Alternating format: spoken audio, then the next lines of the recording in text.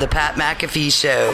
There'll be no rules for our guests, for us, for the things we can talk about. Yes, speaking his mind. I've never had a problem expressing my opinions or my thoughts or anything like that. While being relatable. I haven't had that manufactured fake-ass celebrity that a lot of people have whenever they go on those big networks. I've had a chance to really build my crew, build my following, build my audience. And ridiculous. What am I supposed to do? So I'm supposed to look at something that I can definitely afford and say, nah. Is that what I'm supposed to do? The Pat McAfee Show starts in 3, 2, 1.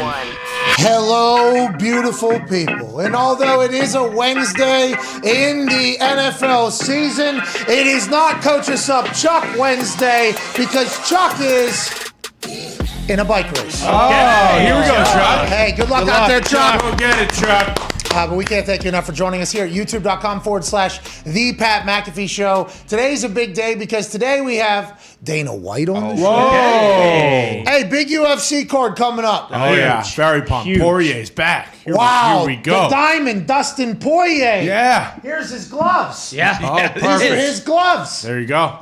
Can't wait to chat with him. He's obviously fighting against Olivier. Yeah. Oh, yeah. Charles Olivier. Oliveira. He's got the belt. Can't wait for that chat. That'll come in the third hour. Obviously, Dan Zeus will be joining us for the first time ever here in about 20 minutes to go through his power rankings because on Wednesday, everybody has their power rankings out. I'm just now learning that not only does Dan Zeus of the NFL have his power rankings, the official power rankings of the NFL, because it goes through the NFL social media sites that this guy is deciding which NFL teams are the best and how and where. That's a lot of pressure on Dan Zeus. He gets it on the shins a lot. And for the first time, we're having him on. He's not the only one that does power rankings. ESPN does power rankings. That's right. That's 81 people coming together to vote on who their top teams are. Stephen A. has his top 5. Oh, that's right. Yeah, he does. So Stephen's A list. Stephen. Him and Jeff Saturday got in. Speaking of, Jeff Saturday has a top 5 list. Okay. That's right. Maziano has a top 5 list. Really? Yeah. Hey, Bleacher, I believe there is. Oh, yeah. Everybody's ranking these days. Jeez, what are yours? No, I don't do the judging. I do the judging of the judges. That's why we have a chance to chat with one of the judges, Dan Zeus, and ask him what goes into the mind of a man who has to judge 32 NFL teams and decide who is the best right now, knowing that if you watched Man in the Arena last night, there is a team that could be at this point of the season that could look like absolute dog shit, that could potentially travel to London and come together and be us versus the world, and then go on to break the hearts of the New England Patriots players who thought they were going to have an undefeated season being the greatest team of all time. Damn it. It's a lot of pressure. We'll talk to Dan Zeus. We'll talk about everything else happening in the NFL world and sports world. We have Charles Barkley joining us on Friday. Hey, Whoa. let's go. Whoa. That's a big deal. Can't wait to talk to Chuck. So since we have him on the show coming up on Friday, shout out to the Bookers, by the way. Shout out to the Bookers, by the way. I started watching some basketball last night, a little late night. Charles Barkley came on. I think it was at halftime of the Lakers-Celtics game. He said, the Lakers stink, all right? They're talking about firing Frank Vogel. AD, you're a nice guy. I like you as a person, but you stink, dude. You guys are a bad club. Then he went on to say a bunch of other stuff. I love that Chuck is still doing it at this stage of the game. Still the commanding voice of basketball and also one of the most entertaining and electrifying people. And I guess he is the person that can make NBA worth a conversation on this show in the middle of football season. Absolutely. So that's Friday. That's a big deal. Friday I'll be in LA for Staples Center. AJ Hawk will be in studio. Oh, jeez. Yeah. So we will safeguard Childproof. absolutely everything. Yeah. But a little house cleaning first before we get a chance to hear from at Boston Connor, at Ty Schmidt, rocking 2 fantastic Christmas sweaters. Boys, how you doing? Fantastic. Doing great. You look amazing. You two are assholes. Thank you guys for doing that because the Hammer, Dahn, COVID, Cowboy, Tone Diggs is here. Why are they assholes? They didn't fucking tell me I was supposed to wear a Christmas sweater today. Well, me neither. They're doing their thing. Let's talk to the table. That's what they do. They're a little tag team over there. A little tag team of trouble and toxicity. I can still hate them. You got That's why we can't have you hate them right now. What's going on? Can't have you hate them. Tony, you got It's a the cool holiday sweatshirt. season. Yeah. It's a holiday season. That's a Christmas sweater. I mean, you never know. People like That's a Christmas tank. Like, imagine Kanye would say it. Kanye would say, there's so much stuff on that hoodie. You know what I mean? man. If it I wasn't don't want just... to be associated with Kanye. Well, his current ex-wife, Yep. Current ex-wife, not divorced yet. current wife ex, Yes. Yes. fashion icon last night. yeah. She had a She had a did. mask on, a Catwoman mask on. Whoa. Congrats, Kim Kardashian. The Rock was there in person, by the way. The Rock was there in person. What are you saying? What are you saying? There now? were some people on the show that said he only shows up by by Zoom all the time. Oh 'cause yeah, he's not working he's as not a man of hard. the people, but he is. No, he actually talked about, because this is People's Choice Awards, he Yeah. actually talked about it. He said, thank you to everybody. And then his first, he won a bunch of awards, obviously. The first award he won, he said, what's most important is my connection to you, the people. And I'm like, the People's Champion, he never fucking lied. Correct. And last night he won some Icon Award. He was amazing. He says everything that I think you're supposed to say in positions that he says them in. Yes. And I think it's just natural to him. I think he is just the natural prototype of a person in certain situations. Congrats to Rock. Yeah, man. Nice job, Hey, Dewey. Young Rock was up for a People's Choice Award, by the way. Really? What people? The worst people on the planet? Whoa. Or just people in general? Well, I wasn't asked to vote. I would have voted for Young Rock to win an award. Thank you. Really, with the blue waffle guy and all that shit? I assume if it didn't right. win, Come on. like that's quite a statement because The Rock won everything, and if the only thing that didn't win was Young Rock that he's involved with. Young Rock was in a stacked category. By the way, every category is just every show that exists in that category. Okay. That's what I learned. That's what I learned. A lot of nominees. A lot of nominees. What beat let's Young go Rock? to let's go to the any show basically that you could think of right now was alongside Young Okay. Rock. There was 75 nominees in every single category, every single one of them. It was unbelievable. I think they had daytime show. I thought maybe we were up for it. Okay. Oh, nice. Ellen won. Yep. Whoa. 25. How This, does that happen? She still has a show? I thought this was Ellen last was- year. She actually gave a great speech about being thankful for like still being recognized. It was These- actually a Yeah. pretty good thing. Do Even though, people not see like that she was a scumbag in the? No, that's I thought behind the that's- scenes allegedly. I mean, there were some people. When you do a show for 19 years, I assume there's some people that probably think you're a bad person. But there was a lot of stories coming out about Ellen. I mean, there's a lot of those. She's still doing it. OG in the game. She won an award. Gave a great speech. Said thank you to everybody that's ever worked. She for her. has to. Based on what we've heard about Ellen. Well, yeah, she's still People's Choice Award. Congrats. Congrats, Ellen. yeah. Anyways, we got. Well, there's a lot of her people there, though. You're talking about some of the old people that were there that maybe had something bad to say about her, which is going to happen, I think, in any relationship, especially a very successful one. I don't know. Steve Harvey. Remember, Steve Harvey was getting married because he put that thing that said, "Do not come up to me and fucking pitch ideas while I'm walking down the hallway." Yeah. Like you remember, he's a bad guy. This guy's a bad guy. Ellen's a bad guy or a bad girl, lady. The thought of her fits, by the way, have always been the cleanest. Oh, yeah. Top tier. Yeah. Last night I didn't know what she was doing. I don't know if that's like fashion forward or whatever. She had a little bit bigger sport coat. I don't know that whole Like thing. Kyle Kuzma in the extra large Not that sweater. big, but it was a little bit. It wasn't an Ellen DeGeneres. It wasn't an ED look because normally she is the best dressed person wherever. Anyway, she won. This is too much time on Kim and Ellen, The Rock, and everything like that. But what I'm saying is, we have a massive announcement coming tomorrow at noon. Okay. Been teasing this for I think a couple months now. The reason why I've been teasing it is because I didn't fully understand how the process went, mostly because this is the first time that I've literally been the entire process. So, whenever you start chit-chatting and things start happening and then there's, agreements that take place and then there's, now the hows and the wheres and the whens and everything. Okay, so this is an entire... So I gave an announcement like, hey, we're up to something. Something's coming. During that first stage, I didn't even think about, now we got to figure out... more stages. Yeah, there's like 3 or 4 more chapters, but every time we knocked one off, I think you saw me get excited on the microphone and say, hey, I'm up, it's coming, boom, boom, boom. We have completed, let's say 4 out of the 5 or 9 out of the 10 at this point. Whoa. Stages. And we'll be done, I think, by big announcement coming tomorrow at noon. Okay. Eastern time, noon Eastern. Eastern. Okay. That's how we're going to lead off the show, I think. Well, like that. Tomorrow is noon or Oh, shit. Tomorrow we're doing 11. so maybe Noon announcement. Okay. Noon announcement. We are live 11 to 2 tomorrow, though. YouTube.com/The Pat McAfee Show because I have to fly out to LA and I don't want to miss the game tomorrow night because tomorrow night's AJ Hawks first Super Bowl. Yeah, Here we go. And that needs to, I can't wait to see AJ win for us. I've gotten the odds back that they are going to be. I like where we're Pretty at. juicy. go. or- Everybody seems to feel pretty good about it. Hopefully, we'll take a lot of money. It's a real shame that Evan Fox will not be Yeah. able to bet on that Yeah. one. Don't rub it in, all right? I don't know how to feel about this one because I do want you guys to win, but also I'm really pissed off that you guys won't let me get in on it. Well, Take a listen, hike, it's not dude. just us, dude. It was like 11,000 people also voted. I mean, there's a lot of people involved, dude. So, apologize, you're not allowed to vote for, or you're not allowed to participate in the Super Boost, but massive announcement coming tomorrow at noon. Hell yeah. How are we going to sit through that first hour? I was just I going to don't ask know. you that. It's gonna be awesome. Yeah. It's probably coming at 11:05. No, noon. Tentatively noon. Tentatively noon Eastern tomorrow. Massive announcement coming. Dancing around it for an hour would also be pretty hilarious. And by the way, oh my God, that kind of gives away a little something. We will be live at youtube.com/The Pat McAfee Show tomorrow at noon when the announcement is happening. There's been a lot of people thinking that we're maybe moving or something like that.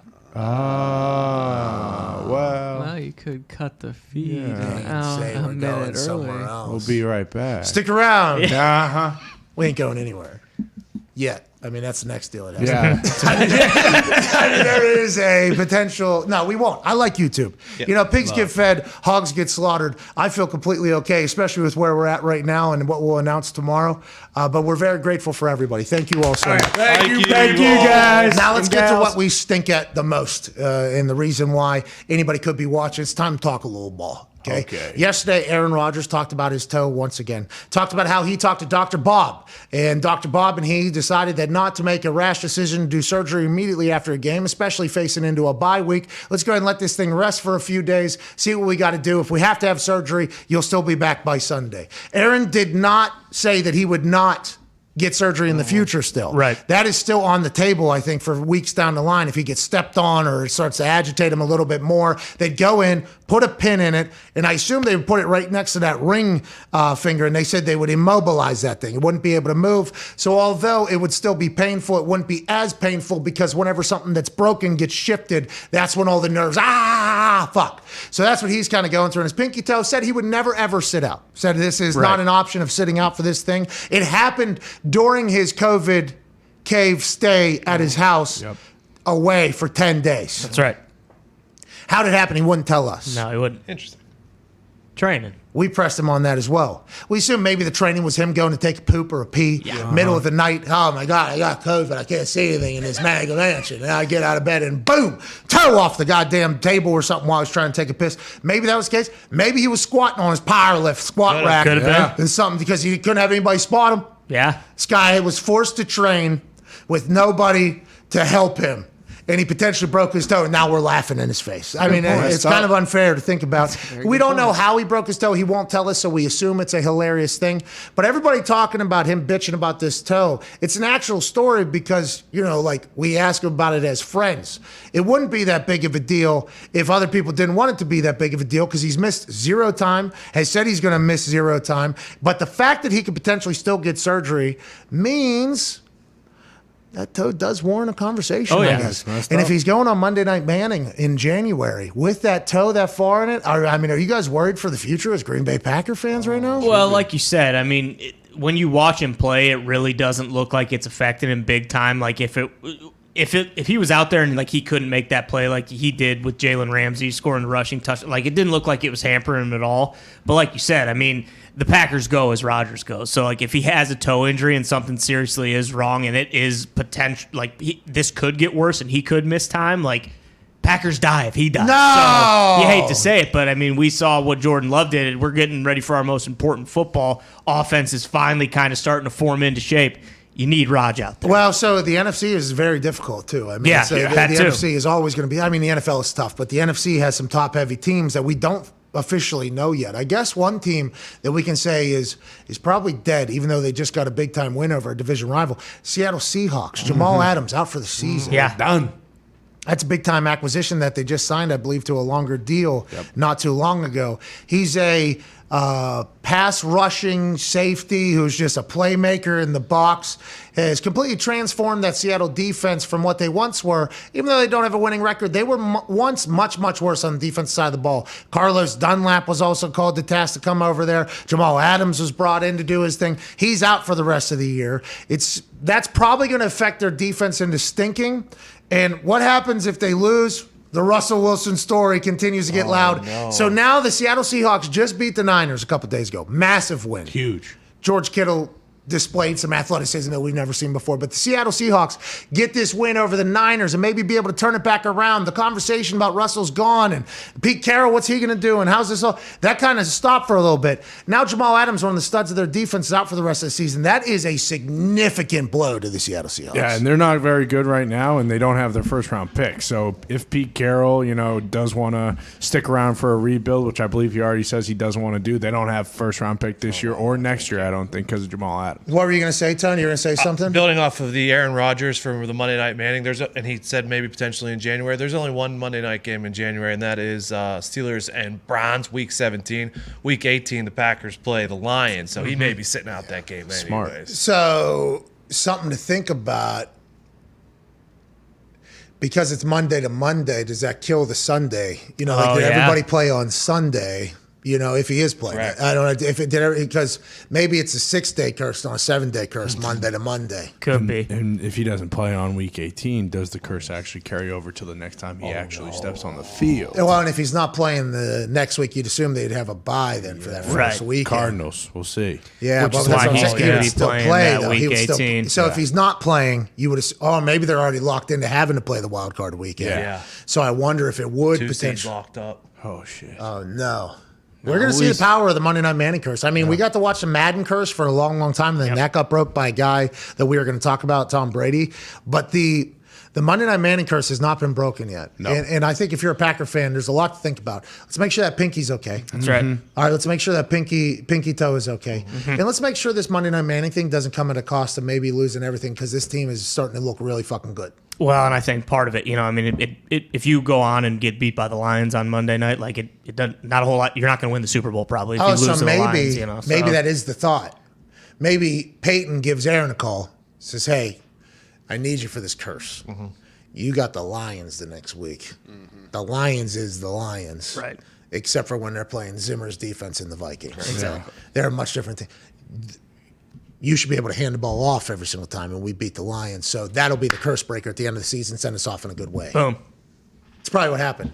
Get Bakhtiari back, too. I mean, Yeah, the big draft is coming back, not this week. And then he was wondering, is that a HIPAA violation? Excuse me. Yeah. Aaron Rodgers comes on this show and talks about my injury. Is that a HIPAA violation or not? Well, I think that's doctor-patient privileges or whatever. But I think Bakhtiari's issue would be with whatever doctor has told Aaron.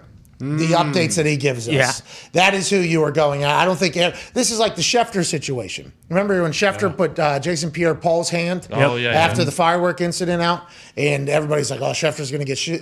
Schefter's going to get sued. And he might have been implicated in that thing, but the doctor that gave it away is the one who's in real shit, right? That's right. Yeah. That's what the HIPAA violation is. It's nice to hear that there's a chance Bakhtiari, like not this week, but pretty soon. It sounded like in his voice, although we've kind of been assuming that kind of all season. Yeah, been fully expecting to have him back at some point before the playoffs start. And, you know, you look at it this week, Khalil Mack's out for the rest of the season, too. And it's not like he's always lining up on that side. But if Dave needs another week to get ready to go, give Dave another week to be ready to go. Yeah, and let Bakhtiari get ready, especially with how that team has been playing and coming together. Let's dive into, and that's basically pretty much it. Dabo Sweeney has been in Raiders stuff. All right, Dabo. Hey, I don't know if that Dabo Sweeney with the drip will do as well with the adults in the NFL, but he's been over there with Hunter Renfrow, I believe, giving him a little bit of love. Also, the racing guy. Richard Petty. Obviously. Yeah. Hey, Petty don't play no games now. No, he doesn't. No. Hey, when Petty got in that car, everybody knew that those left turns were going to be turned very hard, very aggressive, very stylish. Yes. He flies. Richard Petty put that cap on. Everybody knew this is a fucking no longer a game. This is now war. That's right. That's what Richard Petty did. And we appreciate the fact that he's talking to Dabo Sweeney. Dabo probably a big fan. Dabo was like, hey, you know what, Richard Petty, whenever you got in that NASCAR drip, I used to say, hey, he fucking runs that car quick, doesn't he? I mean, back in the moonshine days when NASCAR was created. If you do recall this, King, you know this, King, what we're talking about. NASCAR was founded because all these good old boys had these moonshine cars all souped up so they couldn't get caught by the police on these back roads. All of a sudden, everybody wanted to race it. Holy shit, we got NASCAR. I always said to you, Richard Petty, Richard Petty got the best drip out of any of the NASCAR drivers. Damn right. Dabo did that one TikTok. And that was all it took for me to be like, Oh, yeah. all right, this guy will do any song and dance to do whatever he has to do. Although it was he did have good rhythm. Yeah. And they say Dabo is an incredible athlete and everything like that. It just automatically made me think that he was not going to be an NFL coach at any point. No. So I feel like he loves the college game. He enjoys the college game. Now, he gave that speech about the college football playoffs earlier in the year, and that has come full circle right back into Dabo's drip. Yeah. But that is something that just because he's at a game with a shirt on and there is a lot of question marks about the future of the Raiders, maybe they are Maybe Mark Davis, just like he was with Tom Brady at the UFC fight, sitting next to him, talk to him. Maybe Mark Davis is bringing people in, trying to recruit him. Hey, look at our stadium. Look at this house I just built. We can get you one right next to me out here. This place loves football. Maybe they are trying to recruit Dabo Swinney, or maybe he's just going out to see a former player. He's friends with Mike Mayock. Mike Mayock talks about Hunter Renfrow coming out of Clemson when he was on the sideline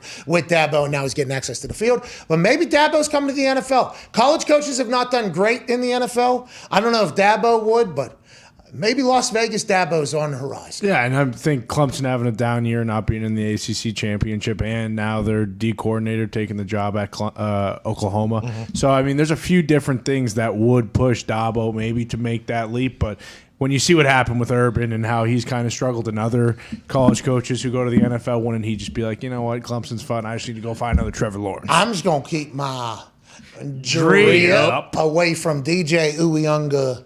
Maybe DJ's good next year, though. You know, year of experience. Maybe they're all the way back. I do like the fact that Oklahoma had one down year. Lincoln Riley, all right, get me the fuck out of here. Like I like the fact that there's potential thought that Dabo had one bad year. He's like, I ain't doing this anymore. See, I don't do hard times anymore. Yeah. We don't do hard times. No way. We don't do bad seasons anymore. We only win.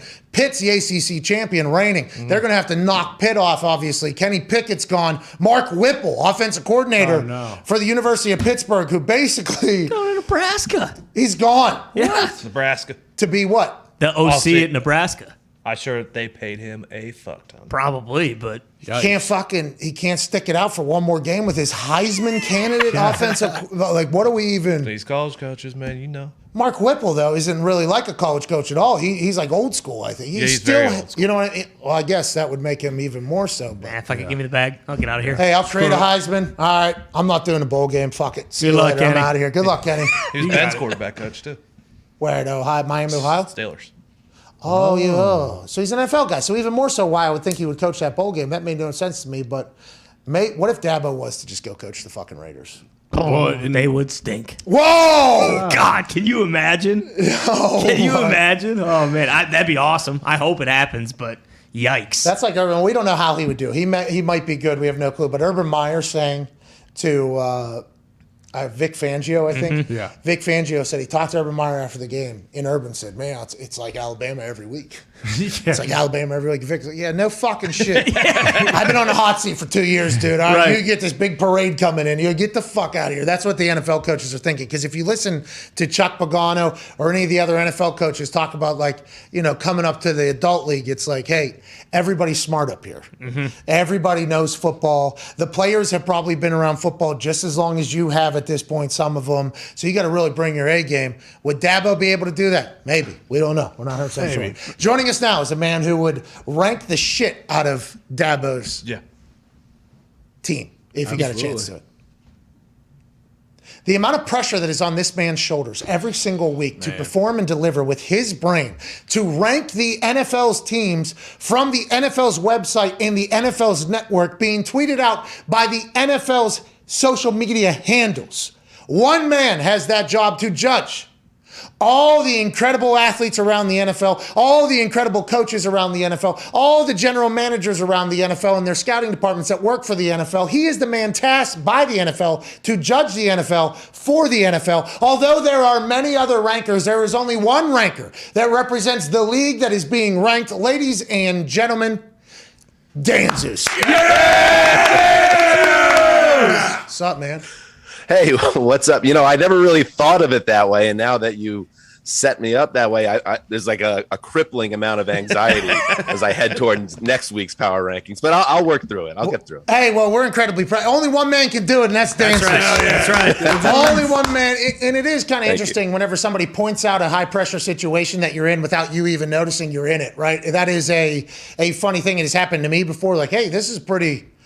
Oh, yeah, this is, isn't it? Oh, I should probably lock in a little bit. Yeah, I should do that. But whenever you go about ranking your teams, and we'll dive into this week's rankings that you have, is it for right now? Like if they were to play tomorrow on the street, they would win? Or is it how you think it'll end up in the end in February down there at SoFi Stadium?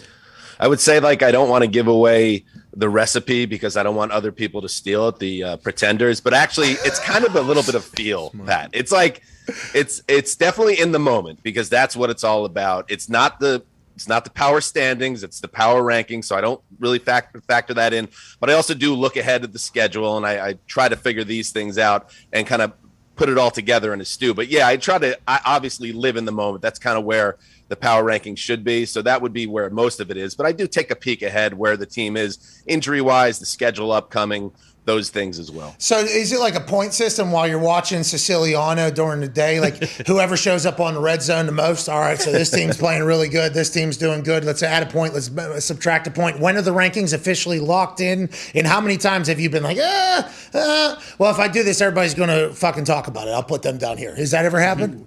Well, no, I don't tend to kind of juice the power rankings for talk reasons, although that probably would be better for business. But I do. It's something that over the course of, let's say, Sunday night, I'll sit down.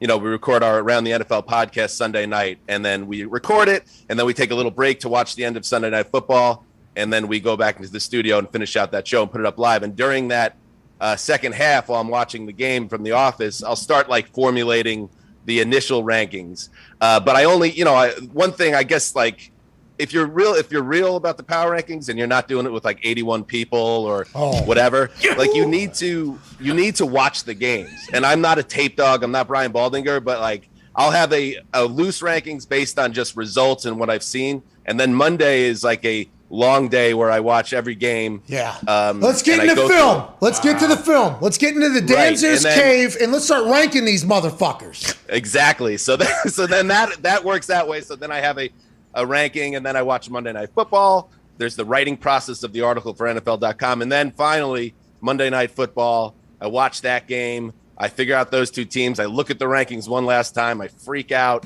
I make maybe a couple changes. And then I send an email out with the final rankings to like 17 people within NFL media to begin the process of the beast of getting it out there and the whole thing. So it is a process that lasts, 24 straight hours essentially. Well, we appreciate it, Dan. Thank you, Dan. Thank you for and I just want to thank you guys and Pat specifically. When Money, my Power Rankings TV show co-host, was on, you talked about the idea. First of all, Dan Zeus, great nickname. I've been known to give myself nicknames on the podcast, and that one's like better than anything I ever came up with. You had to have been called Dan Zeus at some point in your life. Come on. Zeus is something I've gotten a lot, and Dan Zeus maybe here or there, but it never, I don't know, maybe it's just the way you say it, Pat. It just kind of lightning bolt. Yeah. And speaking of lightning bolt, so the opening credits for the Power Rankings TV show, it's been the same one for like 7 years, and it's just a bunch of scientists milling around.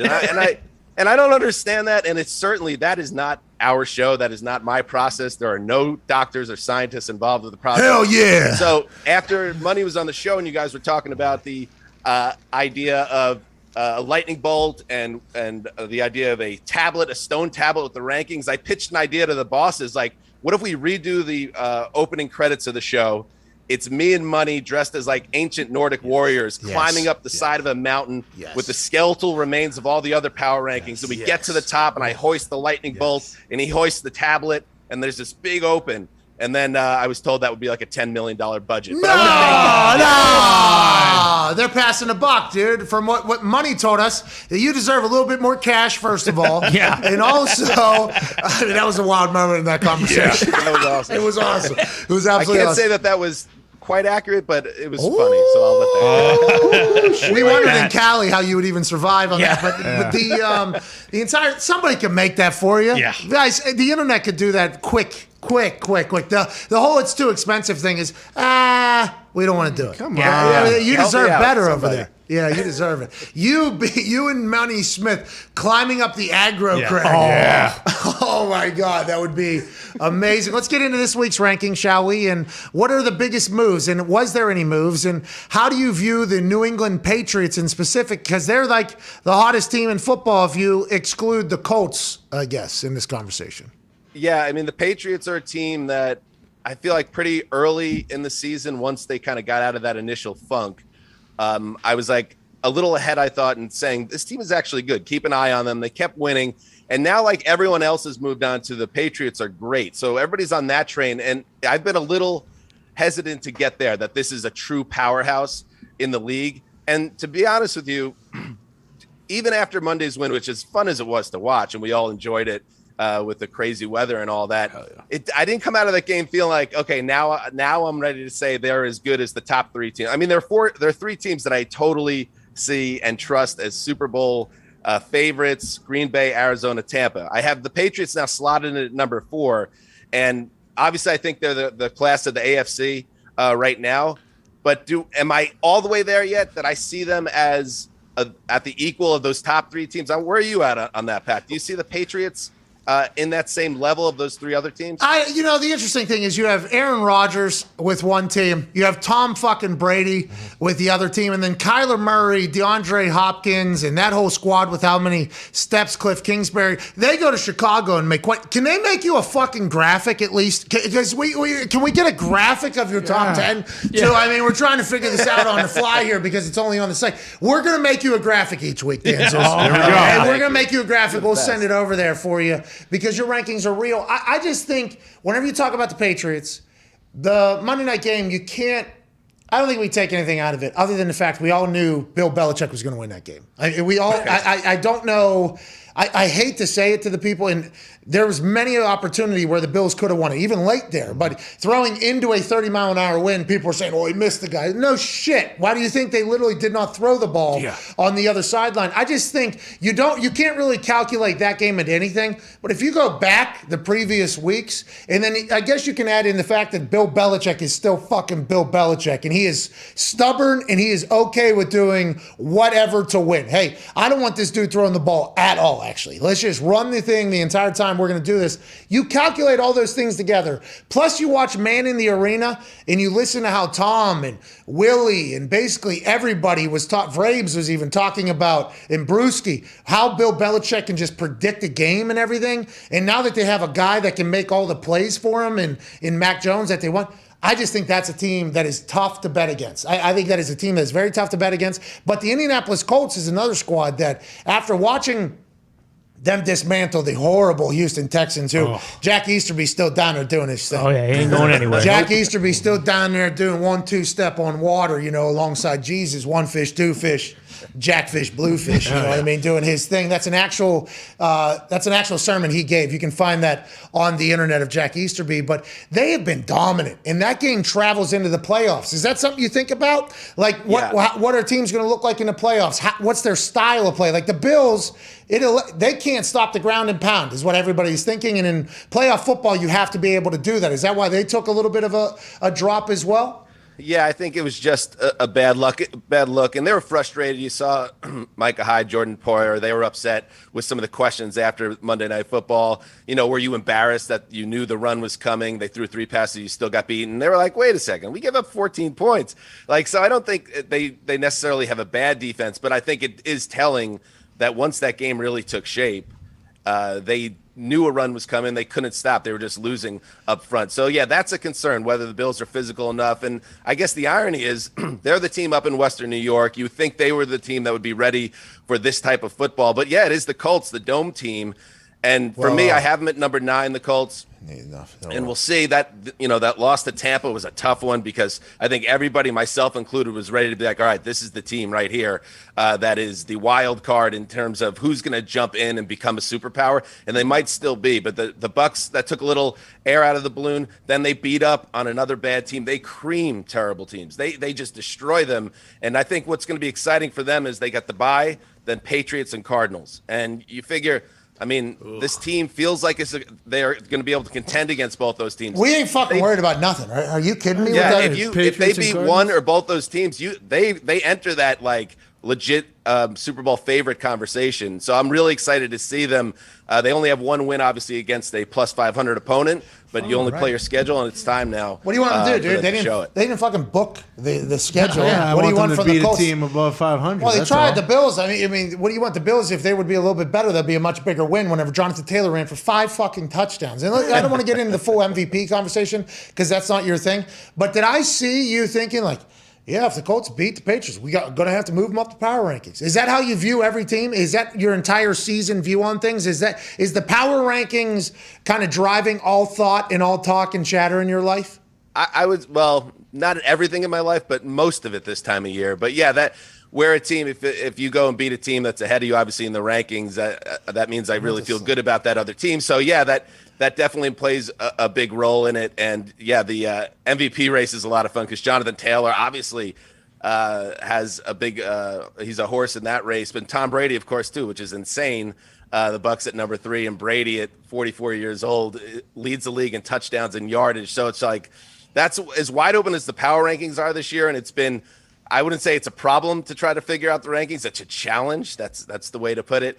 To figure it out, especially outside the top 5, like figuring out the 6 to 14 right now is literally impossible. But the MVP race is just the same. Like it's kind of just a weird, funky year, and it's going to be fun to see how it all closes. The top 9 MVP candidates are 8 quarterbacks and Jonathan Taylor. So where's TJ Watt? Oh, the defensive player of the year, but Ben Roethlisberger is pushing for him to be MVP as a whole. Now, I think if they don't make the playoffs, that's going to be a tough thing, but that team could turn around. Where'd they land on your rankings after a big-time win? All right, so the Steelers, obviously, I was down on them like everybody else. I had them all the way down to 21. Oh, they got shit. beat with Cincy, but I got them up to 18 now. And that puts them, they're knocking on the, once you get in the top 16, you're like a fringe bubble playoff team. So yeah, that's where I have them right now. Do you see that? Are you not down with that? They haven't earned my trust fully, but they're lingering on the periphery of this playoff race. Well, Dan Zeus, the interesting thing is they have Mike Tomlin, and Mike Tomlin's record says that they will not have a losing record. And if you look at all of the records that are currently had, there is going to be a 500 team that makes it into the playoffs. There's going to be somebody that's 1 win over 500. I guess you can't be 500 anymore. It's 17 games. Oh, yeah. But you get it. There's going to be a lot of. There's going to be a lot. Yeah, I guess you could be 8-8-1, which the Steelers would be. There's a chance that a 500 team, the Pittsburgh Steelers, make it in. 4 losses is the top of the AFC already. That's a lot of losses this early into the season. That sounds ridiculous, but it's real. Like normally there'd be at least 1 or 2, 11-1, 10-2 teams. There's only the Cardinals now. And in the NFC, it's a little bit tighter, but the Steelers can make it. And do you bet on Mike Tomlin? Yes.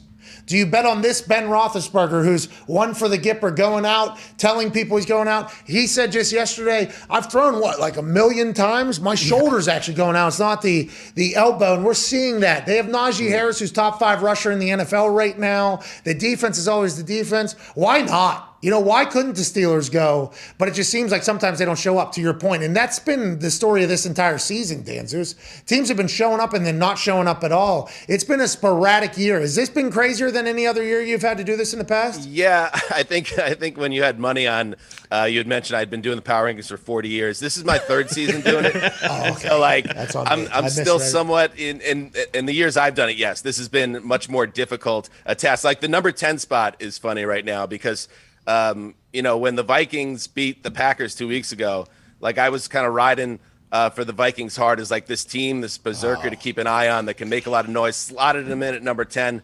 They lost, and then they lost to the Lions, and now they're dropped way back down. Last week, San Francisco, they had gotten my trust and my interest. I said, all right, that's a top 10 team. Pop them into top 10. They go down against Seattle. So it's that back end of the top 10 is very interesting. And then the other spot, there's like a mystery spot in my power rankings that I just noticed it over time. Whoever I put at number 13 is the one where I'm just like, I don't know what the fuck to do here. And I just I don't know if they suck. I don't know if they're good. I don't know if they have a future. I don't know if they're in the past. I'm just going to stick with 13 and see what happens.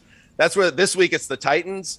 Because I was thinking about it as I was watching Monday Night Football. I was like, who's the team? Because I grew up, Pat, a Jets fan. And it's like, so the Patriots, I don't need another Patriots dynasty in my life, even though, of course, I try to keep things fair on the level of the power rankings. Yeah, of course. But I just, so it's like the Titans are the team as I'm watching Monday night. If they got healthy, they make sense as a physical team that could go up against the Patriots in January and be able to punch them in the mouth and take a punch in the mouth. Wow. But they need to get healthy. And it's like, if they don't, they could fall all the way out of the playoffs. I think the Colts have a real good chance. I know it seems impossible still because of the tiebreaker and the standings, but I think the Titans, if they don't find a way to win some games here, they could fall all the way out of the playoffs. But if they do get healthy, if they do make the playoffs, they are a team that maybe can make some noise still. It just doesn't feel like that way because they've been banged up for so long now. I'll be interested to see what the Tennessee Titans become, because without Derrick Henry, who was 85% of their offense when he was 85% of their offense when he got hurt or something, whether it's catching or running or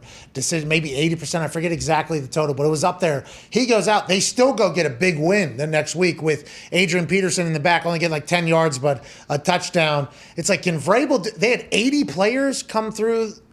Yeah, it was like 81 or something 81 like that. players on their active roster. I mean, they have what Vrabel has been able to do and win the amount of games they've been able to win down there is incredible because of the amount of turnover this season. I don't know if they have enough time to get healthy. I think the Colts are the wagon in the AFC South, but I also played for the Colts and I'm not unbiased. You know what I mean? Yeah, true. Go ahead, Ty. Dan Zeus, when it comes to like your Twitter mentions, which team really gives it to you on the shins the worst? Like, is there one fan base where you are public enemy number one? And also, is there a mandate that the Cowboys can never fall below 10 in the power rankings just so, to make sure that they're always relevant? The Dan Zeus Dallas email. Smart. Yeah, no, I mean, with the Cowboys, there again, that back end of the top 10, like the Rams, for instance, I slid them, they beat up on the Jaguars, who were terrible, and I move them up 3. And I'm like, is that the right spot for them? But like, who should be above them? So the Cowboys, yeah, they're definitely on my radar as a team that has potential to make a run and get into that like trust tree with Green Bay, Arizona, Tampa, and I'm thinking maybe the Patriots at this point. Oh, yeah. But they're not there yet. As for like the fan bases, I don't know, like the Titans fans are pretty like surprisingly aggressive at times, and I don't know if it's a regional thing or they don't get enough national coverage. And since I'm the national NFL.com guy, it's like, you guys never pay attention to us, give us more respect. But I don't have anything against them, but they get pretty fired up. Seahawks fans also, but this is weird. Obviously, in a weird year, they might be end up playing in a spoiler role now, especially with Jamal Adams done for the year. So you haven't heard from them as much this year because it's hard to really argue with a power rankings guy when you lose every week like the Seahawks. So they're another team. And then the Ravens. I had the Ravens outside the top 10 a couple weeks ago, and they were on fire about it. They took it personally.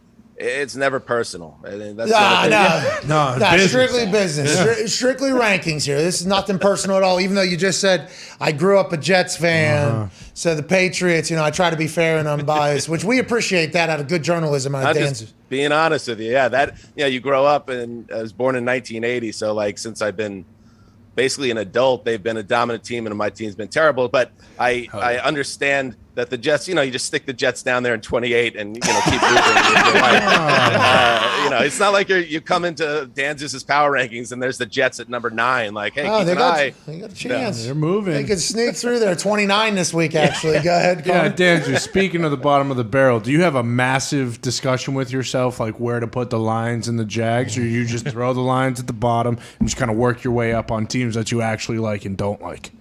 Good question. I think like it's whatever. All those teams obviously are very bad. So whoever has the most brutal loss that week, typically they end up eating it at 32. Okay. And for the Lions, they had been. I had the Texans have been bottom of the barrel for most of the season, and then they had some games where they competed and hung around, so they had moved up. And the Lions now they move up with that win, but for the most part, it's been Texans who, I don't know about you guys, but I get the vibe that January 10th, the day after the regular season, they are going to memory hole this season. I don't even know if it's going to show up in their media guide. Like, it's just going to disappear. And now that of course, now Tyrod Taylor is out with an injury, I just think they're going to be staying at 32. But that's not a hard conversation because the Heat doesn't come from the bottom of the rankings. The Heat comes from people that are looking at that top 15 typically. Yeah, the Texans understand I assume these fans at the bottom hate you if you don't give them 32. Right. No, Dan Zeus, you're not watching the game. Our team is much worse than that team. And it's like the Lions right now looking pretty good. Third from the bottom. That's what winning does. That's what winning does. Right. You climb up the ladder of the Dan Zeus ranking when you steal victory from the jaws of defeat whenever Mike Zimmer plays a Hail Mary-like defense. Goal line. 15-yard line. What is he Cameron doing? Dantzler playing 11 yards off the receiver. That was wild. The other thing I like is when people are so frustrated with their team, like Steelers fans, I've gotten messages this year like, they're not low enough on the power rankings. They want to punish their teams when they get them angry, and they want them as far down as in the rankings as possible. So I guess it kind of, for their pain, it satiates them to see them buried in the rankings. That happens too. Well, and also Yinzers think boys will see it. You get them down there a little bit low. They won't want to be that low. You know what I mean? They'll want to play better and get higher. Go ahead, Tone. Mr. Zeus, we had an inside source within your office say that you'd been getting some razz because you hadn't been on the show yet. So now that you have, do you go dunk on them? And can you mention the names that have been doing that? Yeah, what's that all about? Fuck them, Dan Zeus. You're the guy giving out the rankings. Let's see. Probably that jerk money. Hey, he's yoked, by the way. Oh, I know. You know why? Because he gets up every morning at 5 and goes surfing. And He's so cool. He's very He's so cool, dude. He is so cool. You should see the guy. He comes in, you got to get in that makeup chair for the power ranking show, and they don't even have to touch him because he's like this golden orange from the Southern California sun. Kissed by the sun. No, I don't really need to dunk on anyone. It is great to be on the show, though. You guys do awesome work, and funny as hell, and it's very cool to be on the show. So all right, well, Dan, you ruined it at the end, but you had a great appearance here. We can't thank you enough. Hopefully, we'll get a chance to chat with you again, especially as playoff time comes nearer, with these rankings being the authority on where teams stand and where they do not. We thank you, Dan. Thank you. Hey, we got that graphic for you too. We showed money this thing. I didn't know if you look at that. How about that was the inspiration. Now we just $10 million. need that budget to get to the mountaintop and then hoist that lightning bolt at the very top as money hoists the stone tablet. I mean, I feel like that's money right there. Yeah, well, that's money and Dan Zeus. That's what that is. That's money and that's Dan Zeus. We'll put the rankings on that graphic so we don't have to scroll through the website. Yeah. I mean, beautiful. There has to be some sort of budget over there to create a picture with your rankings on them somewhere. If not, we will try to do it because we appreciate and respect your work, sir. Ladies and gentlemen, from the Around the NFL podcast and the NFL Power Ranking Show, ladies and gentlemen, Dan Zeus. Dan Zeus, good to see you. Let's get to a break. We are running. We might have missed it. Low on time. Hey, it was a good conversation with Dan Zeus. Dan Zeus is the man. At 13, there's the teams that I don't know what the fuck to do. Nope.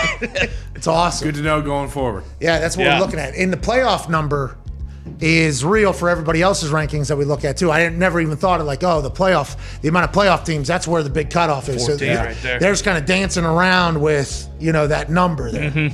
All right, we're back in 4 minutes with some phone calls on the 5 Energy phone line. Can't thank Dan Zeus enough for joining us and all of you, huh? Hey, good on you. Hey, good on you. Thank you. Big announcement coming tomorrow at some point. Hell yeah. 11 Eastern or noon Eastern. The show starts at 11 tomorrow. I don't know if I'll be able to sit on that for an entire hour. Not a chance. So probably 11 a.m. Tune Eastern in and Standard find Time. out. Yeah. We can't thank you all enough. We're back in 4. Cheers.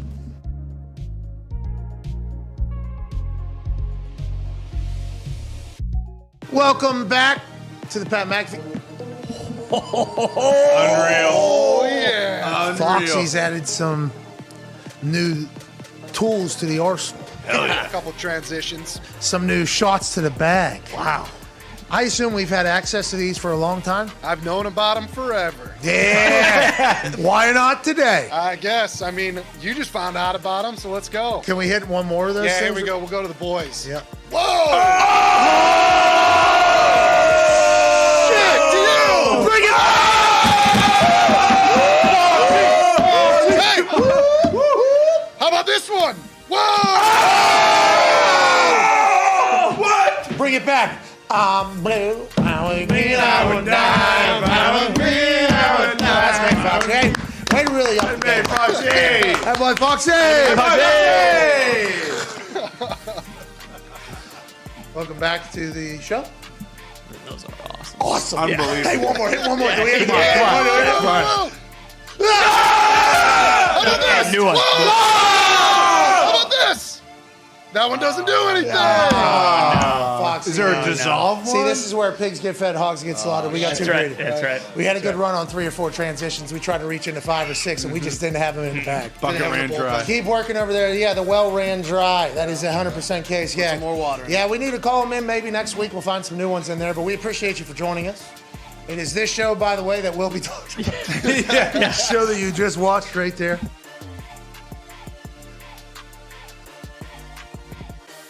Is the MCDC name tag then? Because it's a long time. ACDC. Do you hate it? Do you love it?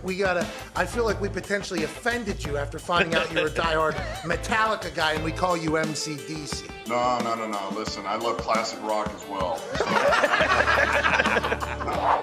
I don't strike you as a numbers guy. No, yeah. Yeah, whenever I heard you, I was just like, you know what? I'm not 100% sure this guy is just going to be listening strictly to the analytics guy. I just kind of a feel I had. I got through addition and subtraction. Look, the alpha comment was really, I wasn't directing that just at myself. I was saying that's Brad too. Brad's an alpha. That's our coaching staff. I mean, let me say this about our coaching staff. One of the reasons I made the hires that I did with these guys, I know you'll probably end up asking this, was because just coming out of this COVID, I wanted to make sure we had more flexibility with the roster. And if these coaches need to play maybe a couple of games, so not everybody's thinking that way. Right, it seems like every 3-4 years the Lions get a new head coach. It seems like the rebuilding process has been happening my entire life. 26 years old and I've never seen a playoff win for the Detroit Lions. So I want to know how you and your coaching staff plans to make this one different. Yeah, look, first of all, I think I love Foxy, man. I tell you what, I love the optimism that he brings. Look, I would say this, to me, the short answer is Sheila Ford Ham. If you want hope, she's the one who's bringing the hope. Because I had put serious thought into this as I was hiring my staff. I was thinking about hiring you to see if you would like to be, our special teams coach. And then I thought, you know what, I know you doing this radio, it softened you up a little bit. I chose not to. All right, I hate to say that, Pat, but I needed to just let that be known. Well, I want to let you know, true alphas know when to hang them up. Ladies and gentlemen, Dan Campbell.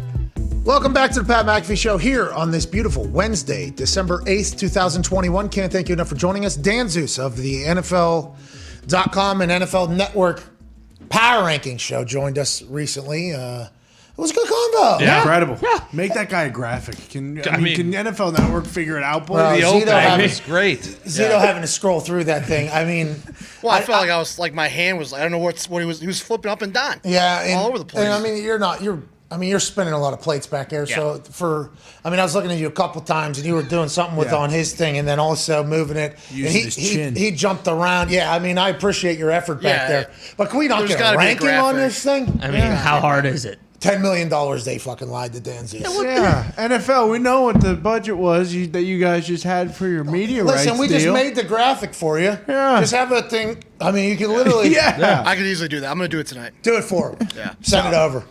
It's very nice of us. Trying to make the money back from Nate Burleson's music video. He had a music video? Yeah, the NFL 100. How long ago was that? Gumpy, you are a terrible person. That is unbelievable. How long ago is it? Look at that hair, too, by the way. It's growing back. Hey, boy, Gump. There you go, Gumpy. Hey, boy, Gumpy. Looks good. Nate Burleson did not deserve that. He's reporting on the world's news. Yeah, now. give him a break. He is. But that rap video in the NFL's 100th season, there was, I think, 2 Lambos, a Ferrari, a helicopters, Ninja, a couple planes. Ninja was in that thing. It was awesome, by the way. Shregs was looking fly as hell in his suit and that too. Saw Shregs catch a ball from Kurt Warner yesterday. Yeah, and Spike won. Yeah, the spike was electric. Everybody should start spiking like that. Yeah. You know what I mean? Yeah. Gronk should maybe give that a go. Yeah, take notes. You kind of like fade away, cross your legs. Yep. And then he bounced it straight ahead. Mm-hmm. It was fucking electrifying. That's Schrager. That's right. Hey, that's Schrager football, baby. That's Schrager football. And he's used to just handing the ball right to the referee after he scores anyway. Yeah, because he's true. Yeah, that was his first. He does it so often.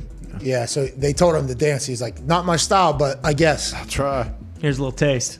We're back in the next hour with hopefully a much better show.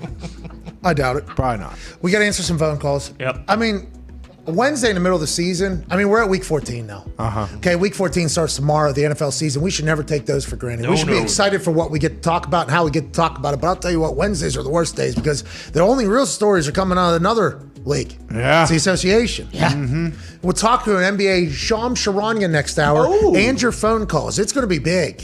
Huge. Yeah, it's not. I don't know how big it's going to be, actually. Sirius XM just ended that hour. We took a break. I mean, that's the worst radio show. Best radio show? Yeah.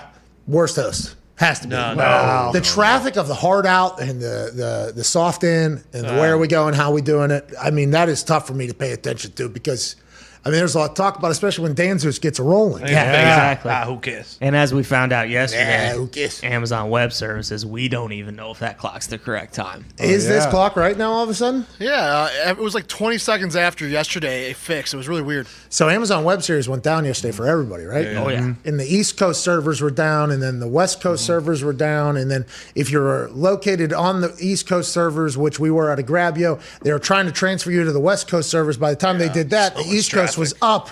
And the West Coast potentially went down. I think. I don't know all of the behind the scenes. This is just what we're hearing from the multiple companies that we work with that utilize Amazon Web Series. And it all could be bullshit, but we're just trying to funnel through the bullshit to piece together what potentially happened.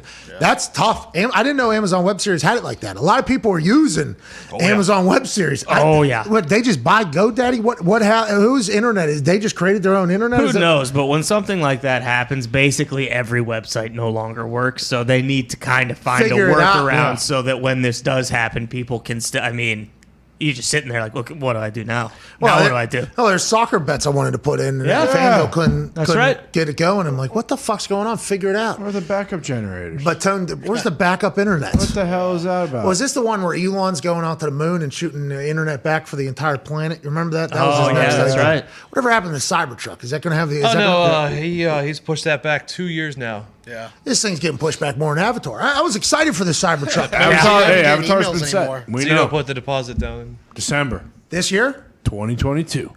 Oh, I can't wait for years. I can't wait for January 1 because I know this will be the year that another Avatar comes out. And Don't get your hopes up too much. Whoa. And first day. Huh? First day, too. Day one, yeah. Day one. Big time pay-per-view. Yeah. And also, they already said Avatar 3, Ty, so they're not going to push back Avatar 2. Yeah, that doesn't mean anything. Yeah, it does. Avatar has broken my heart numerous times. It's the only movie that I ever really truly cared about and liked. Like you guys like movies and shit. I do like movies, I guess, but I don't buy in. I don't buy in.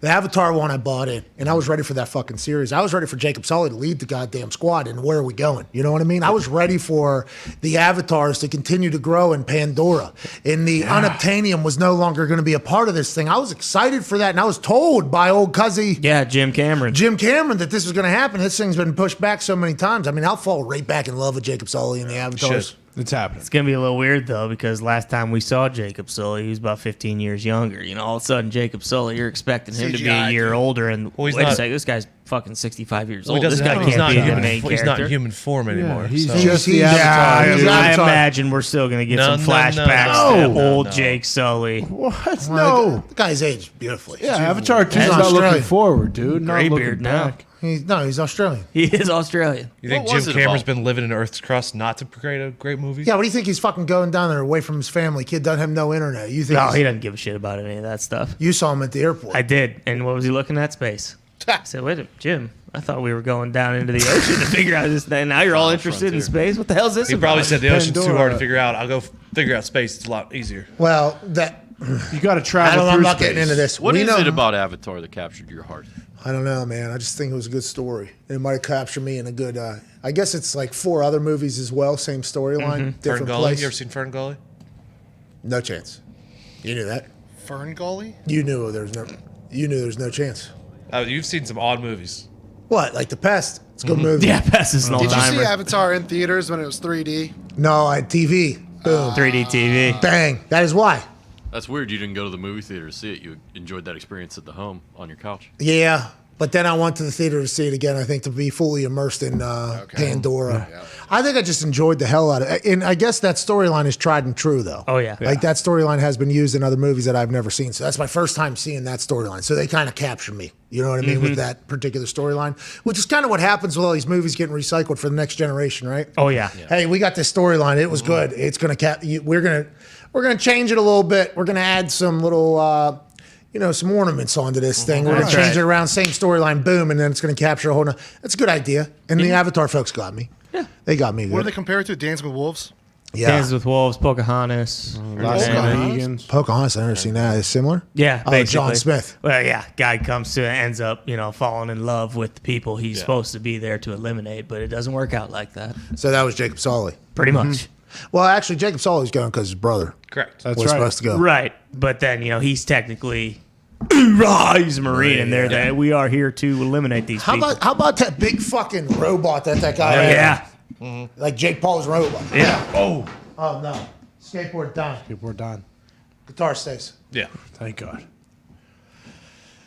It all needs to be cleaned. No. Just wait for It's the igloo. growing Just transfer it stronger. to the igloo. Well, that's what I'm saying. Whenever we get to the igloo, we're going to start back at Scratch. square one. I think. That'll Now look this too- will come. Yeah. I That thought we're has taking to the come. roof off and just putting a crane in here and pulling it out. Lifting it up there. Yeah.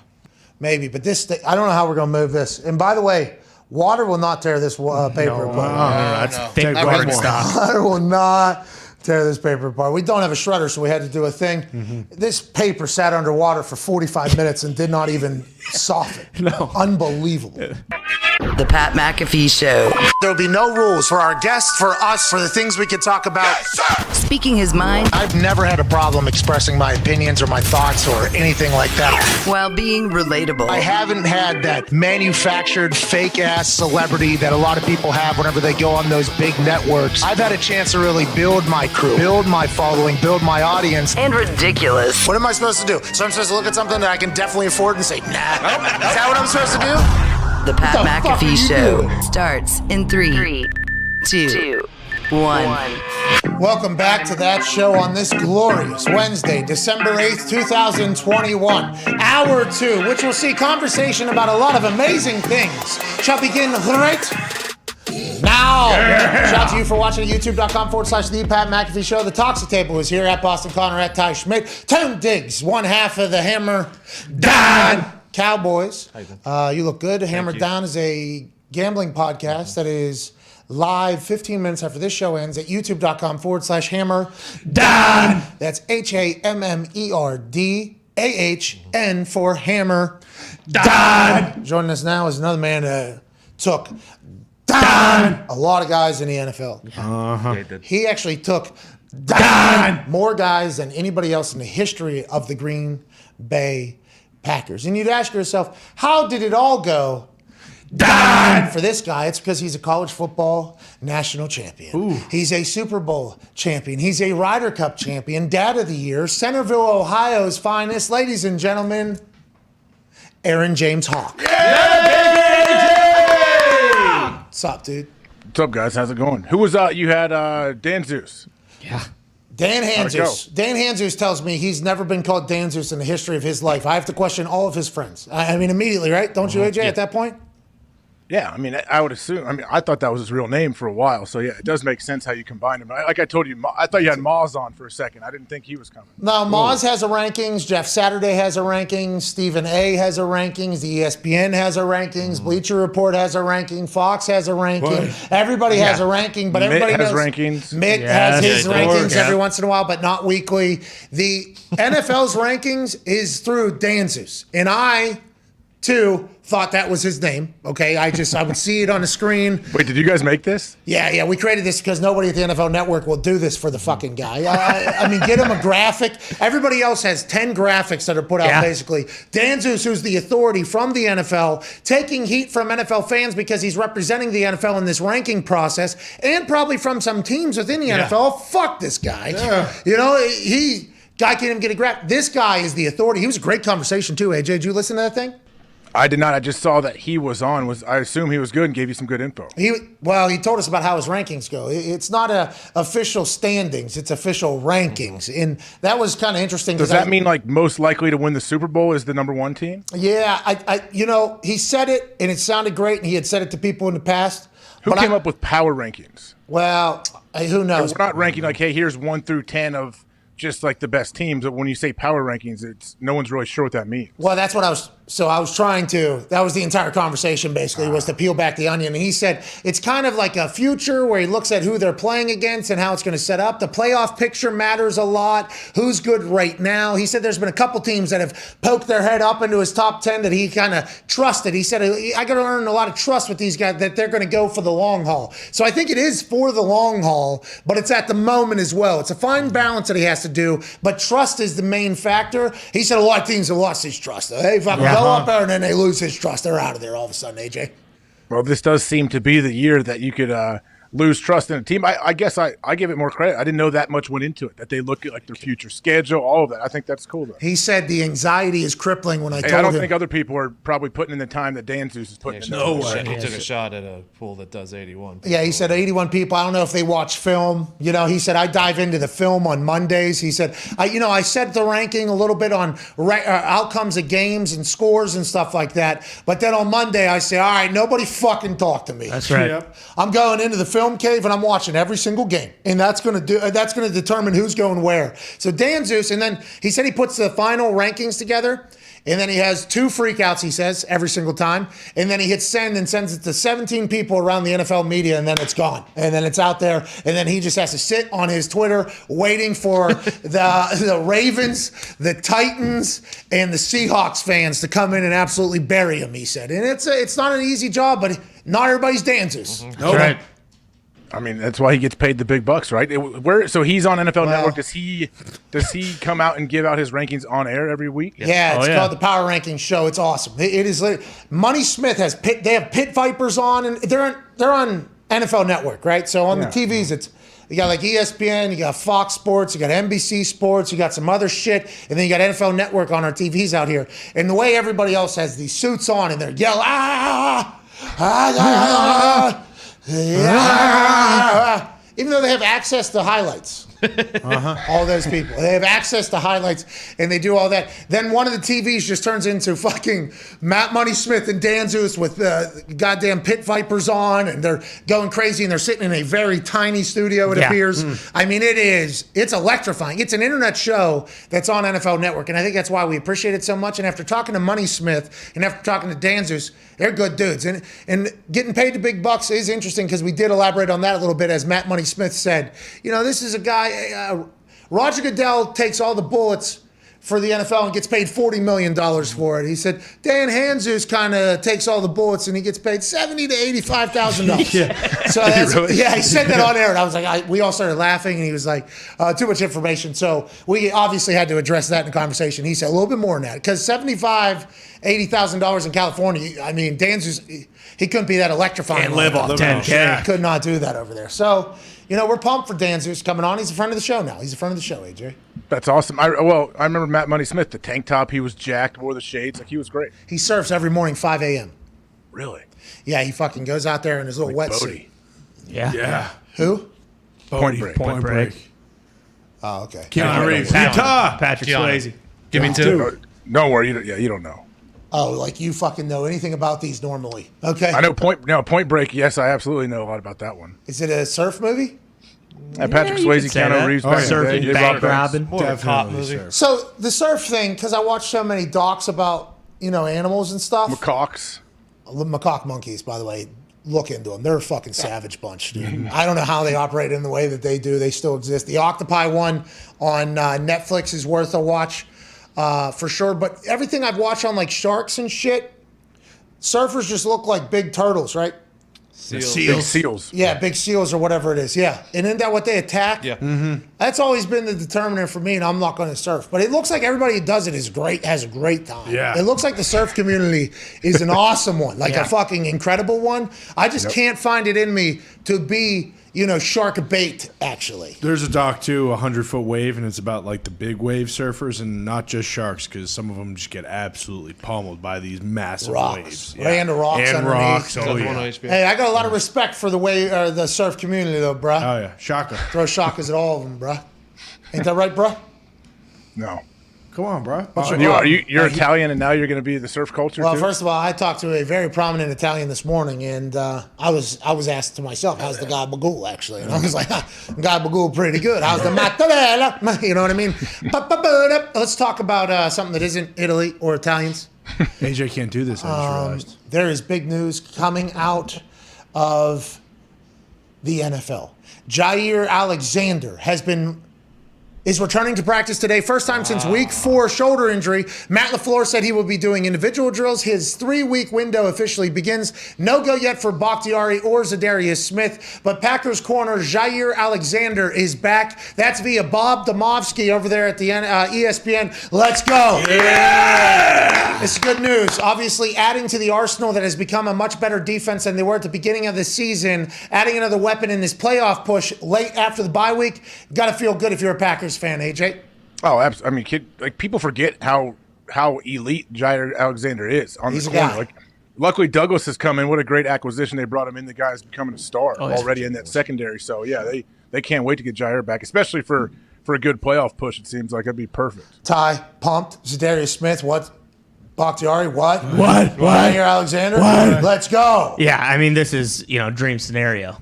Our 2 best defensive players potentially coming back. Like AJ said, he is a true number 1 corner. He is unbelievable. They really have missed him. Other guys have stepped up. You get him and Zadarius Smith back. Now we go. Okay, so the Packers could be getting even better as we head into the home stretch here. Sunday Night Football against the Chicago Bears. If you do recall, the last time the Packers played the Chicago Bears, Aaron Rodgers scored a touchdown, and then he told the entire city that he fucking owns you. That's right. My entire fucking life, dude. Whoa. I was in Butte County, California, and I had no idea the city existed. Still owns you then. What a moment. Jogging off, pointing. You, hey, fuck you, actually. you get it. And Chicago's doing the exact same thing. And the stats prove that Aaron Rodgers is potentially the landlord of the Chicago Bears. And on Sunday Night Football in Lambeau, it'll be nice to see that Aaron, after having a conversation with Justin Fields after the game, saying, hey, Justin, like, this is a real rivalry. Like, hey, this is a really cool thing. Like, you should embrace this. This game has been going on a long time. We didn't know if Justin Fields would be playing. Justin Fields is in for Sunday. So Aaron Rodgers will be playing against Justin Fields on Sunday Night Football in Lambeau Field. Ian Rappaport is reporting that the Bears coach Matt Nagy told reporters just now that rookie quarterback Justin Fields, who had rib injuries, has been cleared and will start Sunday versus the Packers. This rivalry is something I think Justin Fields didn't want to miss. Who knows if this is a game he would be back if it wasn't the Packers game. I'm excited for this, AJ. This is good news. Well, this is potentially setting up to be like the Justin Fields coming out party for his NFL career. Like, if he could find a way to put together a hell of a performance Sunday night against the Packers, they don't even have to win. If they can keep it close and Justin Fields can kind of answer after Aaron scores, yeah, I think this could go a long way for him.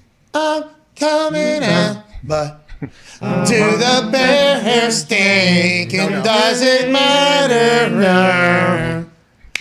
I'm coming out.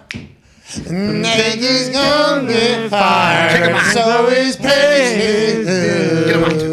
That's what Justin Fields could be saying on Sunday night, maybe, to the entire world. If he gets a win and they get a win, I have no idea how the Bears fans will feel about it. I think the Bears want Justin Fields to succeed, but they want Nagy to fail. So whenever you combine that on national television, prime time against the Packers, well, it's probably a little bit split there. I mean, what you guys want to beat the Packers, but you don't want to do too good. We want to win. Yeah. But not by too much. I think no matter what, the stone is set that he's gone. Nagy's gone no matter what. End of the season. They don't like to fire coaches during the season, so they're going to wait to the end. But never know. Get them out! What if they win out? What if Justin Fields? What if they win out? Goodbye parties. It's a better goodbye party. Or they get beat by 5 touchdowns on Sunday night and shit can Nagy right after the game. Oh, but they don't normally fire They don't normally, but if they get really embarrassed. Never have. Justin Fields is a ball player, right? We all think? Yeah. They traded up to, honestly. I do think he is. But there's a lot of question marks still out there. Yeah, we have no idea. And he's got no help around him. I mean, Dalton died out there a few times. And most of the games he played, Montgomery wasn't playing. He played good in the first time they played the Packers. The game me and Zito went to, like in person, he definitely looks like a guy. And they're gonna fire the coach and have a brand new offense for him year 2. Yeah, but he played well against the Steelers on the road too. I mean, that's a tough place to play. They'll have to rebuild that entire thing. It's interesting. Depends who you bring in. Like Nagy's there right now, so yeah, we're speaking about his job. Like he's not going to be there. But if they we apologize, Nagy. We're not the only ones. No, we love you, but get out. Yeah, we. Well, okay. That's not love. Z, yeah, you're a diehard Bears fan, Z. Yeah, we love the guy, but get the fuck out. No hard feelings. Hey, thanks for your service, man. We appreciate you, dude. Well, we need you to. Where does Nagy go? Does he become an offensive coordinator right away somewhere else? Hold on. So this is what Rapport. We just talked about this. Take a year off. Take a year off. Take a year off and let your resume sound a lot better than it is initially, right? Because and also, what have you missed out on potentially as being a head coach as you're in your own cave? Take a year off. Go experience some things maybe around the league, talk to coaches. Doug Peterson did like an entire tour of everybody else's facilities and what everybody's got going on. I think that's the right move, personally. I mean, Gase has been gone for what, a year now? 2 years? One. Yeah. 1 year. Well, Gase's name, that's going to start getting circulated again this upcoming hiring season. Not for a head coach job, but he'll get hired as an offensive coordinator somewhere, and some fan base is going to go, what the fuck are we doing? What are we doing? Hey. And then he might be able to get back to the top. They should have him on Monday Night Mannings. Yeah, because Peyton and him tight, right? And Eli could throw little jabs back and forth. It could be good. Oh, I think that would be the perfect guess. What about Bill O'Brien? Do you think Bill O'Brien will get especially with how Houston is now and obviously Alabama? You think he'll get a head coaching gig or even a couple interviews? So Bill O'Brien, he complimented Bryce Young. He said like he's the most professional young person I've ever been around or something. I wonder if Bill O'Brien wants to dive right back into the NFL head coach bullshit. You know? Yeah. I bet he does. You think so? If it's offered, he'd have a hard time turning it down. If anyone's offering him an interview for a head coaching gig, I'm guessing he's taking it. Those coaches just love it. Fucking feed me more. He seems like the guy who would definitely get back as soon as possible. Yeah, because he's got a lot of axe to grind too. Like, how do you think Gase is doing with this time off? I would imagine he is like doing what you said Peterson was doing, like trying to do some self-scout or whatever, but I bet he is dying to get back and start coaching again. I think I know what Gase is doing, right? Yeah. If that press conference is any indicator, well, he's probably having a pretty good time. I wish he would have taken a TV gig for a year. So we could learn about him a little bit. We know nothing about him other than, hey, your teams fucking stink and your press conference was wild. But everybody's like, well, he's not a nice guy. It's like, well, he loses all the time. It's hard to be a nice guy whenever you're losing all the time. I do wonder what Gase is actually like. You know, it would be awesome. Most people have a negative opinion, I guess, on how he is, but just like bizarre press conferences and everything. If he actually went on and did some stuff like on TV, I think it'd be cool to see what he's really like. It could only get better, I would imagine. Let's talk about learning about somebody and what they're really like. Have you watched any of the Man in the Arena? There was another episode yesterday. It was awesome. Strahan was on there. Randy Moss was on there. I had no idea that while Randy Moss was playing for the Oakland Raiders, not his best football, he admitted it. I kind of fell apart out there or whatever. He flew on a private plane back to Minnesota during his bye week when the Patriots were playing the Minnesota Vikings, went into the hotel of the New England Patriots and said, hey, Tom, I just want to tell you, I won't play football with you, man. And they dapped up, they hugged, they did not know each other, I guess, at this time. They hugged, and then Randy left, hopped on a plane, flew back to Oakland, finished the season with the Raiders. This was week 8, I think, or whatever. Tom Brady threw like 5 touchdowns that night. They went on to do their thing against the Giants, right? No. Before that, it was lost to the Broncos, I believe. Yeah, to the Broncos or the Colts. Broncos or the Colts. I forget which one it was. I think maybe the Broncos. But then the next offseason, Bill Belichick asked Tom Brady, hey, we're thinking about trading a 4th fucking rounder, by the way. We're thinking about trading a 4th rounder for Randy Moss. And Tom Brady was like, abso-fucking-lutely. That's where that clip came from. I had no idea Randy did that. That is awesome. And Randy Moss was one of my favorite players growing up as a young who watched the NFL. I enjoyed it. They can't jump. I enjoyed the fact that he knew he was better than everybody. He was better than everybody, told everybody he was better than everybody. It was not scared to back it up whenever he was challenged if he was better than everybody. He seemed like the perfect NFL wide receiver in my eyes. And I think a lot of people viewed him the same exact way. Last night we learned in Man in the Arena, Tom Brady literally told him, you can run whatever fucking route you want on this play. So he literally ran this deep post drag route, and that was like the first touchdown against the Jets or something, and then they would have 3 on the opening night, and then it would just go on to being great. I love hearing that type of shit, you know? Like, I love Randy even more, and I love Tom a lot more after watching this Man in the Arena. Well, the fact that worked out, he takes a private jet just to go see the team when he's on his bye week, and then all of a sudden it happens, and you're with the Patriots, and he was dominating that year. It's a shame that it didn't get Randy the Super Bowl. That was like, everyone thought, okay, Randy's going to get a ring now, and obviously it didn't happen. But yeah, he was. I bet Patriots fans, Connor, I'm sure he wasn't there long, but people probably still look at him as one of their favorite Patriots. Love Randy. You still see Randy Moss jerseys when you go to Gillette and Foxborough. It was electrifying watching those highlights from last night. I mean, he was so smooth and fast and just Catching balls right over the shoulder and making it look so easy. He dropped a ball or something. He dropped one, or Tom missed him. I forget what it was. They come back into the huddle, and Tom is same fucking play. Ready? Yeah. And then they go right back out, and then they hit him on the neck. I think Randy dropped one. I think this was late in the season. It was played. It might have been Super Bowl. I'm not. It was the week 17 against the Giants to go undefeated or whatever. It was a lot closer game than I remembered, by the way, them going undefeated that season. I forgot how dominant they were at the beginning, and then I did not recall that the Giants had done what they had done at the end of the season to the Patriots, who were being deemed the greatest team of all time that year. People were talking about it. Skip Bayless was in Man in the Arena last night 20 times. He was wrong every time.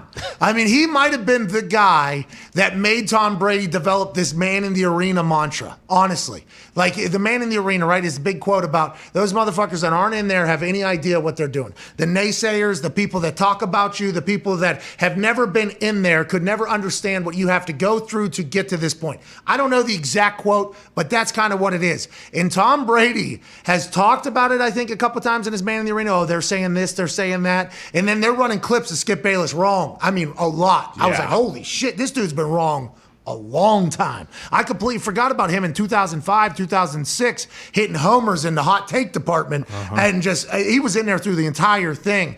It was awesome. Skip goes back to 2005, 2006 when he was doing what he's doing now? Same exact thing. When did he start, when did that become a thing where it was Skip and giving his take? So I don't. Around then, I thought. I don't know. It's like when that whole genre started, I guess. He was on Cold Pizza, I remember before, and then basically right after that, him and Stephen A. started the studio show. And there's a few other analysts who are going to take it on the shins going forward, especially after seeing that was the first time, kind of. Wasn't Max wrong a few times? Kellerman is going to be on there, and also friend of the show, Trent Dilfer, is going to be on there a couple times. See, I thought about that while we were listening to Skip, right? While I was listening to Skip last night, it was like, oh, another one. Oh, and then even in the Super Bowl, by the way, against the Giants, Skip picked the Patriots. You know, so the entire time he was against the Patriots, they're dead. 2006, they were dead, by the way. Tom Brady was no longer Tom Brady. They were not dynastic. I mean, that conversation literally has been happening, I guess, since 2006. Yeah. 15 years later, by the way, he's leading the NFL in pass yards and touchdowns still. I mean, that is just something to think about. But as they continue to play his entire thing through there, I was like, oh, no, we're going to be in somebody's documentary. Oh, no, it's going to happen. We got to watch it. These are things we got to think about. Because when you are day to day, it's hard not to just live and die with every story that pops up. But man, listening to some of those takes from back in the day that are now in there, awesome. It is awesome. What does it show you? It shows you that it doesn't matter if you're wrong on any of your takes. Look at where Skip is now from where he was then. Well, I don't know. Also, the narrative that these guys don't hear this stuff. It's like, hey, guess what? Brady remembers everything that's fucking been said about him since he was at Michigan. Like, these guys don't forget this kind of shit when people go on somewhere and talk about them stinking or them being done. Like, they might not address it, but they're never forgetting shit like that. It's a great, chip on the shoulder builder. Oh, is that right, fucking guy? Oh, okay. Oh. But like anything, like any take, though, if it turns out to be correct, then yeah, you could come back and take a little victory lap if you want. But if you're wrong, they just move on and don't really talk about it. Yeah, that's the internet too, Yeah, a lot of misses just get scrolled by. You got to take a shot. Like, you're going to be wrong, of course. Well, if you're a hot take taker, that's why I think, I don't know. People said I've given some hot takes, and maybe in some condescending fashions I have about some sports. Like soccer, I mean, we're going to win. That's not a hot take. That's not a hot take. I genuinely believe it. Okay, I want to let everybody know that. But those hot takers, unless Skip, and it sounds like he was same exact voice, same exact delivery. I mean, it was unbelievable. The competitive stamina of Skip Bayless, by the way. Was Ernestine on there? I don't know who that is. It's his wife. He always tweets about Ernestine, his wife. Okay, I don't think Ernestine made it on. It was just when maybe in future. I like seeing episodes. behind the scenes. I like seeing Skip in his family life. Yeah, I like seeing him. He's got a sick collection of J's. I mean, Drip Bayless is next level. But it was the same. I mean, his competitive stamina to play the hits is unbelievable to me. Absolutely unbelievable. So I think he genuinely believes the stuff that he believes. I think his brain is naturally wired to be like, okay, we like, as a body and as a whole, just stuff that nobody else does. And that is a weapon, that is a talent, because the amount of shit that he has to eat from people, is Unbelievable. He never changes, playing the same thing in that. But the hot take stuff, I think, is kind of dying down, isn't it? I think so. I think so, yeah. But I would assume that those shows are still the most watched shows on those networks. Yeah, but those networks numbers, I mean, there's a that's scoreboard a out here different on the discussion. internet. I'm Yeah. just saying it maybe, but you know that some people tweet stuff like Joe Brady to Sam Darnold is Drew Brees to Sean Payton. Like sometimes those things. What is still Gumpy's do hair come doing? up. Well, Gumpy's got his started growing back. What do you mean? What happened? Started growing back. He Just I wear a hat every day. AJ decided not to wear a hat today.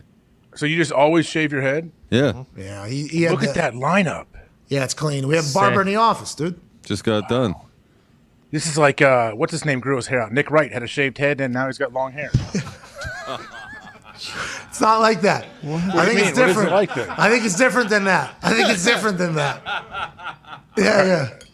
Bit shocking. I mean, Nick was really. I mean, that thing came in Like full. Joe His hair DeLore. looks so good now. So good. It's unbelievable. I don't even remember those days because of how good it looks. This is like Wayne Rooney. Yeah. Like True. Wayne Rooney. His looks so good. It's like I don't even. You look at Drew Brees. Drew Brees? His Yeah. hair looks so fucking good. It's like, all right, people need to relax with being Are you saying scared. Gumpy got a hair system or No, something? that's what you said. But what I'm saying is dude. people should not be scared to do that. Whatever makes you No, the best no, you. no, This Nick grew Wright back has- though. Yeah. Yeah. I always wear a hat. I've worn a hat every day since I've been there. Just tired of wearing one, AJ. Yeah, it said No, he's- you look awesome. I was just a little bit surprised, and that lineup is serious. He That used barber- to he used to bick his head for swim team up in grade 10 in Canada. With the warm and fuzzies. Oh, Fuzz. did you? good Down job, there, Pop. -8 Celsius. Yeah. Top -8 Celsius this morning, boys. It's getting cold. Wow. It's getting cold in this conversation. It's about to heat up in another. Shave that beard. That's got to create some drag. Well, that's what he's actually. But the next look for Gumpy, I think, is going to be the best one. I think. Oh, I can't wait. Yeah, it's going to be a good one. But joining He's us trying now, to change his look so he can stay here. My bad. Continue to talk. Come on, Hawk. Love you, Gump. Come on. Hey, love you, Gump.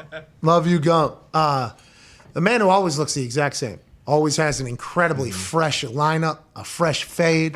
His lighting is perfect. He's in front of the same exact backdrop every time, which is a power play by a power player in the insider of the NBA game. Ladies and gentlemen, from the Athletic in the Stadium, Sean Sharadia.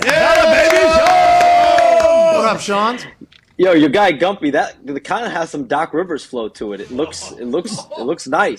I like it. Yeah. I dig it. It looks It unbelievable. looks smooth. It Hey, looks that clean. boy Gump. Hey, baby, Gump. Thank you, Sean. Yeah. I appreciate Joey that. Lawrence. I like it. All right. Sean knows about a good lineup. We know Hey, that. that's Sean's understanding he cuts his own hair. By the way, this is a more shaved face? No, I mean, I'm starting to let it grow out just a little bit. A little bit. Hey, you look so Well, professional. I mean, I basketball's don't know. starting to matter. I don't know if I get on. I don't know if I can get on your level. You've had it pretty thick back in the day. I don't know if I can get to that. Right? Yeah, I have a terrible beard, and I have to make sure I remember that whenever I'm getting lazy in the shaving department of it. I got to keep it tight, but I can't go too clean because my face is not good enough to do so. So I have to have a little bit of decoration. Unlike AJ over there, who's been babyface since '85. I mean, See, I that can't guy- do that. He looks- I can't do that. I tried 2 years ago. I couldn't even recognize myself. I'm like, I can't. I can never not have hair on my face. Yeah, I If look do like that, I look like a I can't pull 12-year-old. that off. I look like a 12-year-old whenever I do it, and I also look incredibly ridiculous. AJ over there looks like a fucking model. looks clean. Look at that You got- jawline. I can't grow facial hair, man. Sean's, I'm jealous of your perfect facial hair. You'll have to be. It looks good. You can't grow any facial hair? I mean, I can. It's just super trashy, like a 7th grade hillbilly, pretty much. Oh, like mine. That's like mine. So I choose to go with it. He does not. We're happy to hear that you do not have a hillbilly facial hair, Sean's, but you do have inside information on a league that we don't pay close enough attention to. I watched last night Celtics Lakers, a little bit of that game. I fell asleep during it. Lakers end up getting a win. Are they all the way back? Is LeBron all the way back? I know he beat COVID. He had 17 positives, a negative or two. He got back much sooner than you expected, I think, a week ago, and what was projected. Are the Lakers all the way back, or are they dead? Because Charles Barkley said they stink. He said, I like them. I like AD. Charles Barkley said, but he said, this Lakers team stinks. Is that because of what they should be, what they're going to be, or what they are now? I think it's the expectations that you have for a team like that. But LeBron James has missed half the season, right? He had the ab strain, and then he had that whole altercation with Isaiah Stewart. He gets suspended a game. And then he has the COVID, not COVID, where it's a false positive. He has to go all the way back to LA from Sacramento. I already tested 8 times, 8 times. and after he got back from Sacramento last week, and he tested negative, all of them. And so, the NBA is in an interesting space now because there are guys who are fully vaccinated that have their booster shot that are still testing positive. And so I think there's been around 9 or 10 positives around the league just in the last 8 to 10 days. Ever since Thanksgiving, the league has seen 9, 10 positive tests. And so this is just a point where we're reaching this winter time where there's going to be positive tests. People are going to start to get sick. People around each other during holidays. And LeBron obviously had the back end of that. So overall in this Lakers conversation, Pat, I would look at this next week to 2 weeks as far as how this team plays. They have a pretty favorable schedule. They have some home games. They play Memphis, Orlando. They play teams that they're supposed to beat. And so if they're really this vaunted Western Conference title contender that they've been made up to be, these are the types of games that they have to win. Yesterday was a good start, but this next stretch is going to be, I think, a make or break moment for this team. Shams, you can't come on here without giving us an update on Zion. How's his health doing, his conditioning, all of that? Are we going to see him on the court anytime soon? And who photoshopped the photo? Yeah.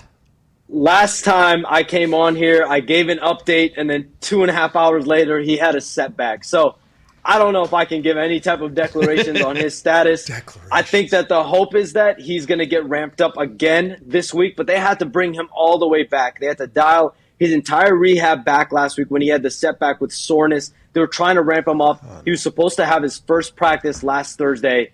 I came on this show. I said he was going to practice, and he had soreness the previous day that just, that clearly showed itself on Thursday. They had to dial him all the way back. So from what I'm told, the hope is that they're able to dial him all the way back into the point that he can do 5-on-5 and practice again, hopefully by the end of this week or next week. But as of right now, there just is not a timetable on Zion Williamson's return. I don't know I don't know if I can confirm this photo, but I did speak to a few people that were at that game, and they said that he looks better and he is moving and doing a lot more than what the internet people want to believe. See, the internet, this is probably partially what you guys have done's fault, but we were very scared when we saw the doctored photo of Zion. I think the entire internet was like, oh no, this is like a sad situation all of a sudden. Like, this is not good because it looks like he does not care at all. What the undoctored photo, though, he just looks like a yoked dude. He is working out, I assume, with the team in his rehab. He's still doing cardio and everything, or is he completely away from the team? No, he's around. He's there. He's just doing a lot of one-on-none stuff right now. He's doing a lot of shooting around. He's doing a lot of cardio. He's doing everything to kind of put himself in to ramp up. It's just last time when he ramped up and got to doing 4-on-4s, and he was literally on the cusp, Pat, of doing a full practice, and he has soreness in that foot. And so again, I'm told the injury isn't considered to be long-term, but he's already missed a quarter of the season. You don't want a guy to come back and rush a guy back, especially if he might need to get back in conditioning. It's not a secret. You don't need to look at 50 photos to understand that Zion's return will not just be how he feels with that foot. That foot being 100% healthy will be important, but he's got to be of the basketball shape, conditioning, the standards that the Pelicans and that organization and the NBA really at large have determined. You can't just come back and not be in peak conditioning and shape. Hey, Zion, I'd just like to let you know, big fans around here, not that you will see this, big fans around here, it'll be worth it in the end, man. Just buy in. Just go for it. It's going to suck. It'll be worth it in the end. As somebody who also has massive weight fluctuation because I enjoy food at a much less explosive level than Zion or athleticism level than Zion, just buy in, dude. It'll be worth it 5 years from now, 10 years from now. We deserve to see your greatness, as do you, sir. Let's move on. Ben Simmons, what is going on with him? Is he mentally healthy enough to get back on the court for the Sixers, or what's going on with Ben? Yeah, I haven't heard any change as far as his mental health. From everything I've been told, he's still getting his own personal treatment. He's working with the team as well. He's doing a lot of individual workouts. But, Pat, my expectation remains is that he will not play another game for the Sixers, and this team will eventually have. How is he at practice? move. How is he at the building every single day? How is he at the building? Is it not just incredibly awkward? What's the NBA culture? I don't understand how this even happens. So he's there every day, shooting himself, shooting on the side, and then they say, "Hey Ben, we got a game tonight. Would you like to play?" And he says, "I don't think I'm ready for that mentally." Okay, so they go, "Okay, we'll wait on that." And then he comes back the next day. And how are they talking to each other? Are they mingling with each other? Is he in a separate locker room? How is that whole thing?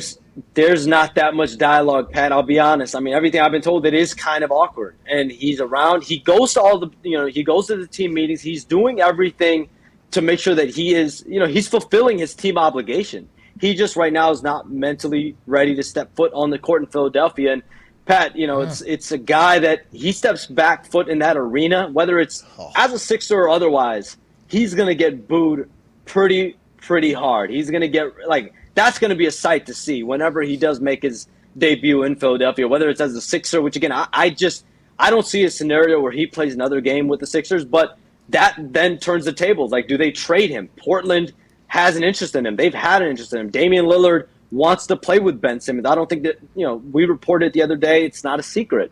But, does Portland have what Philadelphia would want? They want star-type players. And right now, there just is not a star. The Pacers, your Pacers, they are on the verge of doing a rebuild. So do you look at a guy like Domantas Sabonis or a Miles Turner and Karis LeVert? Do any of those guys satisfy you? I think those are all the questions that Daryl Morey and Philadelphia are going to have to answer the next couple months before the deadline. Ben's coming to Indiana?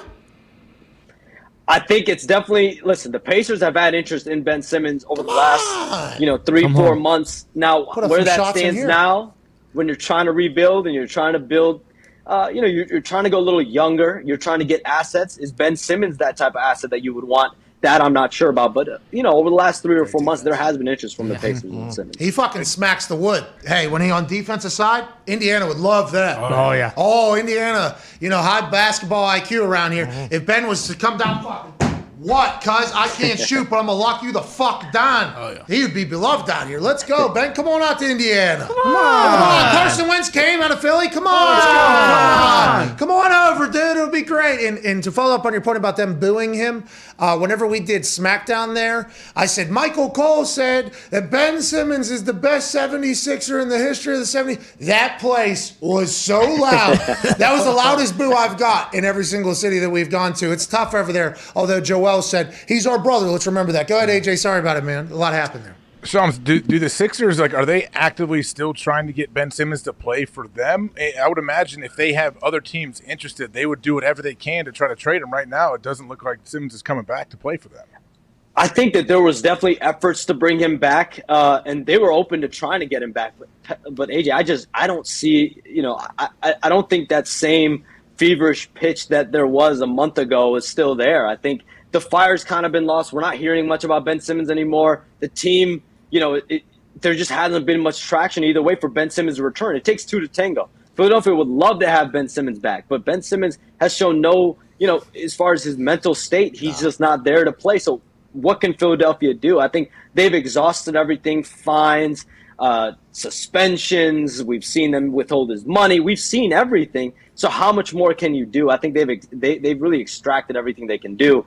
But as far as trading him, they have a price threshold in their mind. It's clearly a star, an all-star type player right now. It's not a guy that they feel might be a borderline star. It's not a guy that they feel like, maybe he'll help us. They can get trades right now that might help them win right now. But they know in Ben Simmons, they have a guy that's got 4 years left on his deal. They want to maximize him and go get another star player back, superstar player back.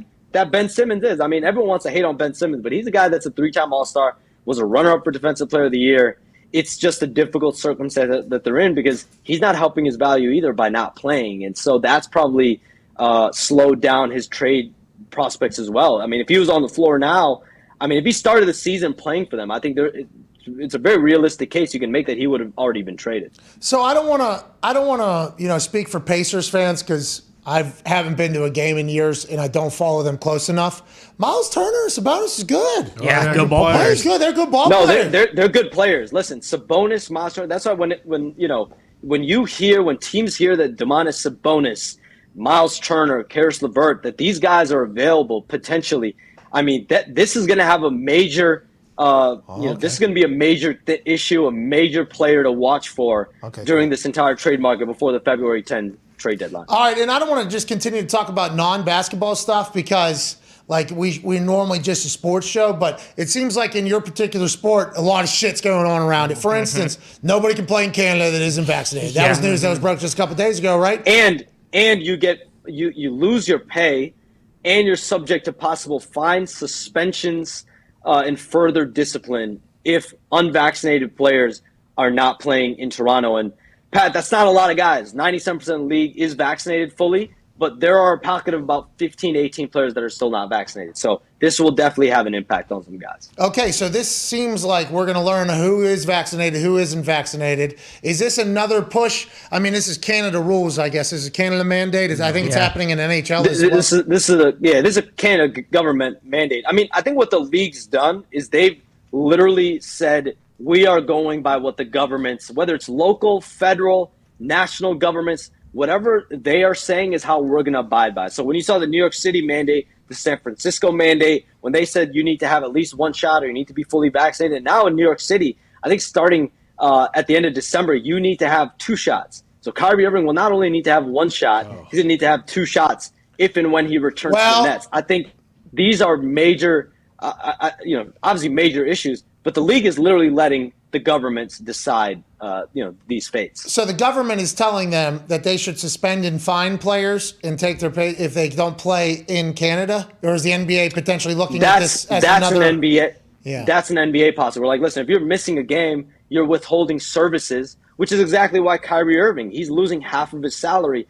There's a part of thinking that says, hey, Kyrie Irving isn't not rendering his services, he just can't play because he's not vaccinated. Well, the other flip side with the collective bargaining agreement, the CBA, it's saying that you're able to render your services, you're just not rendering your services. So it's a technical thing, but yeah, I mean, Kyrie Irving's not getting half of his pay this year because he's not rendering his services for home games. But his home team is in Brooklyn. This one, your home team is somewhere that maybe would allow you to play with masks and different mandates that they have. These 15 to 18 guys have got through. Now Canada says, no, we don't care about that. Well, you need to go ahead and get your shots to get in here. And the NBA is like, yeah, you're right, actually. We can get these 15 to 18 motherfuckers. Oh, yeah. We can do this whole thing. I mean, listen, it behooved me not to say that, yeah, of course, it's got to help them try to make their case to players to go get vaccinated. There's no question that crazy. You provide incentives, there are disciplinary actions. So get vaccinated, get your that's clearly a sign. Isn't it fascinating, Shams? I thought this with like Kyrie Irving, he is so deep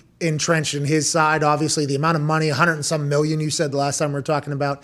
And I thought 200 million plus, given the extension. 166 million plus what this is, $200 million. I apologize for not getting that. $200 million. Okay. He's like, no, I'm not doing it. I thought in the NFL, guys who weren't vaccinated would be fed up with the bullshit of having to wake up at like 6 a.m., 6:30 and go test the day after games and like everything like that. I thought by the time the middle of the season was, guys would be like, it would be a fully vaccinated thing because they're like, all right, I'm sleeping in like the rest of my teammates get to do. I get to go to restaurants on the road. It's so much more that you could do if you're vaccinated or not. These guys have been, no. Like the guys that are against it are like, nope, not doing it. I would assume these 15 to 18 guys were about to learn who they are. I assume they're still, they're not changing because of the Canada thing, or is that maybe going to move them a little bit?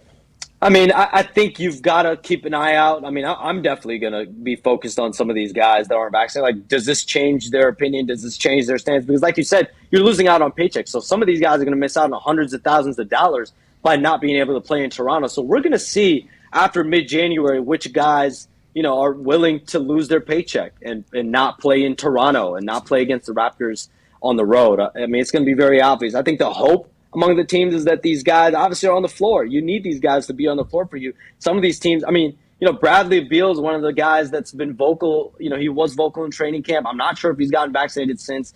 It's unclear, but he was vocal in training camp that he has not gotten the shot. He's not against the vaccine. He just has decided not to get the shot. So if he's still not vaccinated, they play the Raptors twice on the road each NBA season. So possibly even in the playoffs if those two teams match up. Will Bradley Beal be able to play on the road game? Oh, no. The playoffs could be – it's going to be more drama. Imagine missing a road game in Toronto because you're not vaccinated, like a play-in game. Imagine missing. You're an elite player missing a plane. I mean, it's tough. It's a tough mandate. It's a tough circumstance. Obviously, this is the government that's put this in effect in Canada. Rules is rules, I guess. But That's there's right. always going to be, people that should say, at least, I don't know if that should be the case, but you can still receive the consequences from this. It's interesting. It's fascinating. Your sport is always very fascinating to all of us. Go ahead, Connor. Yeah, Shams, are the Lakers going to fire Frank Vogel? And also, why are people making up that Zion's 330 pounds when he's taking photos at an AAU tournament and he looks pretty yoked up? Yeah, I don't buy any of those. It's not coming from me, so I'm not going with that. Yeah, so I'm not Journalism. But as far as the Vogel situation, I mean, I haven't heard that anything is imminent, but I would say, this is a team that has a lot of expectations. They are championship or bust. I think it's obvious. And so when you're playing under those circumstances, under that pressure, under that spotlight, if things aren't going according to plan, you're either going to blame the roster or you're going to blame the coach. And this roster, they've made all their moves. They went out and they turned over their entire roster last summer. So there's not much roster-wise that they can do right now. Maybe around the edges, the next first-round pick they have available, 2027. Wow. Will they make that pick available at the trade deadline? That pick is so far out, guys. So they don't have much asset-wise, and so it becomes a question of someone eventually gets to blame. The NBA is a production business. But listen, last night's win helped Frank Vogel. He's got to, they've got to win these next couple weeks to make sure that, at the end of the day, they're on the right track. Does Braun like Frank? Listen, they won a championship together. I don't think that guys are against Frank Vogel. I think the question is, who's going to bring the most out of this group? And whether that's Frank Vogel staying the whole season, it very well might be. Whether it's making a change if this team is struggling. But if this team takes care of business, guys, over the next 2-3 weeks, I think that'll shut a lot of this noise out. But anytime you're 500 or under 500, they were just under 500 like last week. Like, you're under 500, you have Anthony Davis, LeBron James, Russell Westbrook. Someone is getting some level of blame. Like, at the end of the day, that's just where it's at. It's a production business. Hey, them boys got to go play for Frank out there. That's right. Hey, go ahead and run that motion triangle offense out there. LeBron looked pretty good last night. So it's like, and he looked good in that game in Indy. And then, the whole COVID thing happened. Like, he's looked good when he's on the floor. The problem is he hasn't played half the season. So. Yeah, Ty, go ahead. Shams, you mentioned Dame Lillard. I saw a lot of reports, too, saying that the Blazers need to blow everything up and rebuild. Is there a higher percentage chance that they're going to get someone like Ben Simmons or trade Dame and just be done with it? I think Portland's goal right now is to rebuild and try to build a winner around Damian Lillard. From everything I've been told, they view Damian Lillard as a guy, if he wants to be there, they want him there. And so right now there's been no change on that. Like, Damian Lillard has maintained his commitment to that organization, and the organization would love for him to be there as long as possible. So that's where it stands right now. I can't really speak to that other stuff. I haven't reported it. I haven't talked about it. So, we did a story on Monday. It's clear Damian Lillard wants this team to get better. So they're going to use these next 3, 4, 5 months, and whoever they hire as the next GM, or if Joe Cronin, who's the interim GM there now, if he maintains that job, they're going to have to make this team better. And I expect their focus will be on making this team better around Dame Lillard. Who just texted you? Anybody cool? No one cool, unfortunately. Okay. Last question before we let you go. Who's going to win championship, dude? Man, I wish I knew. I mean, listen, I'll give you my favorite. Come on, Sean. I'll give you my favorite. I give my favorite. Milwaukee. I think Miami's in it. Oh. I think Brooklyn's in it, and I think out west, Phoenix, Utah, and Golden State. But guys, Utah's my sleeper for real. I really think Utah has. I really think Utah has a lot going for them right now. All right. Well, we appreciate you, Sean, so much. Insider. Yo, Pat, what's your big announcement? That's what I want to know. Nah, dog. Come on. Tune in tomorrow. Tomorrow, 11 o'clock or noon, depending upon how long I can hold secret for. I'll tell you. Spill the beans. Do we leak it to Sean? Because you are an insider, huh? That's what it would be, right? Spill the beans, man. Spill the beans right now. Exclusive. Well, this wouldn't be an exclusive. I mean, it would. It would be an exclusive for me, though, right now. All right. It wouldn't Think be. about it, though. I'll text you. Yeah. All right, ladies and gentlemen. Do we let Shams? Shams, you've done a lot for us. You break news for us like every week in the NBA world that we don't even know. We actually, after the interviews, we go to the internet. We're like, oh shit, Shams just broke some news. Yeah. And we appreciate you doing that every single week. Senior insider at the Athletic in the Stadium of the NBA. Ladies and gentlemen, Shams Charania. Congrats again. I can't wait to watch. Oh, thanks, man. Maybe I'll text you. Because Rappaport, too, you know? Yeah, but Rap, she never breaks news on the show. Ever. Yeah, always 2 minutes after he leaves. Yeah, more disrespectful. But he did shout us out whenever he was doing a news break the other day. Yeah. What if while you're about to announce it, you text Shams? And it's Rap. almost like one at the same time. At the same time? Yeah. Don't text Rap. Text them both. We got to get to a break. We won't be able to text anybody. Actually, it doesn't really matter. We can just go to a hard out here in about 2 minutes. Oh, yeah, 52. Yeah, we'd be out for the next 10 minutes. It'd be terrible radio, and we are the best radio show of the year. That's right. So we'll be back in 4 minutes to wrap up this beautiful hour 2. AJ was very deep in that NBA conversation. We appreciate him. First time he shook off the fastball in a long time, and it was great to see, AJ. See you in 4 minutes. This is the Pat McAfee Show, December 8th, 2021.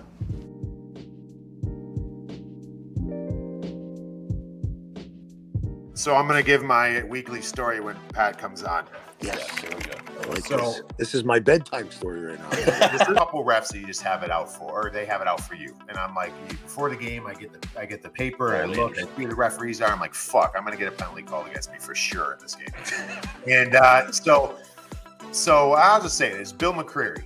Wild Bill. We Wild fucking Bill. hate that guy, dude. No, he's a good dude. He's a good dude. I run into him actually in Pittsburgh all the time. So I'm playing in New Jersey, and Bill, there's like a whatever. The other team trips one of our guys, like a blatant call that's missed. I stand up on the bench. What you do just to be an asshole. I stand up on the bench, take my stick over the board, just boom, boom, boom, boom. I mean, you can hear it through the arena, right? Just boom, boom, boom. Like, come on! It shows him up, right? Come on! And all of a sudden, I see Bill just look across. He goes, boom, and he's got like this heavy mustache, like this. His mustache, he's just eyeballing me across the way. And he looks at me. I'm standing up. I'm banging my stick. I'm like, fuck you, whatever. So then the play goes on, and I'm tying my skates. I'm on the bench. I'm going like this. I bend down. I'm tying my skates. So like the top of the boards is right here. My head's down. TV timeout. All of a sudden, I hear shh. Someone stops right here, and I look up, and Bill McCreary's like eyeball to eyeball with me, and he goes, are you showing me up? You want to fucking go? You want to go? And he goes like this. I swear to God, he goes like this. He backs away from me. Let me grab my mic. He backs away from me from the bench, and he goes like this. Come on. And I stand up and I go, Bill, are you challenging me to a fucking fight? I'm like, you asshole, you think I can't? If I fight you, I'll never play a game in this league again. He goes, let's go. Come on, let's go, tough guy. And I'm like, my mind is going like in circles. I'm like, do I fight this guy? Like, I'm not, or what am I supposed to do? Like, I was like, and like, he totally won. He knew I couldn't do anything. And I'm just like, I just got blind. I was like, you know what? I'm like, fuck you. And I sat down, and then it was like, I was like, he totally just dominated me right there. And then the next game we played, I was taking the opening face off of the game. He's dropping the puck. He's standing there before the puck drop. I look at him, he looks at me. I look at him, he looks at me. And then finally I go, hey, Bill. I go, Billy, let's bury the hatchet, man. I'm sorry. I got away from myself last game. I got away from myself last game. Like, this isn't, I don't treat referees like that. And he goes, no, I did too. I let the heat of the moment get the best of me. All right, man. Truce. All right, cool. Truce. Drops the puck by the end of the first period. We're fuck you. There seems to be a thing with you. I run into him all the time. He's a great dude, but that's how it is, man. He's got to fight his fights out there too to save face. Oh, Rob, should I have fought him? Maybe not. Probably not. I mean, pretty good content. You fight a ref, but also like probably banned forever. I assume. Yeah, probably. All right, well, hey, Bill, we appreciate the hell out of your time, man. This was one of the best conversations I've ever had in my life. I appreciate this. All right. Well, I don't understand why it took you so long to get me on this show. I'm a huge fan of yours. I think you're hilarious. So don't be a stranger. I don't know if you mean that or not. But no, I do. And by the way, you know what I've been singing about the Patriots season so far? Huh. It's beginning to look a lot like 2001. Who is this Mac Jones? And we got Billy fucking B working on our fucking D, and all the Colts fans are gonna cry. Go fuck yourselves, everybody. I'll see you in Indianapolis. Yeah, I can't wait to see you. Welcome back to the Pat McAfee Show here on this December 8th, 2021. Hour 2 on Sirius is ending in about a minute 30. That does stink. We did not do it properly, but Shams Charania was giving us all the goods in the NBA. AJ, let's take a phone call here before this hour ends, shall we? Oh, yeah. Let's go to Eli in Michigan on the 5 Energy phone line, 1-833-4 McAfee. Eli, what's going on, pal? Not much. How you doing? Keep it moving. Respect. Yep. Quick question for Evan Foxy. Not a real question. I just appreciate you because God was like, who should I fuck over? The Lions on this Super Boost or the millions and millions of dollars going against the Lions? Evan Foxy bets against the Lions and they get a win.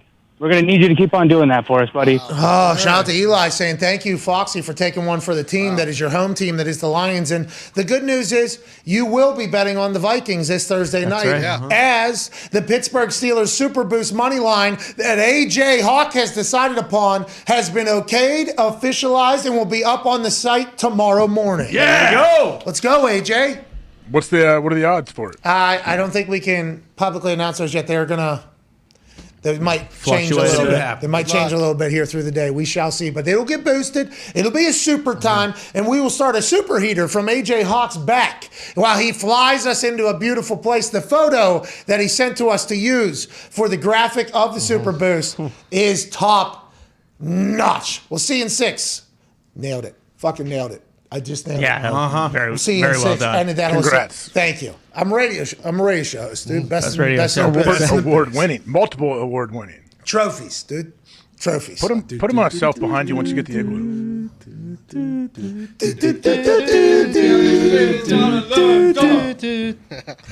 How so big I haven't seen them boys in 2 days. What a song. What a banger. Yeah. So good.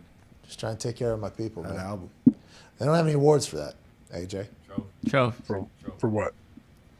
All right. You're Come on, dude. You are so dumb. Come on. You're all Champagne Poppy, dude? Nope, never heard of him. Who's that? Nah. You sound like me. I'm not there when you guys sit around and chat for 2 hours before the show. 2 hours. What are you talking about? It's more like 10, dude. We chat after, we chat before. What do you? It's 7 a.m., dude. But those conversations, Champagne Poppy, have nothing to do with. Champagne Poppy is just part of everyday life conversation, dude. That's just the way it goes. Listen to music. Yes, hey. Great artist. Ariel Hawani. Boys with him. Yeah. So you did. Oh, see? Look at that. Look at that. Little pop culture king, AJ Hawkeye. The Super Boost Steelers money line. You still feel good about it? Thursday Night Football, Vikings, Steelers? Yeah, of course. Okay, you haven't even thought about it at all? We talked Not about. one. I mean, yeah, I've thought about how good it is, and I hope like that. We talked to Danzis about the Pittsburgh Steelers, and he asked me, what do you think of the Steelers? Because he said there's sometimes where he questions the team. He doesn't know if he can trust them or not. And them potentially going 8-1 and making a playoff super wild card weekend with Tomlin and Ben Roethlisberger there and TJ Watt, Defensive Player of the Year conversation, maybe Defensive MVP, I guess, is the actual title. They could go. They could. And tomorrow night's a big night for them. What's the rest of the schedule look like? I'm sure you've gone over it. It's not good. It's very difficult. It is a very tough schedule, but even more so. Like if they win, it proves like, hey, this team's ready to go. But anytime TJ Watt, Ben Roethlisberger, Mike Tomlin, right? Let alone Cam Hayward, who's an absolute stud on that defensive side. Minka and the boys in the back end are going to be able to figure it out. They have a real chance to go. And I would have never said that if it wasn't for this past weekend's win. I would have thought they were absolutely dead. But the more you think about it, it's like, why did we ever think that Tomlin wasn't going to be able to figure this out? And Tomlin, by the way, in his press conferences, is answering questions in a manner that's saying, why did y'all motherfuckers think I wouldn't be able to figure this out? And I think that is very, very much, warranted for that guy. It is, but he absolutely needs Ben Roethlisberger to play well for that whole plan to work out, I think. Did you see Ben said, it's not the elbow, it's the shoulder. I got Tommy John here. They don't have Tommy John for here. No. And that's, I've been throwing it. My dad used to shag balls for me in high school. I've talked about this ad nauseum. Threw out his shoulder throwing the ball back, okay? Let alone being a professional quarterback who I don't think eats avocado ice cream and is as in tune with the health and sciences of his body, which a lot of people have, by the way. That is how a lot of people have operated. A lot of quarterbacks have retired because their body says, hey, we can't do it anymore. Tom Brady just so happens to be an outer earthling, an alien, and eats avocado ice cream and terrible food to extend his body's health there. But Ben's saying it's a shoulder. It's potentially a little bit down. It's sore. I've thrown a million throws in my life? Probably more than that, Ben, if we had to guess. He said that hurts more than anything, but they can manage that, right? They can get through that. Ben can still ride this horse one last time, can he? Yeah, I mean, he's shown that he can do it in the past, so let's see. I don't know. Does the shoulder injury worry you at all? It's not an injury. It's just life. A million throws. I mean, plus all the hits he's taken. They literally had to get rid of Bruce Arians because Ben was going to die before he was 30 and had to bring in Todd Haley. Like, guys, he's got a lot of wear and tear on that body. Yeah, a lot of big time hits. He's tall too, big body. Big tree fall hard, dude. That's right. Those Ben lumbering. has taken a lot of shots in his career. Usually guys are bouncing off of him, though. He's so big. Well, and also the ones that aren't, you can look up his sacks and everything like that, but the hits are the right one because the amount of times he's gotten hit, thrown, and then boom, boom, boom, just falling on his arm. I mean, he was calling and asking for that for years of his career. Like, come on, nobody's open until you hit me, actually. Because when you hit me, then the secondary thinks the game's over. And then, boom, I shed 6 tackles, throw up a Hail Mary, somebody catches it, we win. Yeah. I mean, that Ben Roethlisberger football was fun. It was NFL Street. The dodging the pads drill. And instead of dodging the pads, Ben just was Ben instead. Eating them. Yeah. He's awesome. Made some decisions off the field that a lot of people talk about. Early on, right? Makes He's me grown. wonder. Oh, yeah, he's grown, but we don't know, And what's best for football? What's best for Ben? Maybe he's getting wrong information. I don't know. What are you saying? Well, his shoulder's hurting because he hasn't been strengthening up the little muscles in his arm for a long time. That's right. Because Jesus Christ told him not to, and that was a big part of it. You can tell too. Every once in a while, on like one Sunday, he'll just fucking zip it. I mean, he'll like be like, "Wow, that's Ben from 6 years ago." And I wonder if he puts a couple of those together. He's like, "You know what? Fuck it, I might have to play a couple more years," because he is still firing the football. He had a throwaway. I said this on Monday. He had a throwaway from the right hash, 2 people on him, and he threw it like away. And I saw a corner start to break, and I'm like, "Oh, did he get that out of 15 yards out of bounds?" Yeah. I mean, it wasn't even like he has a fucking hose still. Roethlisberger can still throw it, but it's just a little bit beat up from the old Thankfully, gunslinger. the Vikings are indoor, so that'll help hopefully a little bit. Yeah. Yeah, because it'll be nice and warm. It's -5 outside, 70 and sunny inside. Let's make that every stadium. We're back for hour 3 on the other side of this 35-second video that says the show is starting right. The Pat McAfee Show. There'll be no rules for our guests, for us, for the things we could talk about. Speaking his mind I've never had a problem expressing my opinions or my thoughts or anything like that. while being relatable. I haven't had that manufactured fake-ass celebrity that a lot of people have whenever they go on those big networks. I've had a chance to really build my crew, build my following, build my audience. And ridiculous. What am I supposed to do? So I'm supposed to look at something that I can definitely afford and say, nah. Is that what I'm supposed to do? The Pat What the fuck are McAfee you Show doing? starts in 3, 2, 1.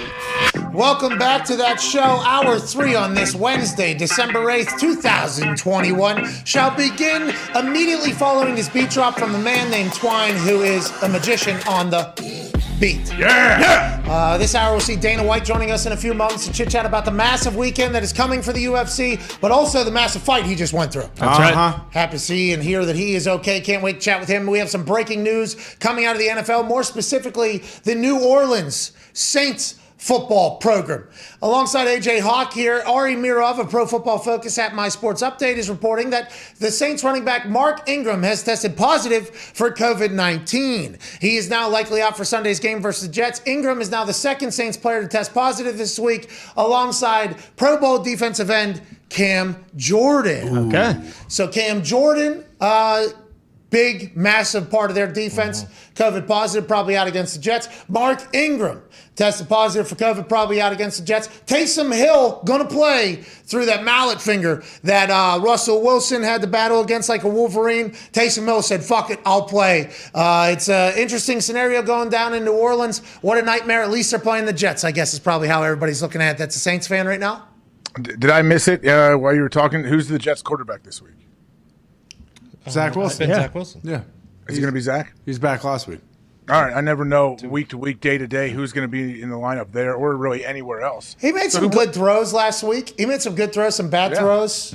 You know, him getting a chance to watch some success from other people, probably not that bad of a thing. He's going to take his lumps. He's going to have his opportunity. But the Jets as a whole, What are they going to be next year versus what they are this year? I don't know. It stinks because it seems like he might just fall right into like the Sam Darnold thing, where it's like before he looks up and he's already had 3 offensive coordinators in 4 years. Like Justin Fields. Yeah, like they stink. And I don't know. I don't think it matters how good he is as to whether or not they're going to get better. Like they're just not. I have faith in Bob Saleh, huh? Don't you have faith in Bob Saleh? It's not about them. Let's talk about Sean Payton, I guess, though. Let's talk about the Saints. This team, are they mailing it in? Should they at this point? What are they doing For a next better year? draft pick, you're saying? Yeah, and they're getting a veteran quarterback in the offseason, even though they're $70 million over the salary cap. That's what everybody. I assume Sean Payton's just like, let's just get to the fucking offseason. Let's just get through the rest of this year and do our thing. Mark Ingram, whenever he came back alongside Alvin Kamara, was a big celebration. Now he is out due to Uncle COVID. Is it the Omicron? Ooh. How do we know? Are there special Omicron tests? I think so. That's how they have to determine, who has it, who doesn't have it, right? They would have to have I certain don't think level. over-the-counter sells like specific Omicron test. Abbott doesn't have an Omicron function? Not yet. If they don't, they're working on it. I hope it's Omicron at this point. Well, Omicron, it's interesting. For the people that it allegedly spreads much faster, right? I mean, who knows what we do know. But if people are getting tested every single day for their job, Omicron potentially comes, right? Like we're potentially getting Omicron, even though we're only testing once a month around here now because, everybody's got the antibodies or the vaccination. Everybody's got the vaccination in here, but you get it. We've all kind of been through the COVID now at this point. Mm-hmm. If we test once a month, who knows if Omicron's already come through, right? Omicron's a fucking sprinter. Yeah. That's what they say. Omicron's a sprinter, AJ. So it spreads faster than previous strands? I mean, we don't know shit about fuck at this point, but yeah, I think this Omicron is a quick runner. Potentially very weak, though. Yeah, but we don't know if it is anything. So would that test positive? Would that make it a positive test? Probably. For sure, but you would have virtually no symptoms then, probably. But if you're not vaccinated, you have a 10-day. Right. Yeah. Right. If you're getting tested every day, and this is going to be a wild ending to a season with a lot on the line. Like in the NBA with Canada. Not being able, nobody being able to go to. What if you may have a playoff game in Canada? Like that's a real thing. That's crazy there. But also in the NFL, with the holidays coming up, people are going to test positive. And Aaron Rodgers actually isn't the only guy that isn't vaccinated in the NFL. Yeah. No. From what I think. So the amount of potential, positives, and if you're this late into the season and you're not vaccinated and you're on a team, let's assume you're a fucking guy. Okay, because you haven't been, you can be who you can afford to be. You can't get forced out if you're a guy because you're making a decision that you deem is best in your best health. So there's going to be, people and teams are going to deal with a lot more from their superstar guys. So with the holidays coming through, with the non-vaccinated guys who have to miss 10 days regardless, in Omicron that is allegedly a fucking sprinter and just runs through there. I mean, it could potentially really affect some teams. I mean, this could become a real thing down here late in the season. Yeah, it definitely is something I'm sure coaches are worried about. But in basketball, let's say it looks like you may have a playoff game that will be in Canada. You can't just all of a sudden be like, okay, yeah, I'll get the shot, and they consider you vaccinated. Don't you have to be like a certain amount of days past your second shot? Yeah, because they're talking about Kyrie needing. He would need 2, but he needs 3 shots. And they need 2 weeks in between. Not a chance. So you can't just get it, jump out. Oh, here we go. I'm good to go now. Joining us now is a man who just won through the COVID battle and is good on the other side, which is an absolutely majestic and amazing thing. Happy to hear he's okay. He referenced the same doctor that our friend Aaron Rodgers did, Dr. Joe Rogan. Massive UFC coming up, UFC 269. Ladies and gentlemen, president of the UFC, Dana White. Yeah! Hey, happy you're good, man. What's up, guys? How are you? Hey, happy to hear you're okay. There for a little bit, we were worried about you. Then you came out on the other side of it, talked some shit, and you seem to be all the way back to normal. Good for you, pal. Well, I appreciate it. Thank you. I was, I told the story already. I got out of the steam, lost my taste and smell, knew I had it, so I called Rogan, did exactly what he did. Probably the most impressive thing that's happened since I told the story. Is my sister-in-law, who's 56 years old, smoker, lifetime smoker, diabetes, asthma, overweight. Check all the bad boxes. She's in for all of it. And we did the same. She got tested positive on Friday, and she was really sick. Did the stuff that Rogan said to do. By Monday, they were calling me, asking me if she had to keep doing it. Do I have to keep doing it? Because I'm 100% better. So, doctor, that's no bullshit. Listen, here's the thing. I make no money off this. This has nothing to do with with financial whatever. I get nothing out of this other than the fact that if you really want to beat COVID, I'm telling you right now, do what Rogan said to do. I never felt better. I feel incredible right now. Took a nice week off, doing the NAD drip, the vitamin drip, worked out 2 days, 2 a days, and it was awesome. It was an awesome experience. Well, we're happy to hear you're okay, and I'm sure the internet and people haven't told you about, referencing Dr. Joe Rogan, who is one of the wealthiest men in the world at the moment, one of the most successful men in the world, who has access to people that none of us could dream of having access to, did something, got himself healthy. He has given information to Aaron Rodgers, who also did the same thing, the MVP of the NFL, now the president of the UFC. But I'm sure the internet will also come out and say, he doesn't fucking know a goddamn thing. I'm all listening to Dr. Joe Rogan, which I love that you called him that, by the way. Did you know what my response is? Don't do it. Don't sit alone in a room for 10 fucking days, and then when you start to die, go to the hospital and see how that works out for you. Good luck to you. Hey, well, we're happy you're back on the other side of this thing. Great to see you. UFC 269 this weekend, going to be a big-time event at the T-Mobile Arena. How have you been preparing for it? Did you miss it whenever you were out for a week, whenever you took that week off? Did you flirt with retirement maybe as you were enjoying that life during the COVID cave? No, I did not. I'm glad to be back. I'm looking for, and this one's at T-Mobile Arena, so it's sold out. Fans, it'll be packed. It'll be energetic, exciting, and I'm looking forward to it. How's that T-Mobile Arena been? I know when they built it, I was excited because I knew you can have a lot of events there. I've actually never been to a fight there. I've been inside. How has that been for your partnership? Yeah, it's cool. It's funny because my whole career I've been in Vegas and I've either done Mandalay Bay or MGM.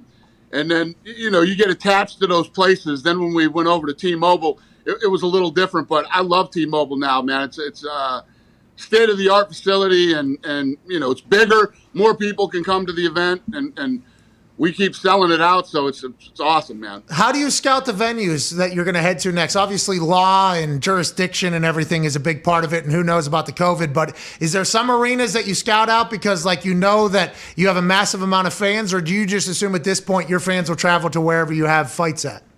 Yeah, any major city in the world. We go to major cities, smaller cities for fight nights. We take this thing everywhere because, when you watch... And I'll give you my honest. There's nothing bigger than the NFL in this country, right? It's the biggest and the baddest sport in the country, and my experience with it is awesome on television. Live, not so much. I'm not as big of a fan going to the NFL live, but I love it on television. The UFC is awesome on television. It's even better live. So when people get the opportunity to experience the live event, we want to take this thing as many places as possible. Okay, so this upcoming weekend, you have a massive Poirier-Oliveira fight coming up. What do you expect out of the Diamond? How do you think this thing turns out? And what other fights are on the card that we should look forward to? You always put out on Instagram, this is the one I told you about. You always post that, this is what I told you about. I'm like, when the fuck did he tell us about it? I feel like I missed the lead up for some of these, but I do enjoy the way you utilize social media to promote all these things. Yeah, so Emmett and Ige, Dan Ige and Josh Emmett are fighting on the main fight on the prelims. That fight should be an absolute war and should be a very fun one. Poirier and the champ, they Poirier's been waiting for this moment for a long time. Charles has been fought everybody you could possibly fight and finally wins the title. And this is a big fight for both of these guys. I expect that to be an absolute war, too, and I don't see that going 5 rounds. You had a couple cards in the last month, or 2 months maybe, and I obviously, we're a big-time football show, but anytime there's some fights, you can't help but turn it on or watch it or see the highlights on it. You've had some cards that have been, really fucking stacked, right? I feel like you're hitting a pretty good groove right now of fighters understanding what maybe people want, fighters buying in a little bit more to hey, I'm coming in here to get punched and to punch people. Do you have a sense of that, or is it just, good fight promotion, booking? Coming out of this pandemic, You know, we went through it, and coming out of it, the sport is bigger and crazier than it's ever been, man. We're going to break the record this year for most pay-per-views. Hey, congrats down there. Congrats down there. Way to go. We've sold out every event since fans could come back. Every event's been a sellout. And the list just goes on and on. Our business is off the charts right now. And, yeah, we keep stacking these cards up and putting on the absolute best fights we possibly can. Hasbulla, is he calling the shots, or what's going on? Yes, exactly. Hasbulla is running shit over here. How was that meeting? Was it awesome? It was awesome. Yeah, he's awesome, and I'm trying to figure out how to get him over here. I want to get him over here to an event, and maybe he could do a round of interviews with all the media too. Oh, that'd be amazing. It's amazing how many people love this guy. How could you not? I mean, I haven't met him. I've only seen him on the internet. But this morning I saw a full warm-up routine from Hasbulla. And Leonard Fournette of the Tampa Bay Buccaneers was like, this is me getting ready to go play with Tom Brady. He is beloved by everybody. Him doing interviews right next. That would be awesome. I can't wait to see it, Dana. Go ahead, Connor. Yeah, Dana, is there any update on Conor McGregor? It seems like his recovery's going well, and he wants to get back in the ring. Yeah, it's going good, and we're hoping to have him back training April, May, and fighting this summer. So when you see him walking in front of that TV, on the video, that makes you excited, I assume? Like, okay, this guy is itching to get back and make a deal, or no? Well, I actually talked to him. So when I talked, imagine if that's what he's doing during the fights. Imagine when we talk. I mean, this guy's chomping at the bit. I was just saying the other day, he's still very passionate about fighting. You know what I mean? Yeah, he might be training like Rocky and Rocky 3, on yachts and shit. But the guy is still fired up to fight and passionate about the sport and, wants to get in there and battle still. Do you have a deal with him? Is there fights left on a deal for him, or is that something? Yeah. Conor's a nightmare, and the fact that if the press conference is at 4:00 and it's airing live on ESPN, he'll show up at 7:15. And that type of, with that shit, he's a nightmare. Okay, but dealing with Conor McGregor behind the scenes and business wise, he's a smart kid. Obviously, look at what he's done, and he's easy to do business with. Last question for me before AJ's got one. And Dana, I can't thank you enough for your time. The business side of is talked about a lot. And we've asked you about this. And the last time you brought it up, you actually said there's a lot of fighters that actually would like their numbers not to be promoted because where they come from, their family, they don't want everybody knowing exactly how much money they're made. Do you find yourself dealing a lot more with the fighters directly, deals being much more friendly, or is it when agents get, what is something potentially in the backside of the promotion business, which I know is always in the fight business, has always been something. How have you tried to minimize those and kind of expedite the process? Well, there's so many fighters under contract here now that, there's some that I deal with personally. And then the matchmakers and our lawyer deal with others, and we deal with a lot of managers too. So it's a big mixture. But most of the fighters, and when I say most, I mean almost all of them that are making big money, don't want it out there and don't want people to know what they make. Yeah. Really? They think they're going to be a target or something if you put it out there how much they're getting? Listen, you know how many family members I take care of? Yeah, I got the whole fucking family on both sides. I'm sure. You know what I'm I'm sure when WME came in, that probably you got a lot more family members came in as well. 100%. And then you got the friends that you've had for life. Everybody's looking for some money, man. Yeah, just send us this plane. We're good. And let me tell you what, the narrative that we don't pay and everybody's broke, sure. They like that narrative. Go ahead, Ty. Dana, one of the last times you were on here, I asked you about the Raiders and like the excitement in Vegas. And I think at the time, they were like 4-1 or they were, doing really well. And then all the Gruden shit happened. Have you noticed like the atmosphere in Vegas around the Raiders change at all as this season's continued? No, not at all. Much like the Golden Knights. It's on fire in this town, man. Every weekend, everybody's at the game. When you drive to work, everybody either has Golden Knights license plates or Raiders. This town is turned into a big sports town. What do you think about the future of the Raiders? You know, are you a Raiders fan now because it's kind of your town, your adopted town? You like the Patriots. You love Tom Brady. I mean, right now you're a big businessman. You're doing shows in stadiums and shit. Are you torn? How does the fanhood go in the NFL? I have a box at Raider Stadium. Oh, hey, those are expensive as fuck, by the way. Those came out very quick. Attaboy, Dana. Yeah, Attaboy, this guy from Boston up there, all right? I am good friends with Mark Davis, and I like him very much. But I am a Patriots fan to the core. Oh, yeah. We just beat the Bills, which is fucking awesome. And now Brady's going to go in and slap the shit out of the Bills this weekend.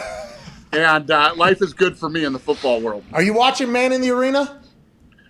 Am I watching what? Man in the Arena. It's on ESPN. Yeah. I just watched episode 1. Oh, you're going to love it. And now, granted, you have a different relationship with Tom, and you're from that area, and you followed the Patriots a lot more, but getting to learn about him, just those elite-level motherfuckers, like you, by the way. The thing that make you guys tick, as opposed to everybody else, is always fascinating. That's why those documentaries do so well. When are we getting a Dana White one? Not interested. Come on! Come on! I've heard some hilarious tales from back in the day of how you got started with some potential Irish mobsters and boxing, and then moving to Las Vegas, and then convincing the Fertittas like, hey, this is a good idea, and then boom, becoming. I mean, that's worthy of a fucking doc, Dana. We need it. Let's go. Yeah, they can make it when I'm dead. All right, can't wait for it. I can't wait for it. Hopefully we'll have a small part of it. Good luck on UFC 269 this weekend. I'm sure it'll do amazing. And thanks for spending time with us. Thanks, guys. Have a great day. Hey, tell Dr. Joe Rogan we said hello, and thanks for keeping you alive. You know what I mean, ladies and gentlemen? I will. Hey, let me tell you what. If the shit goes down, make him or me your first phone call. All right, ladies and gentlemen, Dana White, you got it. Dana! Oh, what a guy. Legend. It's awesome. There's going to be people real mad about what he said in there. Nah, he doesn't care. Well, it's weird that Yeah, that's the thing. How come if it Think he works, cares? everyone's not doing that? Well, that's the thing. We've always said, we were literally almost just in a war about it, about the rich whites have access to things that nobody else does. And then all these rich whites get something, they do something. Nah, everybody's convinced they're fucking wrong. It's like, well, how? Maybe I grew up in the wrong bottom of the wrong hill, looking up at the wrong houses that seem to have access to everything, going, how the fuck do they have all of that?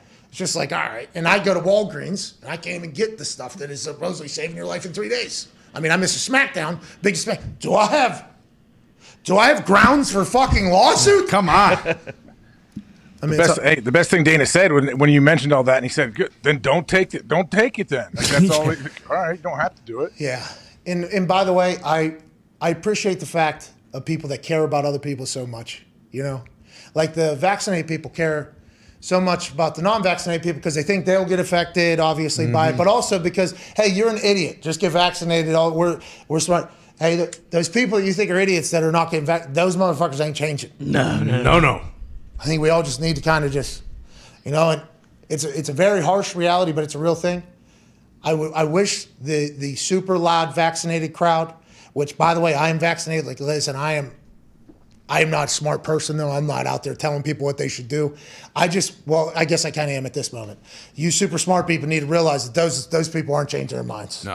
And if you could just somehow adopt a fucking let them die mentality, that would be, or the other way, that would be, I think that would do everybody a massive amount of service, and we would just be able to hopefully move on. Keep it moving. Hopefully. I don't know. Maybe Nobody's changing their mind. No, maybe that'll happen. Maybe Christmas, everybody will just change their mind completely. And we won't have to do the same thing over and over and over and over and over and over and over again forever. I mean, I don't know how. People don't care about other people's opinions whatsoever. Which is why this show is great. Has anyone been worried that some of these UFOs might drop an alien that is unvaccinated down here? Real quick, possibly. We'll ask Day about it. Demi Lovato saw a shooting star last night. First time.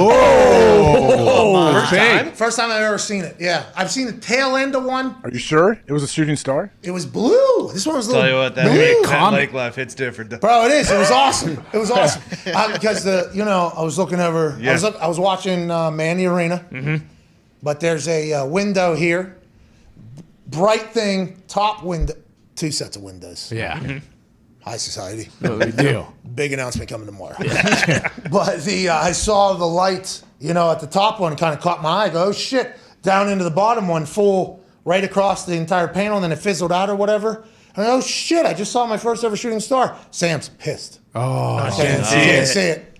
She was looking at an angle where her periph didn't catch the first one. That's the first time I've ever seen it. She's seen it in the past, so I guess we are even now. But it was awesome. Did you make a wish? Yeah, and I did have a little bit of like a sense of like, like, you know? Yeah, some peace. Yeah. Can we pretend that You wanted to save the planes right away? in the night sky like shooting stars? I really wish right now, wish right now, wish right now. Remember that song, AJ? Yes, I do. Pretty good song. It was a banger. Who was that? That guy Vanessa sold Carlton, it for is that right? only $500,000 dude. too. What'd you say? It's the guy who wrote that song sold it to B.O.B. for like $500,000, and the song ended up making like millions and millions of dollars. That guy who we had never heard of made $500,000. Yeah, So, he lives in like New Hampshire. something to think about. You could keep a percentage, or you could take an immediate check up front. Dan Marino's still asking a question about Ace Ventura: Pet Detective. John Elway also asking that question about the Broncos. Took $31,000 Dan Marino to be in Ace Ventura: Pet Detective instead of a percentage of the movie. This movie's going to stink. I ain't fucking doing Hey, it. Ace, you got any more of that gum? Mind your own business. But John Elway, yeah, definitely same thing. Man. Let's get to a break. We'll get back on the other side, answer some phone calls. I'm sure the world is very pleased with Dana's appearance on the show. Hey, no joke. I didn't know Dana was coming. I had on my Hiawani shirt that he sent me earlier. You think he would have noticed? Yeah. Hiawani sent you a shirt? Yeah, a couple. We bought a couple, didn't we? Yeah. We did. Yeah, but he didn't send He shit. sent the wrong sizes, if you remember correctly. Oh, yeah. But, hey, we have no grounds to speak on that because our store is true. performing exactly how we thought it was going to perform. Well, yeah, but you You're right. guys bought him. He just sent him to AJ for free as a friendly gift. Yeah, but I like to support the biz. I probably told him I'll buy it. I'll buy it. You did. I do a lot of that. I'd rather buy it. Hey, I'll support the biz. I'll support the biz. Scumbag AJ, huh? He just sent him without me saying anything. You gave a great interview with him. I think he wanted me to wear it on his show, and I didn't. On this show or his show? His show. Which one? On Showtime? No, the one I did. His A BT Sport? What? What? Oh, no, his one. His conversation. The show I did with him. Yeah, his show. He's good, man. He's on Showtime right now. He's doing some fights right now, I think. He's working the Jake Paul, right? I am so happy for him. Legitimately. You remember when there was an actual conversation? Should I stay at ESPN and be in my basement for the next 4 years? Or should I go be everywhere? I'm very happy for him. He's obviously a lot more in his lane and comfortable and being able to be himself. He seems happy, right? Isn't that what we're all trying to do? Isn't that what it's all about in the end? You know? So. Because there's red chips, there's blue chips. There's old chips, there's new chips. Yep. But there's no chips like friendships. Yeah. Wow. That's right. That's what it's all about. Salud. We're back in. Cheers. Cheers, everybody. Salud. Cheers. Cheers, everybody. Have a good one. We'll see you back in 4 minutes. Answer some phone calls on the 5 Energy phone line. 1-833-4-McAfee. AJ Hawk is here wearing a Chuck Berry shirt. That's the only Chuck we'll see today because Chuck Pagano is in a fucking bike race in Arizona. We'll talk to him tomorrow. We'll talk to you on the other side of this break. Cheers.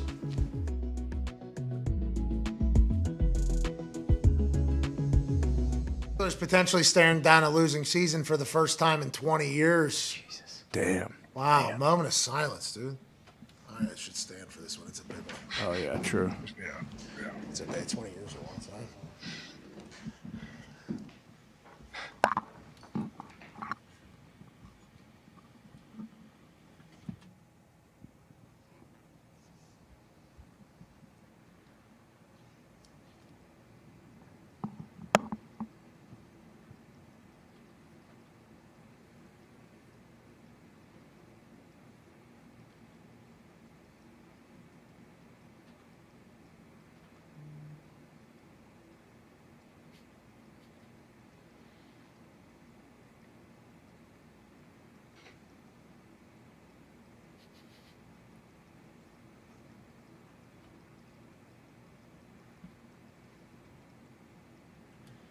Seven more minutes. Out of Philadelphia is one of the biggest inspirations walking around the internet. Geo, the podcast. Okay, so you're 14 years old. Yep. You're from Philadelphia. Yep. Big time Eagles fan, podcaster. You were Carson Wentz's #1 fan. Yeah.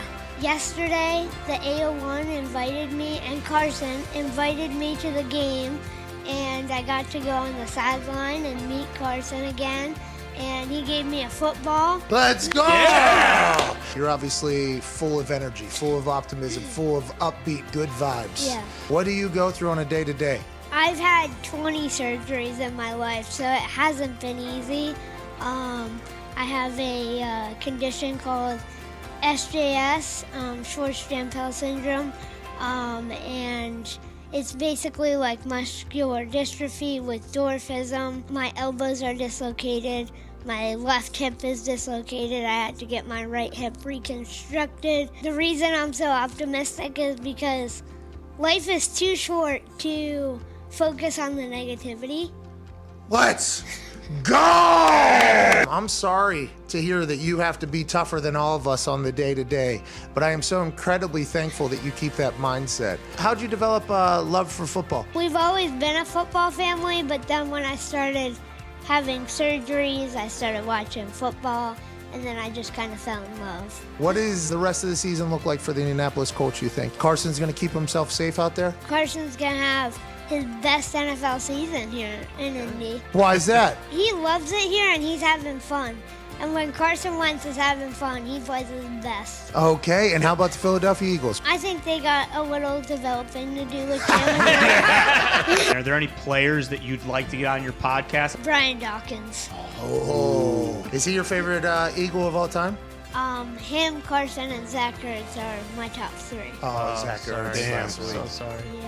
Why's everybody getting traded out that you like? What's the deal? I don't know. You're really, really good at this. What's the name of the podcast? Philly Sports with Giovanni. One last message to somebody out there who maybe doesn't view life the right way, you think? I'd just say find your happiness and find the thing that inspires you, like I found football, and just try to look on the optimistic side. Hey, you absolutely crush it every single day. You crushed it in here. We appreciate you. We hope you loved Indianapolis, Indiana. Come back whenever you want. Ladies and gentlemen, Gio the podcaster.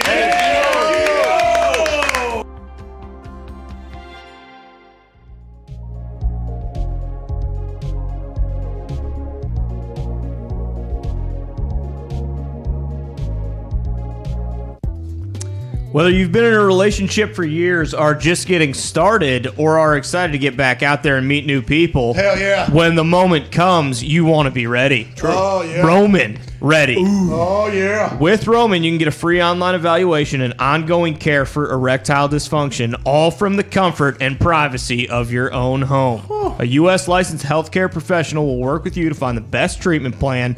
And if medication is appropriate, it ships to you free with 2-day shipping. Wow, that's crazy, man. The whole process is straightforward, convenient, and discreet. Hell yeah. Go to GetRoman.com/McAfee today, and if you're prescribed, you'll get 50% off your first month of ED treatment. Thank you, Roman. We appreciate that, and I hope everybody's out there swinging with full wooden bats out there. Hell yeah. Also not to, if you are experiencing any type of ED, know that it is probably a sign of something else potentially happening in your body. That's why a medical professional is there. Once it gets diagnosed, how you doing? Here you go, free shipping. You can get it by the weekend, and it's all discreet, so nobody's going to be saying, hey, that guy's got an ED thing going. Hey, his dick don't work. No, Roman wants to take care of you, make sure you're having your best time, especially during the holiday season, huh? Go put on a show in there with our friends at Roman. Now, let's run around the NFL quickly. Jamal Adams is out for the rest of the year. He's been sent to IR. That's a big blow to the Seattle Seahawks. What happens to them next, AJ? Are they rebuilding? Is Russell gone? Is Pete leaving? There is a massive conversation, it feels like, brewing in Seattle over the next few weeks. Yeah, definitely a big loss for this defense, but I don't see right now how is Pete there next year? How is Russell there next year? I don't see either of them. See, and you're not normally that dramatic, right? I'm not trying to be. It just feels like, okay, yeah, they all want to move on. But that's like you are. I think you saying that is a big deal because you are a fence, right? Yeah. Oh yeah. I mean, you will go ahead and walk that. I'm basing this, but also I'm basing this strictly on just what it looks like, not from any information. Bingo. Us too. We are kind of just looking outside in It would have to be nearing the end for that. It would just have to, especially with Jamal Adams out now. Let's assume they win a couple games, but they're way below 500 right now. They beat the Colts to open the season after the drama-riddled offseason that kind of got covered up by Aaron Rodgers' stuff going on with the Green Bay Packers and everything like that.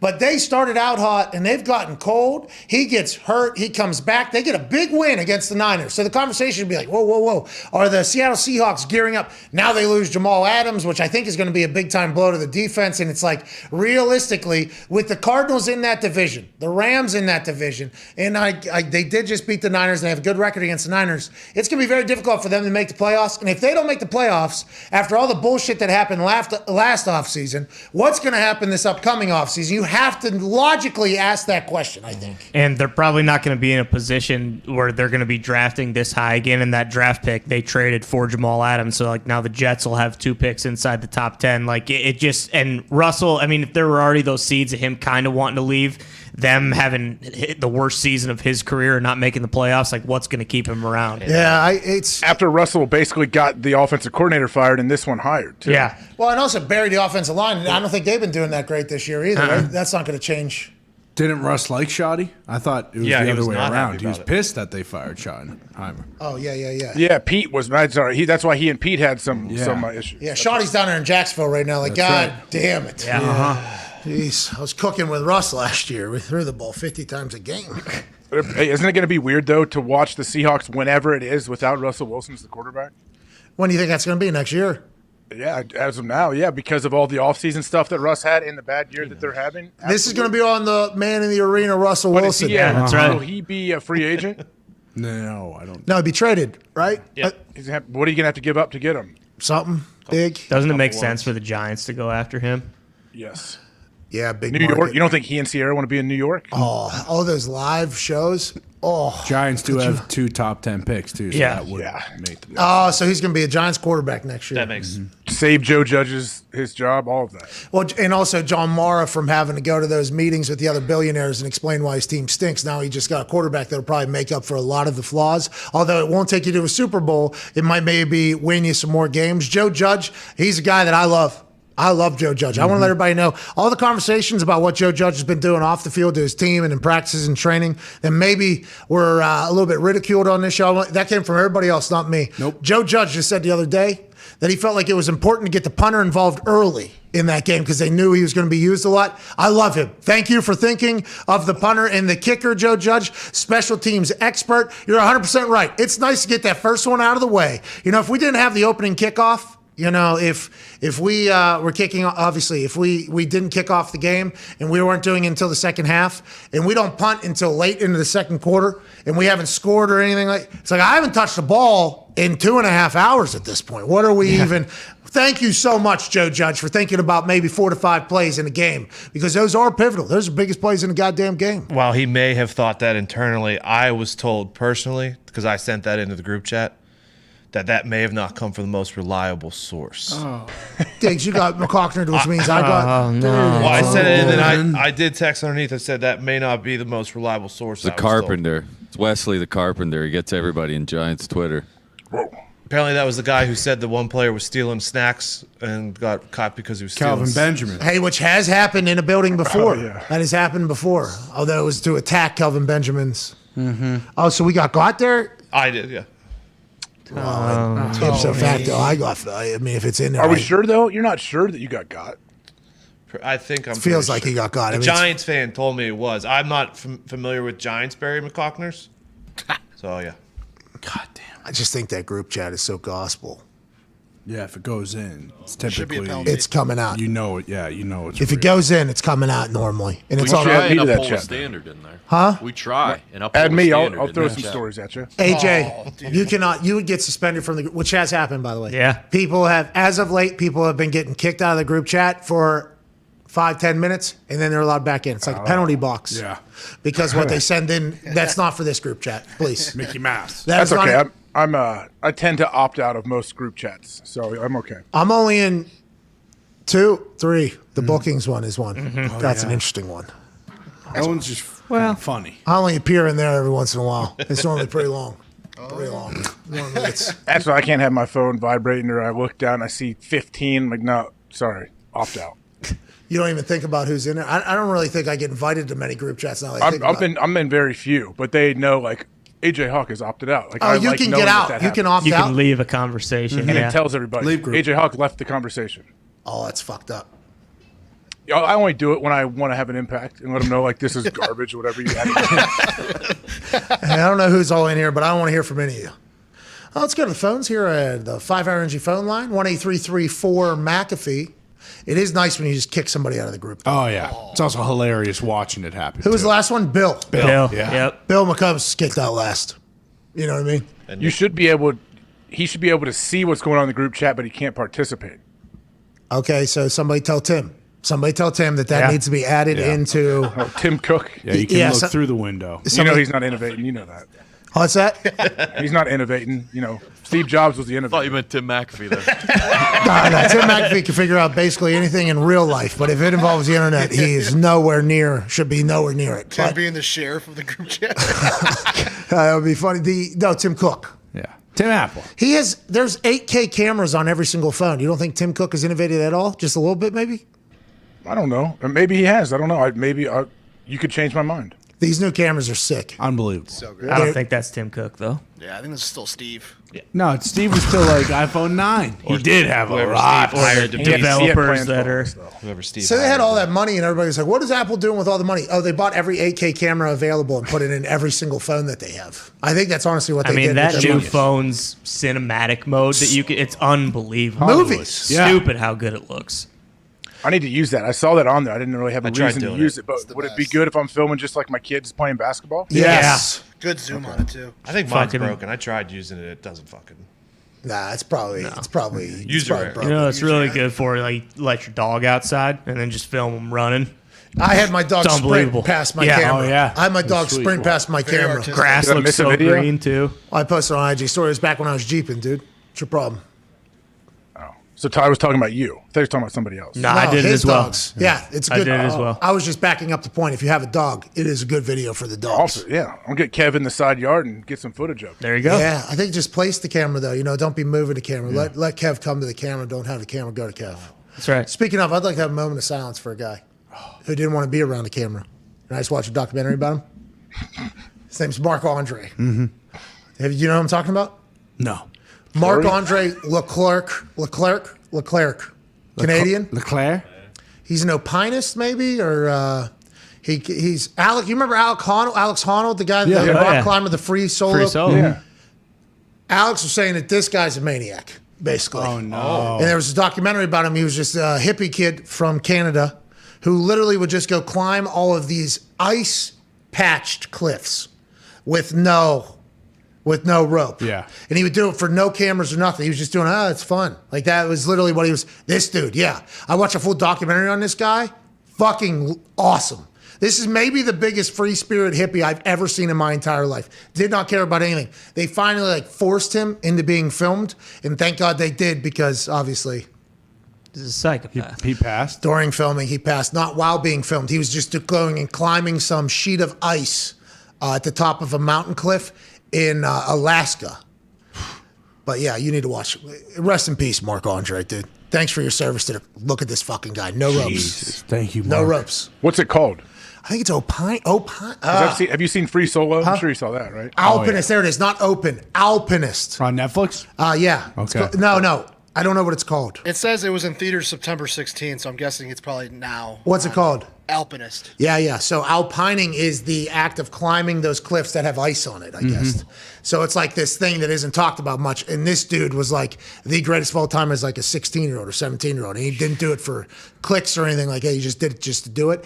It is the most miserable looking thing I've ever seen.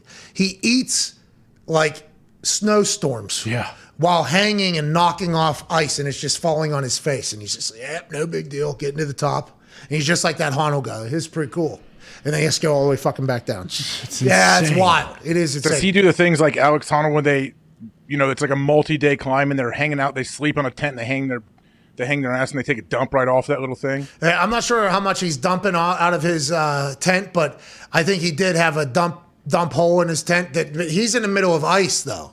So that thing's hanging, but it's actually right next to. This dude. Jeez. Holy shit. Yeah, he uses the picks. He has these pick things, and they're like his life, like basically his entire life. It's crazy to watch. He's a lot of sweating while watching. Yeah. A lot of the clips, like they do, obviously the drone shot or the helicopter shot of him at the top of this fucking mountain that's in the middle of, ice and above the clouds, and they zoom out, and he's the most looking potentially dead human hanging on the side of a mountain. I mean, it is insane. He looks this big as they just kind of zoom away. Just doing it by himself. He's just doing it for fun. Just one long doc, or is it episodic? Yeah, it's one long doc. Okay. Watch before Hard Knocks. Here we go. It's worth a watch. Yeah. Suggested that he was killed by an avalanche or falling rock. Not even. Yeah, so the avalanche is what they most have to dodge. Yeah, because when they're, I guess, displacing a lot of stuff. Yeah. They were talking about that through the doc. As somebody who was learning about alpining in the alpinist community, as I was watching, it felt like the avalanche was opponent one. Yeah. You know what I mean? See, I wasn't sure if they would be above it, and then they look below, So I think the avalanches that we see are so much lower than the avalanches. Oh. Like you're talking about, like the it's like the Top, point almost of like the peak of fucking- the mountain. Yeah, he's going to the peak of these mountains, just climbing straight up these things. Boom. Have you seen the doc where those kids that got trapped down in that cave and the scuba divers went down? They brought them out one by one. Oh, where was that at? It's crazy, man. I'm sure you remember the story when it happened. These kids were trapped underneath. Chile? These different. They would drug the kids, and scuba divers couldn't see and would have to swim them out through tiny tunnels. It was scary, man. They got them out. It was unbelievable. So it wasn't Chile? Was the miners. the mine? Chilean. Yeah. That was in what country It was was that? like a soccer. It was a team. The coach took a team in, and he walked deep into this cave, and then the tide came up, and they were trapped. Yeah, I do remember that. I do remember this. The completely. documentary is serious. Where's it It's at? unbelievable. It says Thailand here. It was the Tom Luang Cave Rescue, if that's correct. That's insane. I might have mispronounced. I didn't remember them having to. Those people that saved them, man, I had no idea what they did to get those kids out. It was crazy. So the divers, the splunkers, the climbers, I don't know how they're not just scared at every single. Yeah. The deep down in caves. I watch people on YouTube go down, walk through these old mine shafts and stuff. Like, you guys got to be kidding me. So you go down Crawling through. You go down to caves in Pittsburgh, Western Pennsylvania, as like a field trip or whatever. I was never comfortable in those things. I was always like, whoa, I don't know what's going to happen here. And then People it got used a little to live close. down there.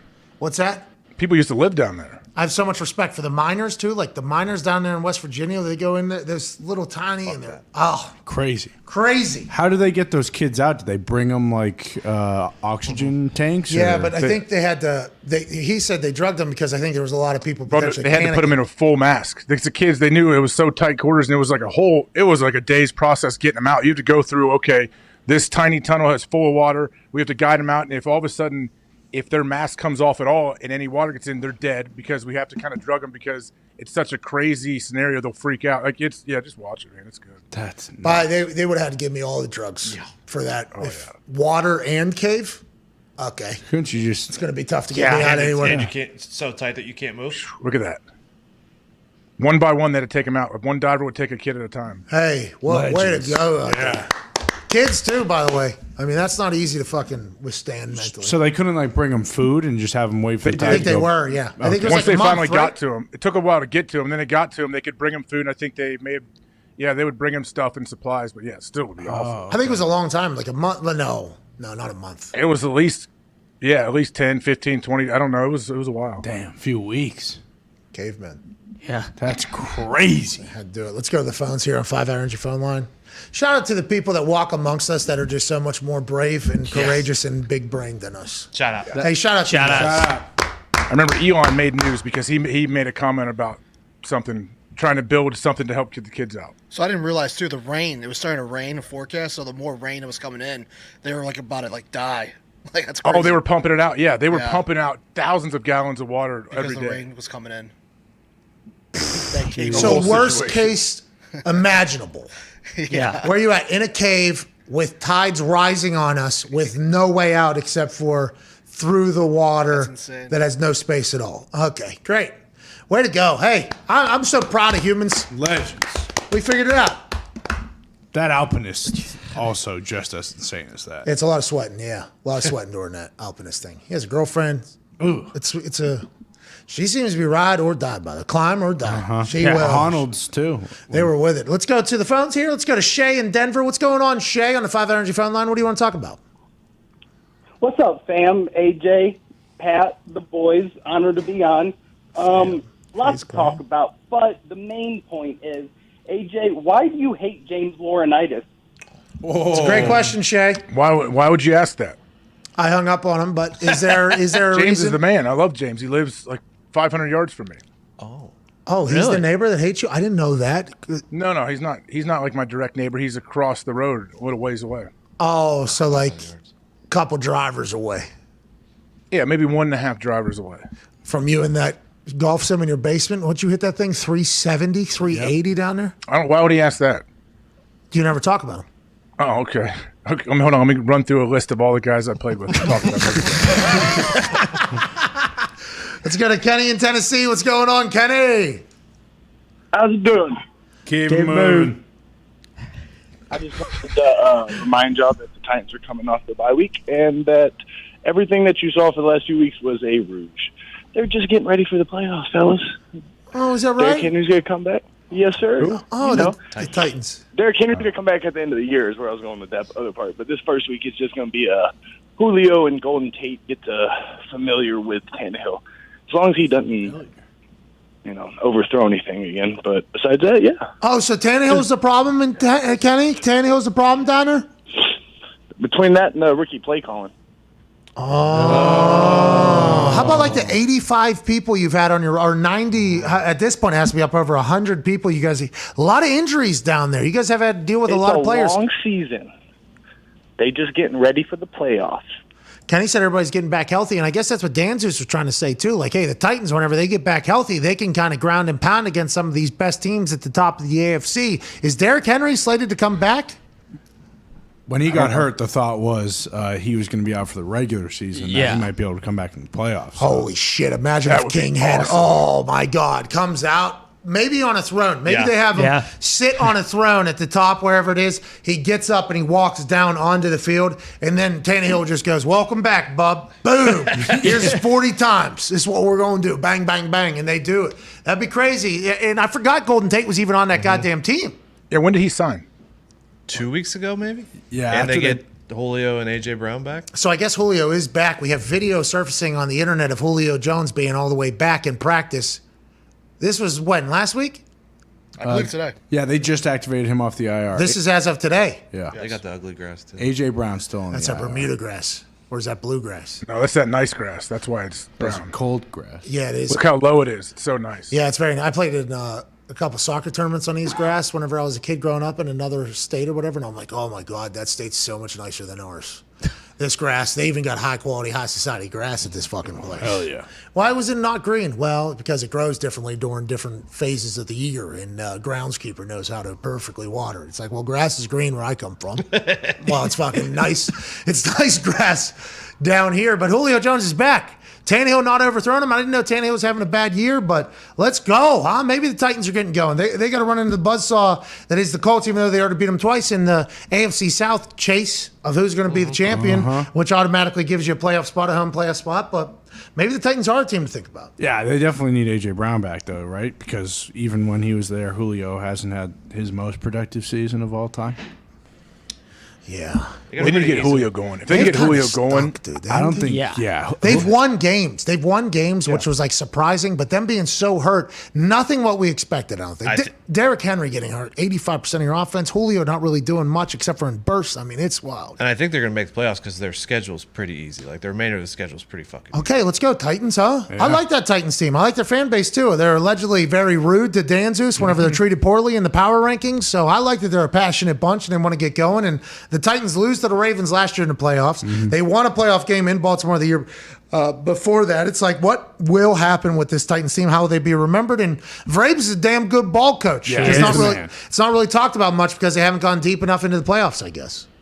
Yeah, I think he's had a pretty successful run in the short amount of time he's been in Tennessee. I would imagine, like, you talk about the Titans, they take on the kind of the demeanor, the attitude of their coach. Don't you think the fans too take pride in that and what Braves is in that whole team? Yeah, Canadips has told us that the CBD pouches have sold really well in Nashville because everybody wants to be just like Braves and have 15 pouches in their mouths. Hell yeah. Smart. I felt fucking one ball.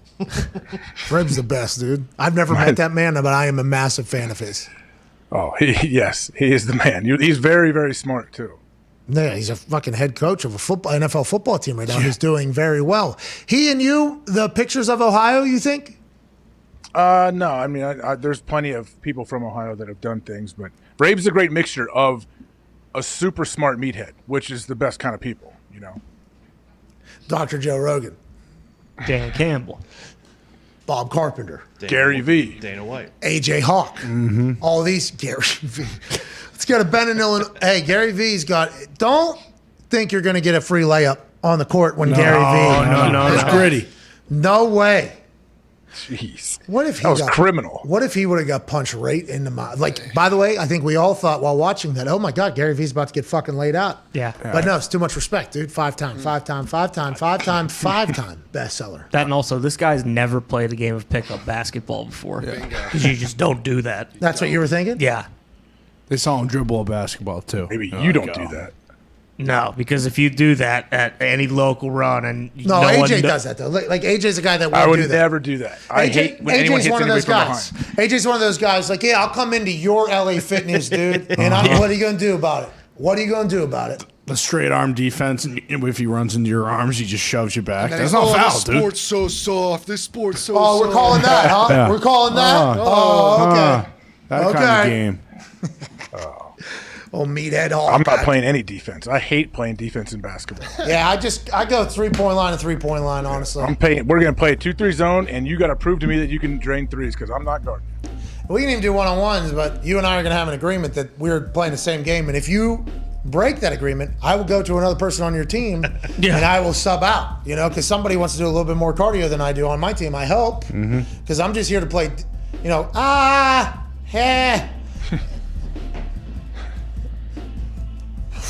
All right. That's right.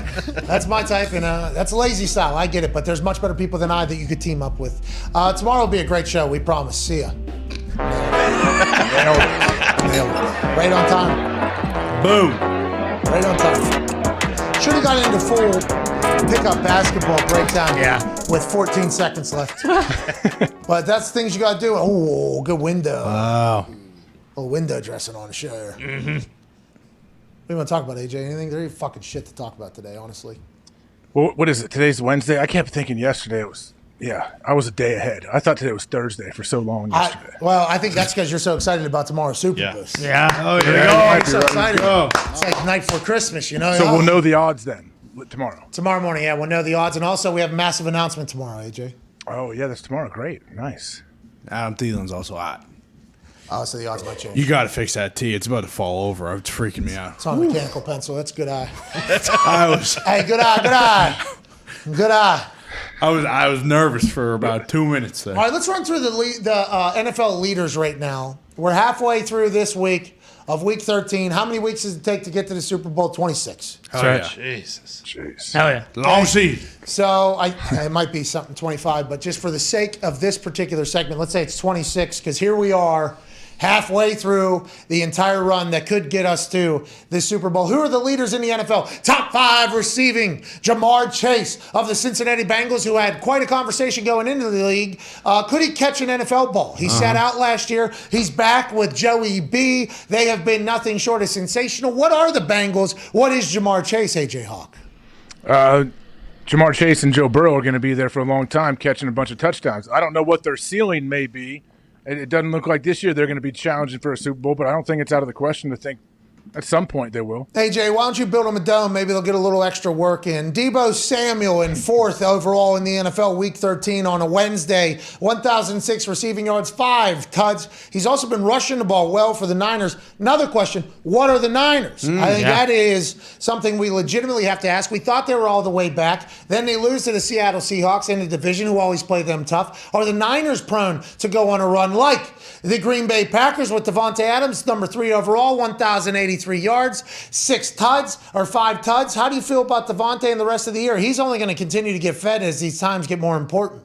No, Devontae is unbelievable. I've said for a long time, like one of the most underrated guys in the league at the receiver position. I feel like now he may be getting some of the pub that he deserves. A lot of people, especially players, always talk about him when they're talking about the top receivers. And when people are talking about Devontae out of the Packers, they always go top two, not two. Top two, not two for Devontae Adams when it comes to wide receivers. And a lot of other wide receivers are saying they watch a lot of Devontae Adams film because he's a man who has grown immensely, not only with catching the ball and physicals, his get-offs, and he doesn't even use his hands, and he's so shifty, and it seems like his catch radius is gigantic. Speaking of another young guy who's an absolute superstar, and now that Thielen is out and might be out for some time, Justin Jefferson, number 2 overall. Kirk Cousins has the second highest receiver in the NFL. Maybe a little bit more respect should be on Kirk Cousins' name, AJ Hawk. Yeah, you think they got to get a win over Pittsburgh Thursday night? Maybe he'll get some more respect. What do you think? Imagine if the Vikings didn't do what they did in those 3 games that they lost. If Greg Joseph hits that chip shot against Cincinnati with incredible wind, I mean, it's no easy kick, obviously. Then, obviously, with the Lions, and then there was another one. Cardinals there, heartbreaker. They could be in a completely different position right now. But instead, they're looking at a complete rebuild. Kirk Cousins stinks. Get him out of here. Justin Jefferson is going to be around for a long time. Vikings fans are lucky. And Cooper Kupp back healthy this year with Matthew Stafford. Absolute burners, big-time brain, 11 tuds, 1,366 yards. He is leading the NFL. Congrats, Cooper. He's fun to watch, isn't he?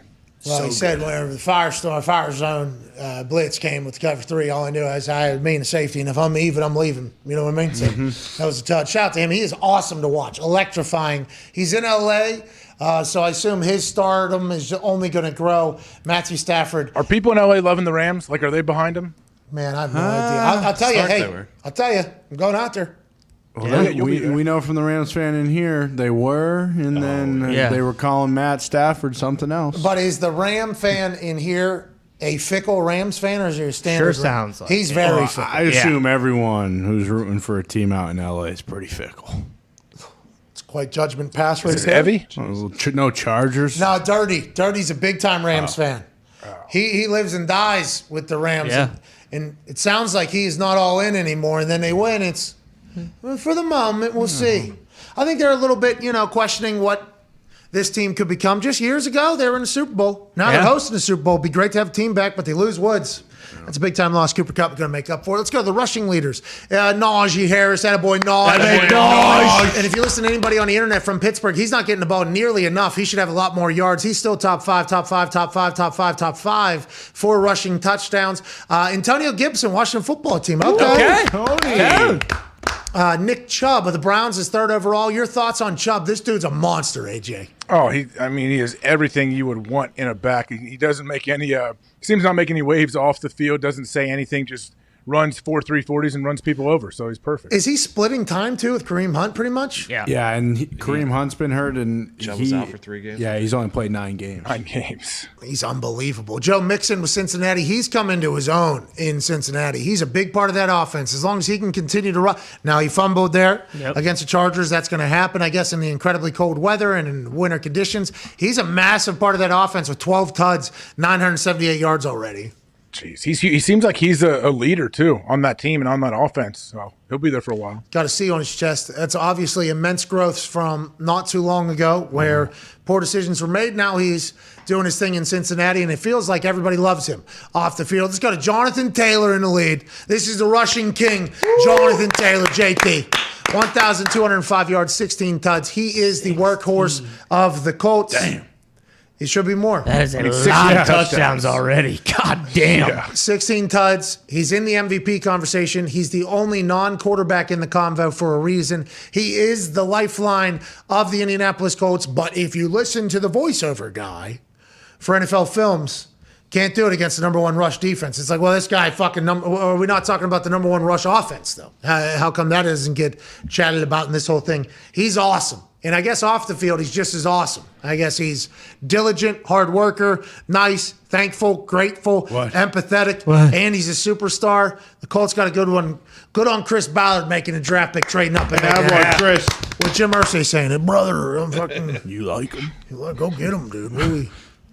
And then top 5 passing leaders. Patrick Mahomes, still top 5. Do yards matter anymore to you for quarterbacks? No, it just tells me what type of offense they're running, right? Yeah, pretty much. But still have to complete the balls.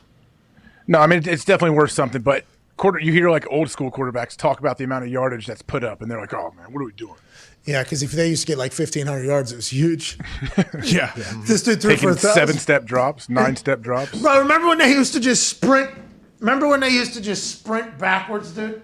Yeah. The guy'd get away. They would take the snap. Oh, yeah, something's getting fucked up here. They would take the snap and then, boom, they would run backward with the ball up like that. Do you remember they would do that? Good drop. Oh, yeah. I used to, KG used to always tell me how awesome it was that quarterbacks would take those super deep drops because it's easier to get sacks on them. They would run straight back and then they would plant their feet and then, boom, they'd get killed.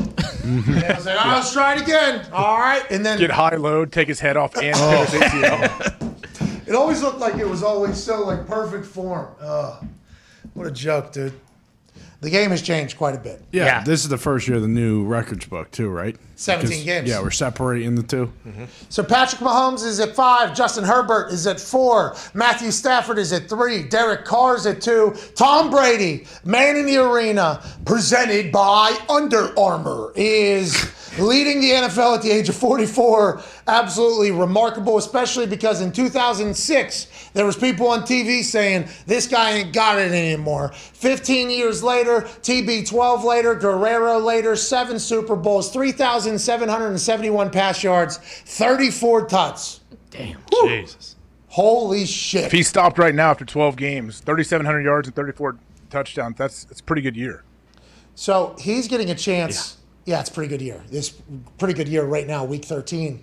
Entering week 14, 12 games played, already had their bye week, fresh out of it. Let's go ahead and wakey, how you doing? Now we're going on a run, they said.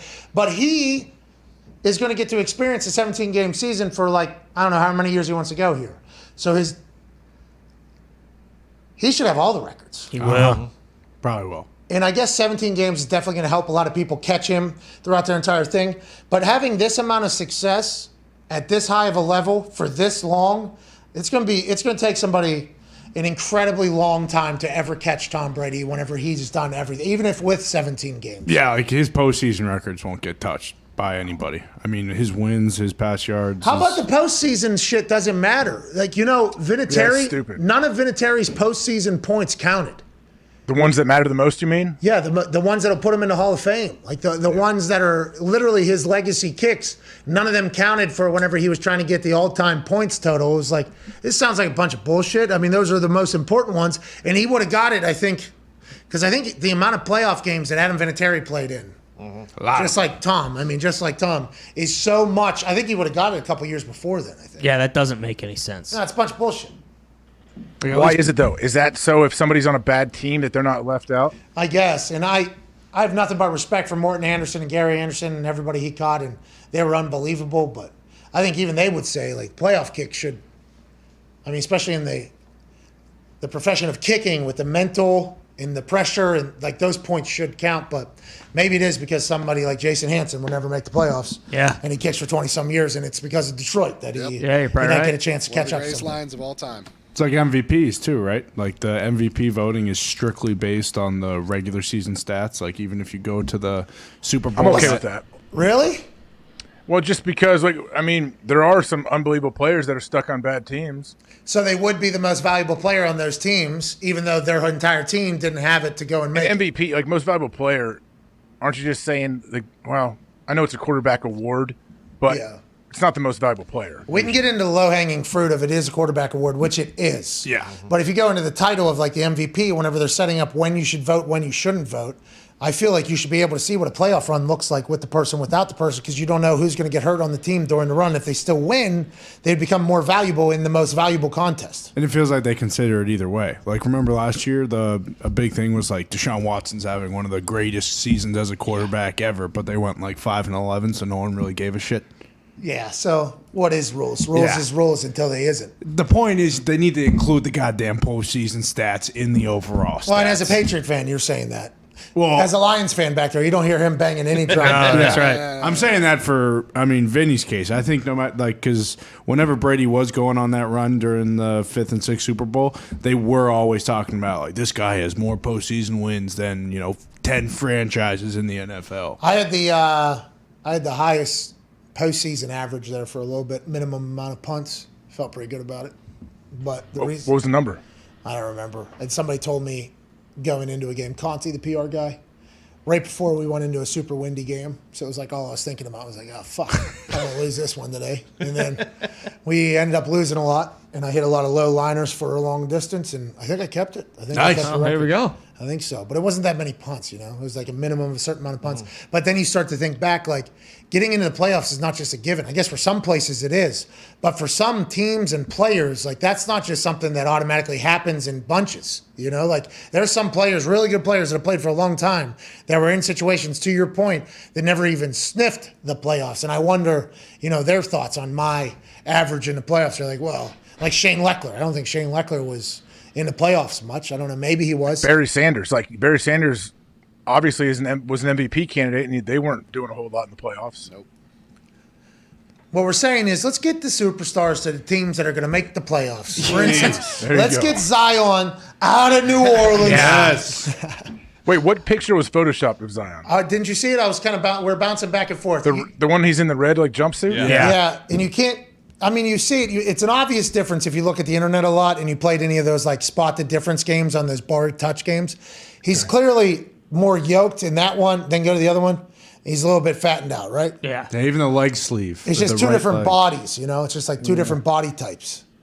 Yeah, it's a little different. And The then leg looks weird too. Yeah, there's a photo from him this past weekend at an AAU game, and he actually looks like very much in shape, ready to play. Oh, let's go. And that's why I think asking Shams, and I don't know what's breaking news in the NBA world, but I know it was breaking news to me. He is doing conditioning and cardio and everything right now. Because even if your foot's hurt, you can still do that performance bike or whatever. That thing's CrossFit bike, Rogue.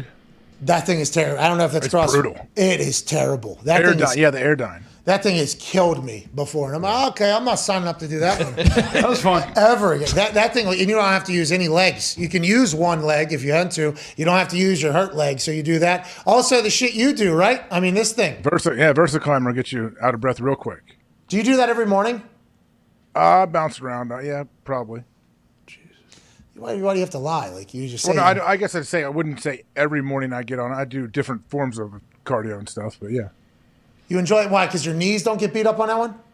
Yeah, I mean, I can't run. And I do elliptical. I can old man walk on an incline, but then, yeah, I can actually get – it's one of those things where I did it all the time when I was playing after practice because you can go hard you can, like, simulate drives. I can go hard for 10, 15 seconds, then take 10 seconds off and just do that. So I'll probably die in like a minute of that thing? A minute straight? I've never done it, I don't think. If you're going hard for a minute straight, like you can't sprint for a minute straight on there, no. But you can, yeah, definitely.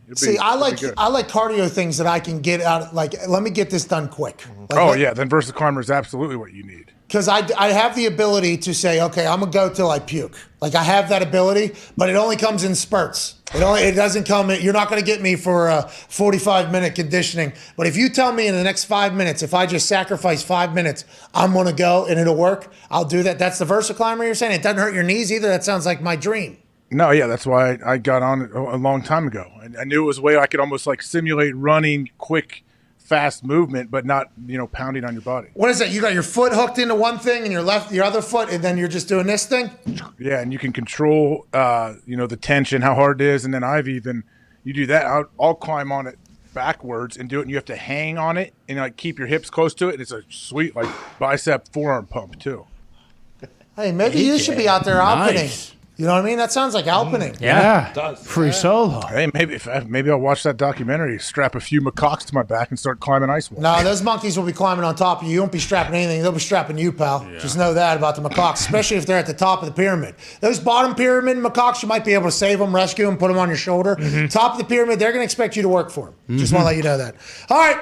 That's the show, dude. Yeah. That's Bill Polling's birthday. Happy birthday, Bill Polling. Happy birthday to Bill Polling.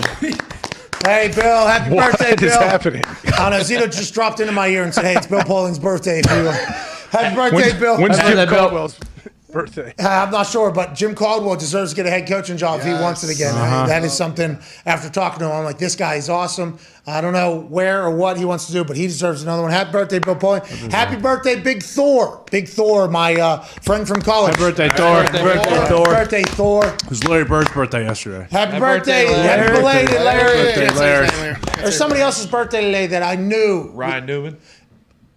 Happy birthday, Ryan. Happy birthday, Ryan Newman. Newman. Saw NASCAR tweet that out this morning. Oh. Happy birthday, everybody that has birthdays today. We're born. And tomorrow. No. Yesterday for sure, but not. You're right. Not tomorrow. We're not there yet because we're going to live in a moment. And this moment, I think, is one that we'll cherish and remember forever. Because there's a big announcement coming tomorrow at 11 or 12. Probably 12. Why can't you make up your mind on the time? Well, because I initially announced, like, as the big announcement of the announcement being noon, and we put a whole thing out, and then Connor reminded me, oh, hey, we're going live 11 to 2 tomorrow. And I was like, oh, tomorrow's shit. 11 to 2? Yeah, AJ. Okay. Follow the I thought program. Friday was 11 to 2, not Thursday. Well, it is. Friday is too. Both. Follow the program. Good. dude. I didn't know that tomorrow. Learn something new. Well, every maybe day. ask once in a while. What's this all I just about? did. I just asked. Why don't you care? How would I know? How would I know tomorrow's 11 to 2? We talked Intuition? about it You never talked about it with me? No. on the show. Yeah, we did. Not when I was on the show. Yeah. Right when you got on. Let's just do a little quiz. Who do you think remembers more things, me or you? In what? This? In just all of life. Me. Okay. Agree to disagree. Really? I mean, you forgot you were friends with James Laurinaitis earlier. Yeah. Yeah, that's something. No, you're right. In the short-term memory, I'm not great. Like, I don't remember what we talk about in shows. I'll get out of there. I don't claim yet. I have remember no idea. weird random things, but yeah. Why do you do what you Oh, that's like do? the Wonder Years theme song for a second. Tomorrow we'll go live from 11 to 2. Who will join us? Will it be you? Because at some point we're going to drop some news. Nailed it. Is Chuck going to come on? Is he going to be all chafed and everything? I'm wondering, like, what if he does have, like, what if he comes walking in and, like, just go off a fucking horse, you know? Got Band-Aids on his nipples? Yeah, the nipples are bleeding, the whole thing. Diaper He's got on. the clack, those shoes on. Oh, I'm sorry. I hope he did well. I assume he did great. I hope he raced in a yellow jersey just to let everybody know that he's Lance Armstrong. And let him know that that's the mindset here. If we're not Yeah. first, what are we fucking doing That's here? right. That's right. Yeah. And by the way, I did dope for this. Yeah. Been pumping blood all day. Yeah. It's also Philip Rivers' birthday. Happy birthday, Phil. Happy birthday, Phil. Big Phil. He must get so many presents from his kids. I just thought of that. Now think about how many presents he's got to buy for Christmas. Oh, Yeah, Jesus fuck Christ. that. Hey, Walmart, give me one of everything. Yeah, Yeah. just for the family. Oh, you're so nice. You're donating it. Nah, just to my Nah, I fucking got fucking kids. 50 No wonder kids, he wants to goddamn come it. out of retirement. Dwight Goddamn Howard as Christmas. Happy birthday, Dwight. Happy Birthday, Dwight Howard. Still in the league? Yeah, he's playing for the Lakers, dude. Last night, number Lakers. 39. Have a little dude. respect. Come on. He's got some Got hang. 39? You say he got 39? No, he's number 39. Oh, He's okay. got some hang time, too, on He his does. play. Oh, yeah. He tried to fight Anthony Davis, didn't he? Yeah, they Yeah, did have a first little game of the scuffle. season. Oh, they don't like each other? No, not a lot of people like Dwight Howard's hairdo. I know that. I've seen online a couple times. Oh. Why? I don't know. I like it. Why'd you bring that up? That's just something I remember from Dwight Howard this season. He fought Anthony Davis. He wears number 39, and people don't love his purple hair. See, I haven't. It's purple? I didn't know it was still purple. Yeah, it was. Last There's a lot of night. dyed hair around professional sports. A lot of also, dyed hair in general, I think. Nicki Minaj's birthday. Happy birthday, Nikki. She at the People's Choice last night? Nah. I didn't see her. She's probably in the lab. She doesn't do it for the people. She does it for the streets, dude. That's right. Thank you, Nikki. She put out a quote. What did she say? All these rappers are drinking lean and they're getting too soft and they're sorry in love. She said, the streets need me. The hustlers need me. I'm back. The strippers need me, I think she said. I'm like, yeah, hey, this is what I've been Wait, saying is that a lyric? No, that was like she did an interview, and I was like, this is what I've been saying this whole time. Like, hey, will somebody please fucking put out some bangers, all right? I need to listen to something to figure out a way to go into a gym that I don't want to go into. Nope. Not naturally, I don't have it, and go in there and fucking slaughter it in there. Can somebody do that for me? Until then, I'll just go back to old Jeezy, old Ross. And Nikki said, I got you. I got you back. I'm coming. I'm like, thank you, Nikki. Thank you, Nikki. Love you, Nikki. I don't know enough about Nikki, to be honest. I assume there's some things. Have the Island Boys come with a follow-up? They got booed. The Island Boys got booed at Live, I think. I saw that. Unfortunately. Well, I think they were with them there for a little bit until they got to the fourth verse of their cameos. Yeah. And they didn't. You got to bring your bars whenever you're in Miami. They You know kept what I my mean? money too. They never gave me a cameo. Oh, these fucking island fraudulent boys, dude. God damn it. This will be a good one too. I won't let everybody JB's know. on Cameo, right? Coach JB? Yeah. Hell yeah. Yeah, he's not on Instagram anymore. He sent Yeah, me- yeah. sent Wait, me what a- happened? He sent me a text and asked me if I would DM the head of sports at Instagram and get his thing back. And I'm like, JB, I don't do that shit. Like, that isn't, that's not something I would ever do. Who is that? Who is that person? I did not know this person existed, but he did send me a screenshot of the person, and I let JB know I am sorry for your predicament. That is no fun. That would be no fun at all if you just got booted for whatever reason. I don't know why it happened or whatever, but I am not the right guy to do that for you. I apologize. So I assume he's going to have somebody else do that. I couldn't even imagine going in there. Hey, excuse me. Why'd you You're going to hold this over my head forever, but is there any way that you could potentially, that's how everything works. Free Coach JB. Yeah, legit. I would like to be on the side of like, hey, let Coach JB have his Instagram back. But I mean, remember Patty the Batty was you lizards? Yeah. Taking his Instagram. I guess They it's the also thing. took his Twitter. I guess it's the thing that happens. Yeah. I Yeah. guess people just take your shit. If you say something they don't like, I don't know. Post something. I think it's like in the comments. Yeah, reply Like back to being abusive in the comments, like telling people they probably eat Vagisil and stuff like that. Like I think that's probably what Yeah, but it's happened. comedy, right? Yeah. You can't say that. He wants to pitch his case that it's all just for jokes. Are they saying it's like hate speech? Like, what are they saying? Probably. Yeah. I don't know. I have no idea. We have not asked enough. This Against Twitter guidelines. Is it the I do think the terminology is like abusive harassment stuff like that. I got something taken down. I forget what it was. It was me shooting basketball. Really? And it got taken Oh, down. It's too hot. What? I was so mad. I'm like, what? What? Because you're a sniper. And then by the time I got it reviewed or whatever, it was already like 2 days gone. And it's like, well, that was dead. What did just happen? How'd this happen? And it hasn't happened since. I don't post on Instagram that much. I've been getting into the stories a little bit. I've tried. I've come in waves on the stories, but the Instagram itself, every time I post on there, I'm like, well, they're going to decide whether or not anybody sees this. Yep. bingo? Twitter's so much better. Twitter's the best. It's the best. But it could be the worst too. True. I understand it could be the worst as well. Could be terrible in there. People still use Facebook? So I'll go on there to see Like anyone under 65? So I'll go on there to see pictures of like for instance, CFO's Phil's kids. He puts them on there because they're family members that are older. So I get a chance to see. I know them. people that do that. Yeah, they post on there. So it's like, hey, this is like our family photo album, basically. Yeah, exactly. So I think that is all it's used for. But Meta has taken, I think, it on the shins. But have you heard people say, like, have you ever been around someone now when they're like, I was reading Facebook the other day and it told me that there's a gold rush going in Wyoming. Well, you ever hear that? There might be a gold rush in Wyoming, but also I think that's why they had to change that thing to Meta, because nobody was talking publicly about anything they had heard on Facebook. That's how bad Facebook had gotten, so they tried to rechange it. But also, I don't think I've ever talked to anybody that said, hey, follow my Facebook. So that's When the virtual reality stuff, Oculus stuff comes out, I think Facebook's gonna be a lot better, right? Well, Facebook's the only thing you can use Yeah. to get in there. So that's a fascinating. Yep. Well, buying Instagram. Well, Instagram is Facebook, right? Well, Instagram's Instagram. Facebook's Facebook. Facebook owns Instagram, though, right? Meta owns both of them now. That's the new name. That saved them, didn't it? It would have to, I would imagine. Well, probably, but the meta universe, the reality, the virtual reality, and I've been saying this since I got into the Oculus, like, hey, this shit is the real deal. It's like Ready Player One in there. That's probably what they're looking to do. You use your Facebook profile, you can do your entire thing. So maybe that'll bring it back to relevance. But I think a lot of people are scarred from the old Facebook experience, Yeah, and I never really everything had on a there. Facebook experience. Well, it's like the, Yeah, we know. We know. What? Do you know? Come on. All right. I guess during election times, it got pretty toxic. Yeah, a little hairy in there. There's a lot of olds getting mad at other olds, I think. I feel like that's the Nextdoor app. Oh, my wife sent me the Nextdoor app. She said, hey, let's Don't get on download it. Do not Stay download it, away. whatever you do. Get on Get it. Get on it.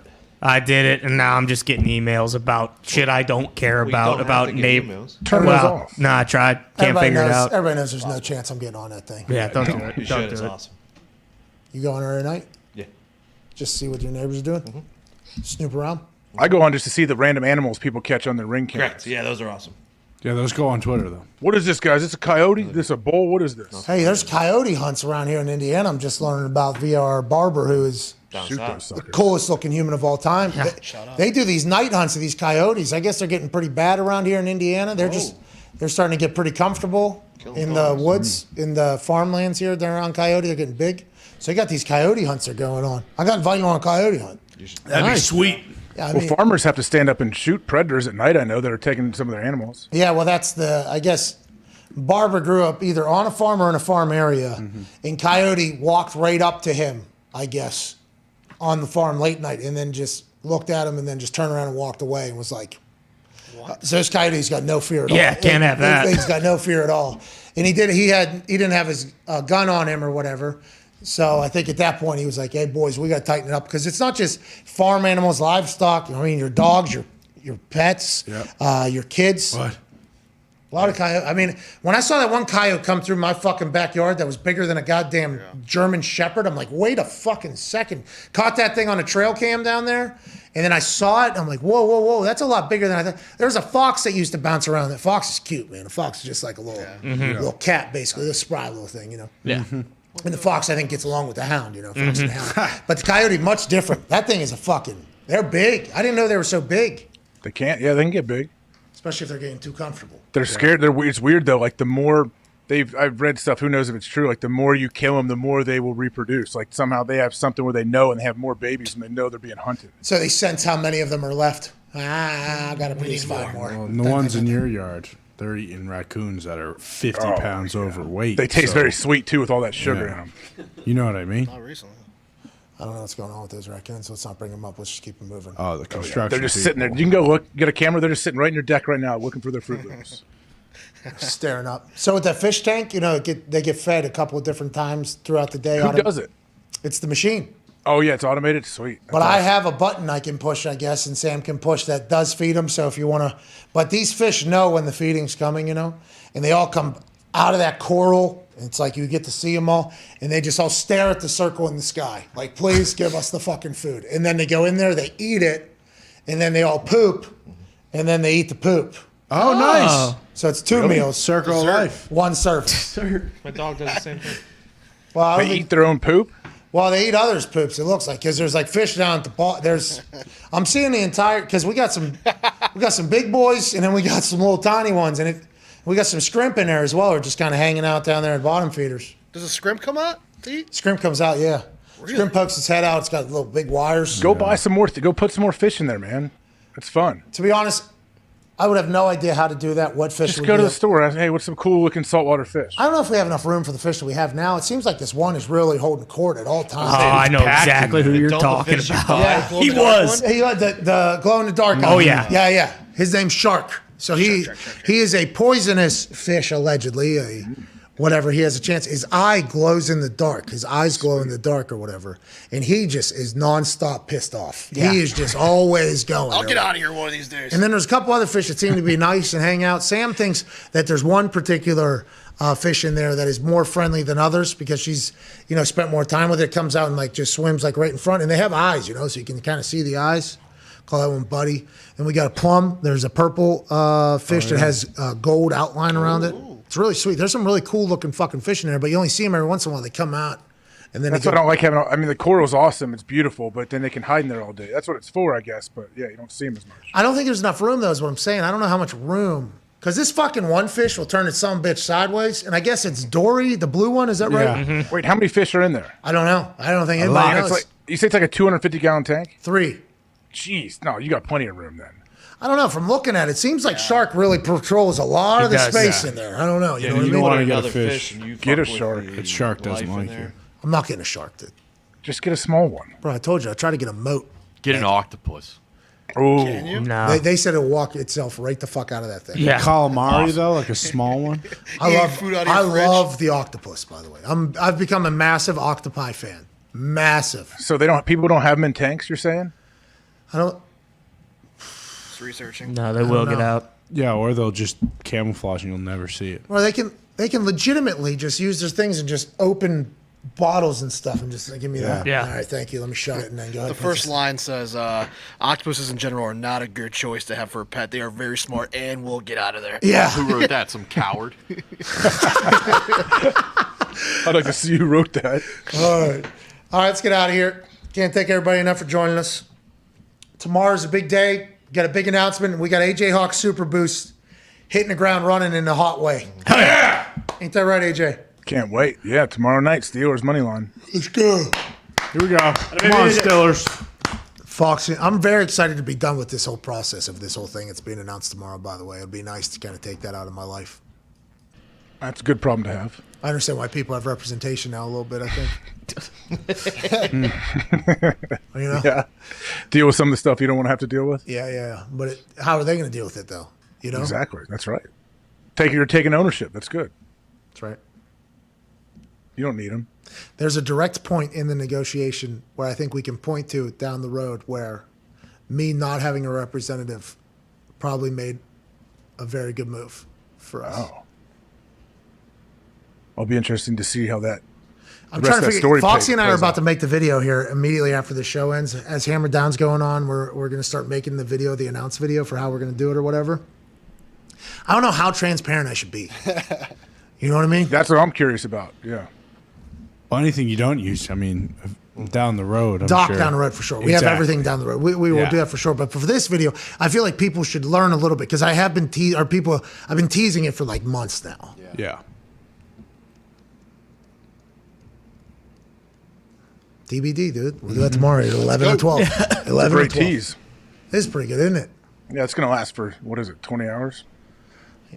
Well, it depends if we go 11 or 12. Are you joining us tomorrow? You didn't know it was We're 11? Eastern or Central? Well, Eastern, obviously, because that's where America Yeah, is. I can come on. You want to come on at 12 tomorrow? Well, yeah. That'd be perfect, actually. Okay. So we'll do it at 12. Okay. All right, here we go. So we'll do it at 12. All right.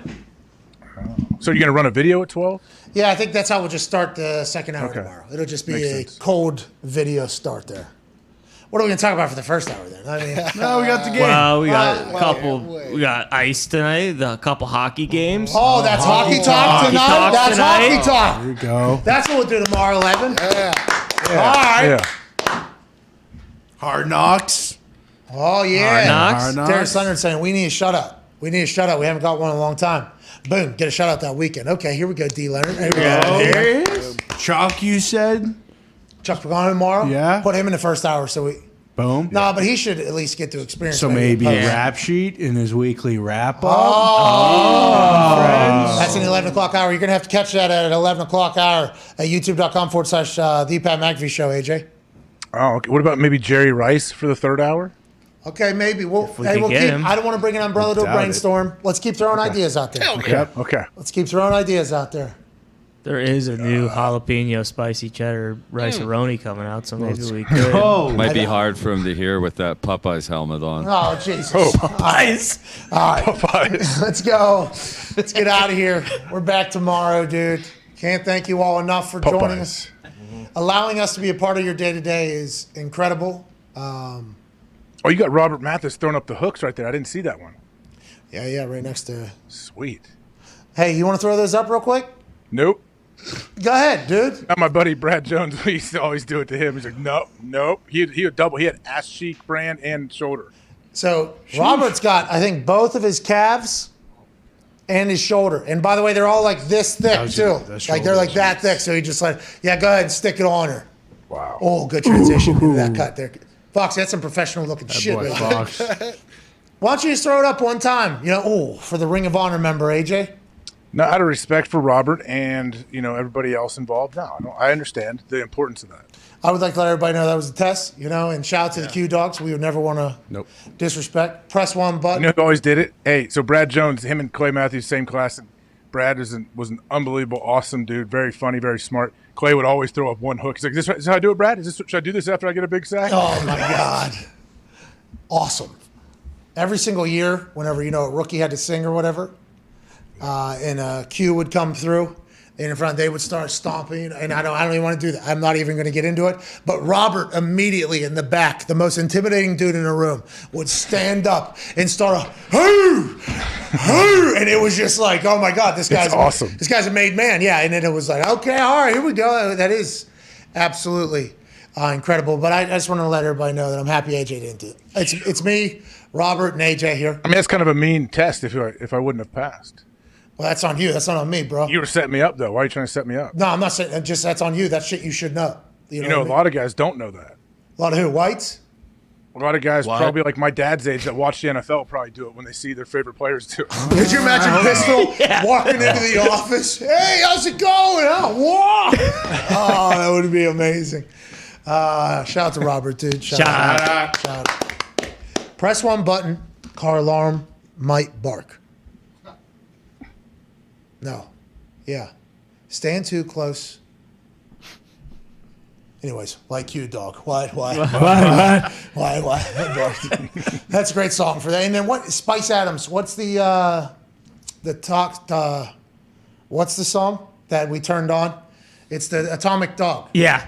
Atomic George Dog. Clinton. Huh? George Clinton. I believe. Do you remember? Did you ever see that clip on our YouTube, AJ? No, I don't think. We had Spice Adams in the studio, and that was back whenever we were doing Friday Bangers, so it wouldn't be on our current YouTube, I guess, because it would have probably got us.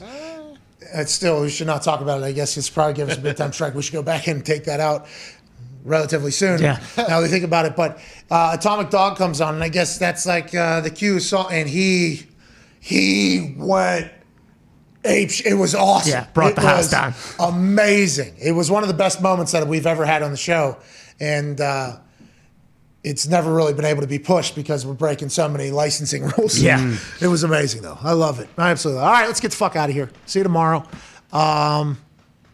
It's big, man. It's a big deal. I want to do it almost like right now. Can't do it right now. Can't do it. I've already waited long enough. I can wait another 20 hours. Yeah. 19 hours. Yeah, you definitely can. Yeah. All right, I'm going to get off the air. Do like an IG I live just tonight need or to something. not. Just talk to the fans. Huh? Do like an IG live tonight. Just to chat. So with the Hockey fans. Talk is actually, I'll be in the comments of the Hockey Talk tonight. Oh no, is it coming on there? So I'll actually might have to stay out of there because I'll get a little bit too. What time's Hockey Talk go on? 8 p.m. YouTube.com/That's Hockey Talk. Pat will make the announcement tonight in the comments section. So if everybody wants to just go tune into that. Pat will also put you in remember. timeout from the chat room in there, so be alert. If deserved. Hey, I'll snipe people out of that chat. I got a little, I got a wrench next to my name. You know, so I'm able to fucking just kick people out of the chat for about 600 seconds. How many's 300 seconds? It was a long time. Yeah, Aiden, I think he had a long long enough? break Oh, yeah. last week. I kicked a guy out last week. First time I found out I could do that. I didn't know the rules. I didn't know I had that type of power, and it was hard not to. You know, the guy shit on the pens real quick. So I did it. About a minute into it, I was like, I miss this guy. I like this guy. Yeah. You know, I kind of miss No coming back. the give and take. So it's not easy, you know, having that type of power in That's Hockey Talk chat section, but I got it. I'm thankful for it. 5 minutes is a long time. It is. I appreciate you modding in there, especially when Foxy comes in with a stooge mouth. Well, here's Bill, the mod of the mods. Well, the Spice Adams clip was still public on YouTube, so it is now gone. Smart. Yeah, that's smart for the business. There was about 5 songs in that could have gotten us taken down. Yeah. Smart. Hey, good work, Bill. Attaboy, Bill. What a fun, Bill. Bill's just splunking back there. Probably a couple of those Friday episodes. Yeah, Bill, how about Bill, maybe thumb through that a little bit more. Jeez, we used to be able to just slip some stuff past. Did you see Danzus had Sharon? No, what did he have? Did he? He had Sharon right behind him. I was going to ask him about it, but I couldn't find mine because it's behind 7 books that I've read, obviously. Does he get power rankings for them too? Should. Because he knows number 1 would be the Western Cats. Bulldogs. Nah, the Brisbane Lions. the West Coast No, Eagles the Western are Bulldogs. good. Definitely my team. Which teams are your teams? Yeah, you got 3 teams. I believe right now I'm with the St. Kilda squad. No, you're not. I don't know. You were such a doofus. I forget what sport that was. You changed teams 3 times, didn't you? I mean, it happened in one day. I think you switched 2 teams. Yeah, One team used him as a mascot. Yeah, you landed on Richmond, dude. I had to change my team, by the way, because I did not know about all the drama off the field. Oh, yeah. Checkered past, apparently. I did not know that. I was just going with You guys. the big American over there. Fucking Coxzilla. Coxie. I was going with Big Coxzilla because he's an American dominating the sport, and I was a big fan. But all the drama off the field, I just couldn't keep up with it anymore. Yeah, sure. So I went over to Bailey and the Western Bulldogs because they had the finest mullet in the entire league. And that Bailey guy, the young superstar, me and Mitt, big Western Bulldogs fans. Yeah, it turns out Collingwood, the Collingwood Mad Pies do have, some skeletons in the closet. Some big ones. Yeah. Bless you. God bless your soul. Sorry. Omicron? I didn't know about that. Oh Does my Omicron God. cause sneezing? Yeah. Can't have you sneeze right now. We got to make a video. Yeah, Foxy. Come on, get out of First here. sign. All right, see you guys tomorrow. Hammer Down's in 15 minutes. It's going to be awesome at youtube.com/hammer. Dahn. See you tomorrow, AJ, about noonish, all right? Show's All right. 11 to 2. About noon, I'll be there. All right, see ya.